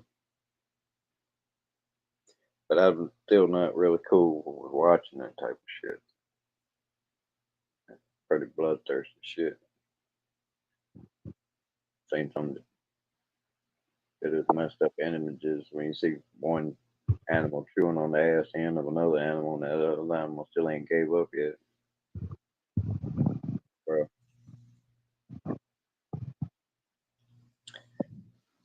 It's weird. Like I said, all that shit has a preconceived notion in your head and you don't realize it until you see it. Like seeing a badger. The cheetah had the badger's baby. And you're like, oh no, badger's baby's done. Badger came out and whooped that cheetah's ass. Took his baby back. And then clip ended. So I don't know if the baby lived or not, but I damn sure watched that badger whoop that cheetah's ass. Damn. Hey, Jordan, have you ever had any birds run into your balcony door at all? No. My uncle has that shit happen in his house. He's got like a whole room, whole length of his house on the second floor. It's all glass, all casing. It's a sunroom. I mean, it could double as like a greenhouse if he wanted to. It's like a sunroom, salon area. They call it, I think it's solarium, what they call it. And he has cardinals, blue jays that just run right into that shit. And some of them do it. It ain't because they don't see the glass. It's because of the certain colors get behind the glass and they see a reflection in the glass and they think it's another bird in their territory. And they run head on into it. Blam. Yeah, I have that happen here every once in a while. I'll hear a big bang on the front window. I'm like, what the hell? And then my wife's like, just a bird. I'm like, oh, okay. Yeah, well, it's not always like trying to fly through the window. Sometimes it catches, the way they catch it, it's like it looks like a mirror and they're going after another bird. I thought that Well, was I've never seen one get knocked out. Every time I look, the bird's gone. So it's not like they're going super fast, You ever hit a bird in the car? Yeah. Oh, yeah. I've done that about 3 times. One of our big trucks ended up. A bird hit the grill and it got stuck in the grill, and they had to use pliers to pull it out. Yeah, I got 2 window strikes on my windows on my truck. They didn't shatter it; they just cracked it. Got spiders growing. Happened before I got the first one. Second one, I didn't even see it when it happened. I just come in and seen it. It's like, damn. Yeah, I hate that when you're driving and then all of a sudden you see this bird on the passenger side come, and then it dips down in front of your vehicle so you can't see it, and you're just like, fuck. Oh yeah, I hit a deer once like that, but it was fucked up because I knew there was lots of deer through there, and it was about time for them to be out. Right. Sometimes the idiots would just walk out in front of you. Oh, and, yeah. That's what this one did. It was 2 of them, and I seen him on the side of the road, so I slowed way the hell down, and he stepped right out in front of me, and I like locked it all up and shit, and I had a stick shift, so I was able to get the clutch and get it stopped before I hit him, and he's like a half a foot away from him. He just stand there looking at me like, you son of a bitch. and then he didn't move, and when I let off the clutch and had stopped, it rolled backwards a little bit, so I was just going to go ahead and drive on around him and let him stand there. But as soon as I put it in gear and started moving again, somebody walked back in front of me again, and I knocked him down that time. But he got up and he looked at me, and him and his buddy done hauled ass like, oh shit, he's killing Joe, I got to go. But that other son bitch, he got up and looked back at me like, you asshole. I was like, no, you the asshole. What the hell you keep walking in front of my goddamn truck, man? Yeah. I think I've hit birds and I've ran over snakes, I've hit like possum once. but I haven't hit anything bigger like rabbits and squirrels. I don't think I've ever hit a squirrel. I ran completely over a dog once, and it didn't even, I mean, it gave him a raspberry. Big old pit bull. Both tires, front tire and back tire. Middle of the rib cage. Got up and hauled ass. Yeah, I seen a Rottweiler. I've seen that happen to a Rottweiler before. It got hit by a car and the car rolled right over it, and it got up and shook it off and walked away. Now, mind you, probably had some kind of internal damage, but You can get some serious damage from getting run over from a vehicle, but a lot of people don't realize it. You take a ordinary like 2-door sports car. That's not a very heavy car, and the way that weight works out, each wheel is bearing some of that weight. So if it weighs Right. 2,000 pounds, you might have 500 pounds per wheel. right. You know, because I mean, when they do racing, that's some of the shit they do to adjust the suspension. Is they put every wheel on the damn scale, and you can crank on the other suspension, and then raise weight up off that wheel. So you're adjusting how that car's sitting and riding, and how to have more strength or whatever, depending on which way you turn. My buddy used to do damn. I imagine he still does late model dirt track, stock motors and shit. He had a Pontiac 400 in that mother freaker. Do 130 in the curves. He'd turn and he always doing left-hand turns. He'd have that damn left front tire foot and a half off the ground. That's how much the body would flex and how much torque it was inside that damn 400. You could slide a 5-gallon bucket underneath the wheel. Damn.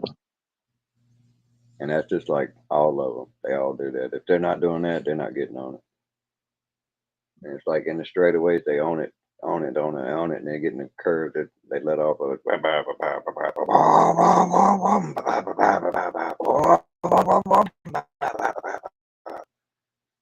Fire coming out the exhaust and shit. That shit is loud as hell. Fun though, because they're on the dirt and they sling the damn dirt track up in the air and make these little balls and shit. It'll be coming down, raining down like little mud balls.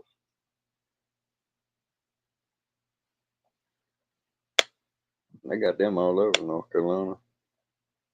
They even take like Bristol and NASCAR, that same racetrack, Bristol. They'll cover it in dirt and they race it dirt track. Damn. Pretty decent sport. It's like amateur NASCAR. Still be fun. Oh yeah, I got another buddy, Larry Crisell. He got a couple championships. When I was in my 30s, he was in his 50s, and he was still racing and winning. But he owned his own sheetrock company, so he had plenty of money. He spent like 10 grand on his motor alone. Your body will cost you another 15 grand, and that's like without all the accoutrements, suspension, all that bullshit. It's just a raw frame. But he's the type he could afford to get in there and bang them up and shit, and had a monster engine. Like when you pay $10,000 for an engine, that engine's not worth that unless it's built by somebody who knows what the hell they're doing. And he's the type, he didn't do that shit. He did in the early days, but he got rich and like he paid motherfuckers to do it.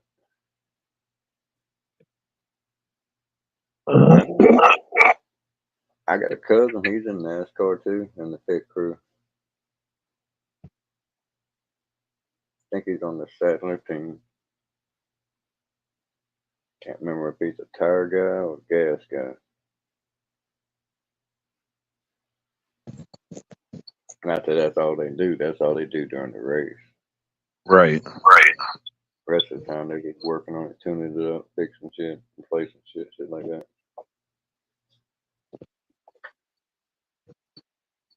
Hell, 34 years ago, one of those cars bare naked cost you $100 grand.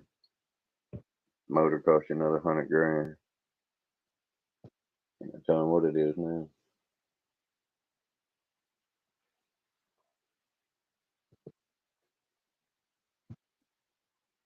Is my audio okay? Yeah. Because it seems like I'm getting feedback. Yeah, you're getting a bit of an echo.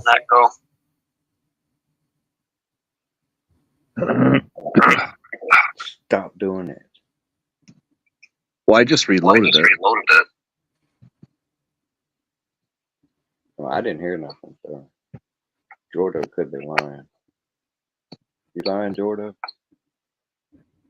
Maybe. Maybe. Well, it just started when I changed my phone. All right, starting to sound fucked up now. Like you rubber. It's getting a little garbled, I guess.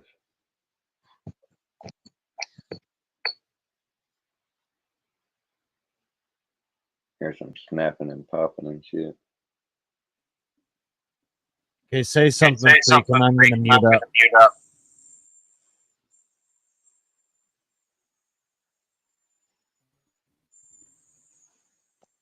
Is that any better? There's two of you. Yeah.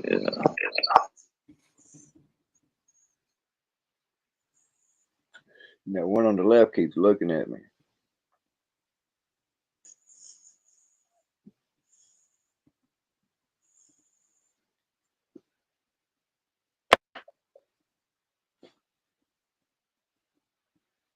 I don't hear nothing. Is my audio better? Ah, fuck.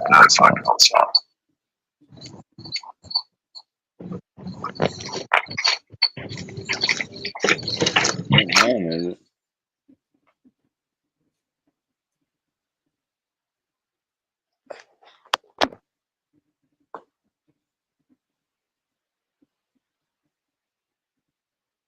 Anyway, it's about 1:30 in the morning.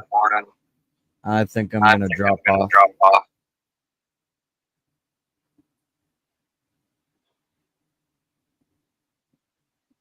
You talking? You're gonna drop off? Oh, Yeah. Yep, there you go. that goes on your end. Who's in? Who's in? Yeah, because I'm back on my computer.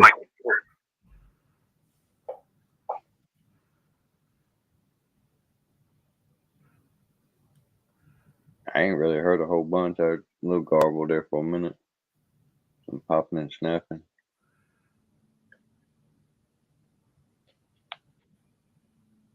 Well, I tell you, could get Jordan to hush it all, could we?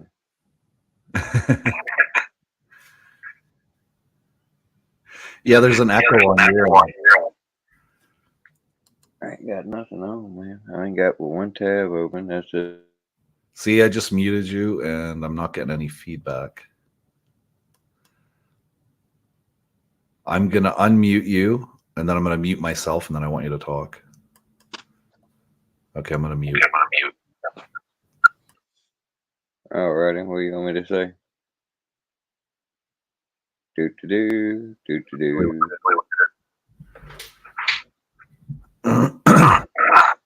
Because when I say it, then your avatar lights up and everything. See, now it's not lighting up or anything.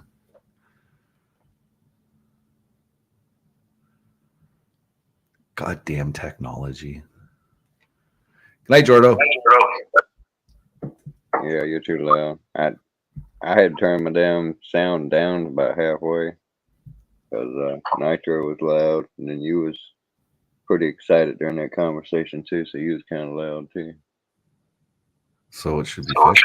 No, Still, I don't know what's causing it to do that. I haven't changed anything. I mean, I turned it back up just now, but it was doing it before I turned it back up. Usually when it echoes on my end, you hear me and you, but I don't hear I don't hear the hearing there go. I see you coming through mine though. Yeah, I don't know why it's feeding through you. Well, I guess I can drop down if you want me to. Just hit your refresh button. Where is the refresh button? The reload button. Reload button. I don't. For your browser.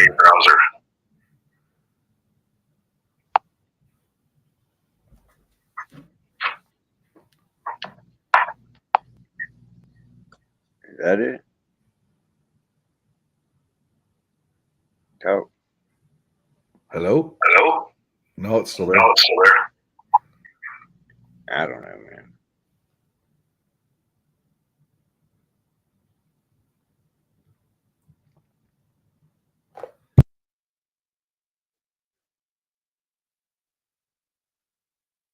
Yeah, I don't know how his thing just all of a sudden just started screwing up like that.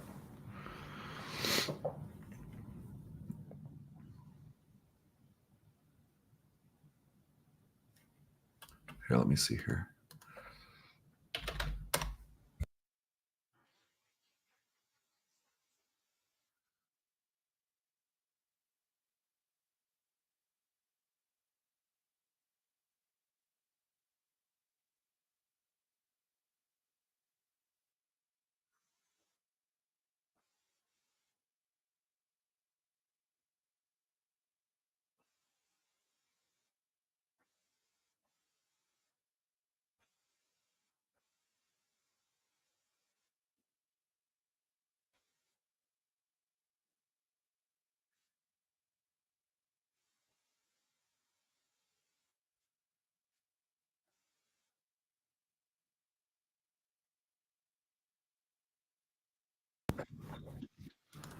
Hey there.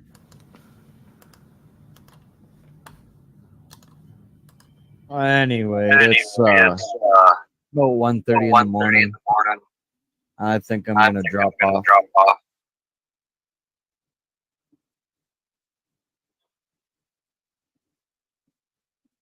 You talking? You're gonna drop off?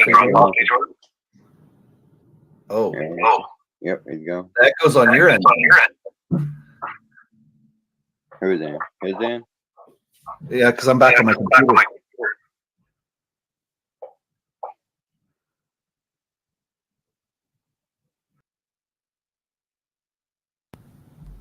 See, I don't know why Dennis's phone started doing that. I have no idea. But I don't know, it's 1:30. I guess I can shut her down. Got 9 in the chat. Thank you to the 9. Thank you very much, Orchidelia, Jeremy, and James Collins for the donations tonight. Channel does appreciate that. I will be buying my new controller for my drone shortly. Thanks to everybody that's donated to the channel.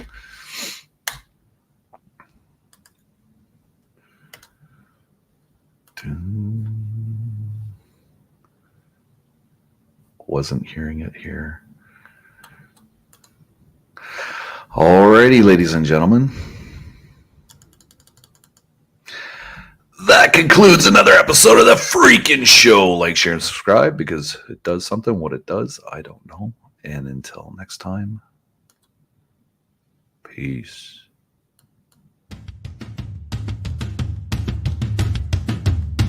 You feel that? Ah, shit.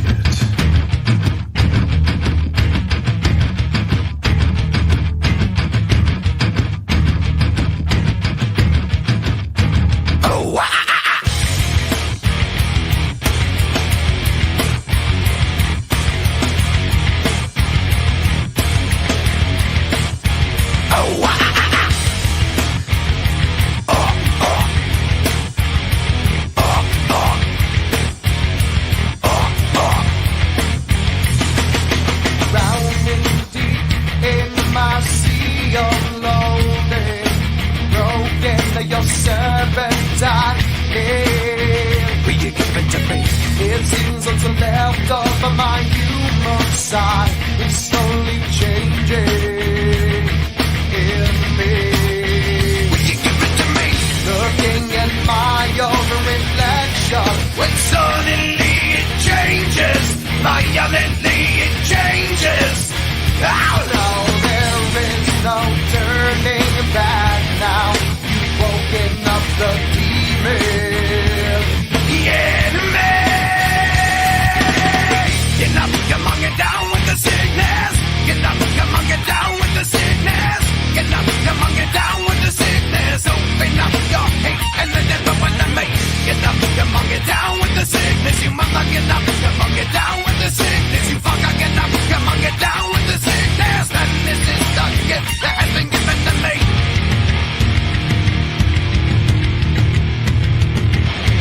I can see inside you the sickness is rising.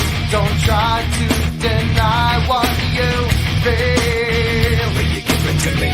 It seems that all that was good has died and is decaying in me. Will you give it to me? It seems you're having some trouble in dealing with these changes, living with these changes. Now, the world is a scary place. Now that you've woken up the demon. Yeah, man. Get up, come on, get down with the sickness. Get up, come on, get down with the sickness. Get up, come on, get down with the sickness. Open up your hate and let it run to me. Get up, come on, get down with the sickness. You mother, get up, come on, get down with the sickness. You fucker, get up, come on, get down with the sickness. And this is the gift that has been given to me. Yeah, a dream. And will I drink? Oh, get up, come on, get down with the sickness. Get up, come on, get down with the sickness. Get up, come on, get down with the sickness. Open up your hate and then it open to me. Get up, come on, get down with the sickness. You mother, get up, come on, get down with the sickness. You fucker, get up, come on, get down with the sickness. And this has now come over me. Hey, I'm Kyle, here to tell you about an amazing new product, the Jizzle. Now, I know what you're saying. Kyle, I already got a cum rag at home. But the Jizzle is not your ordinary cum rag. It's designed using space-age technology, materials actually used on the space shuttle available to you to clean up your cum. Look at this mess over here. Boy, that's a lot of cum. Don't use this crusty old sock. Look at this. You're just pushing it around. See how it's just pushing the cum around? Now your sock's dirty. Who needs that? Check this out. You're gonna love it. The Jizzle. Wipe, gone. Easy peasy. Look at this. See all that cum? Splooge on the carpet? No worries. Just simply lay the Jizzle over it. Apply some pressure, like that. Look at that. It soaks it up. It literally sucks the cum out of the carpet. Now that's something your mom's bathrobe isn't gonna do. Got cum on your arm? No problem. Check this out. Wipe. Cum's gone. You can go out to a fancy restaurant, not have to worry about it. But don't take my word for it. Listen to some of our satisfied customers. It's great. I mean, I have 4 teenage sons at home. I couldn't live without it. I have one for the car, one for the boat, and one at home. It's great on camping trips. The Jizzle is a miracle. Guys, you're gonna spend $20 a month on paper towel and toilet paper to clean up all your cum. But if you act now, you'll get not 1, but 3 Jizzles for the low payment of $9.99. Order the Jizzle today for $9.99, no CODs.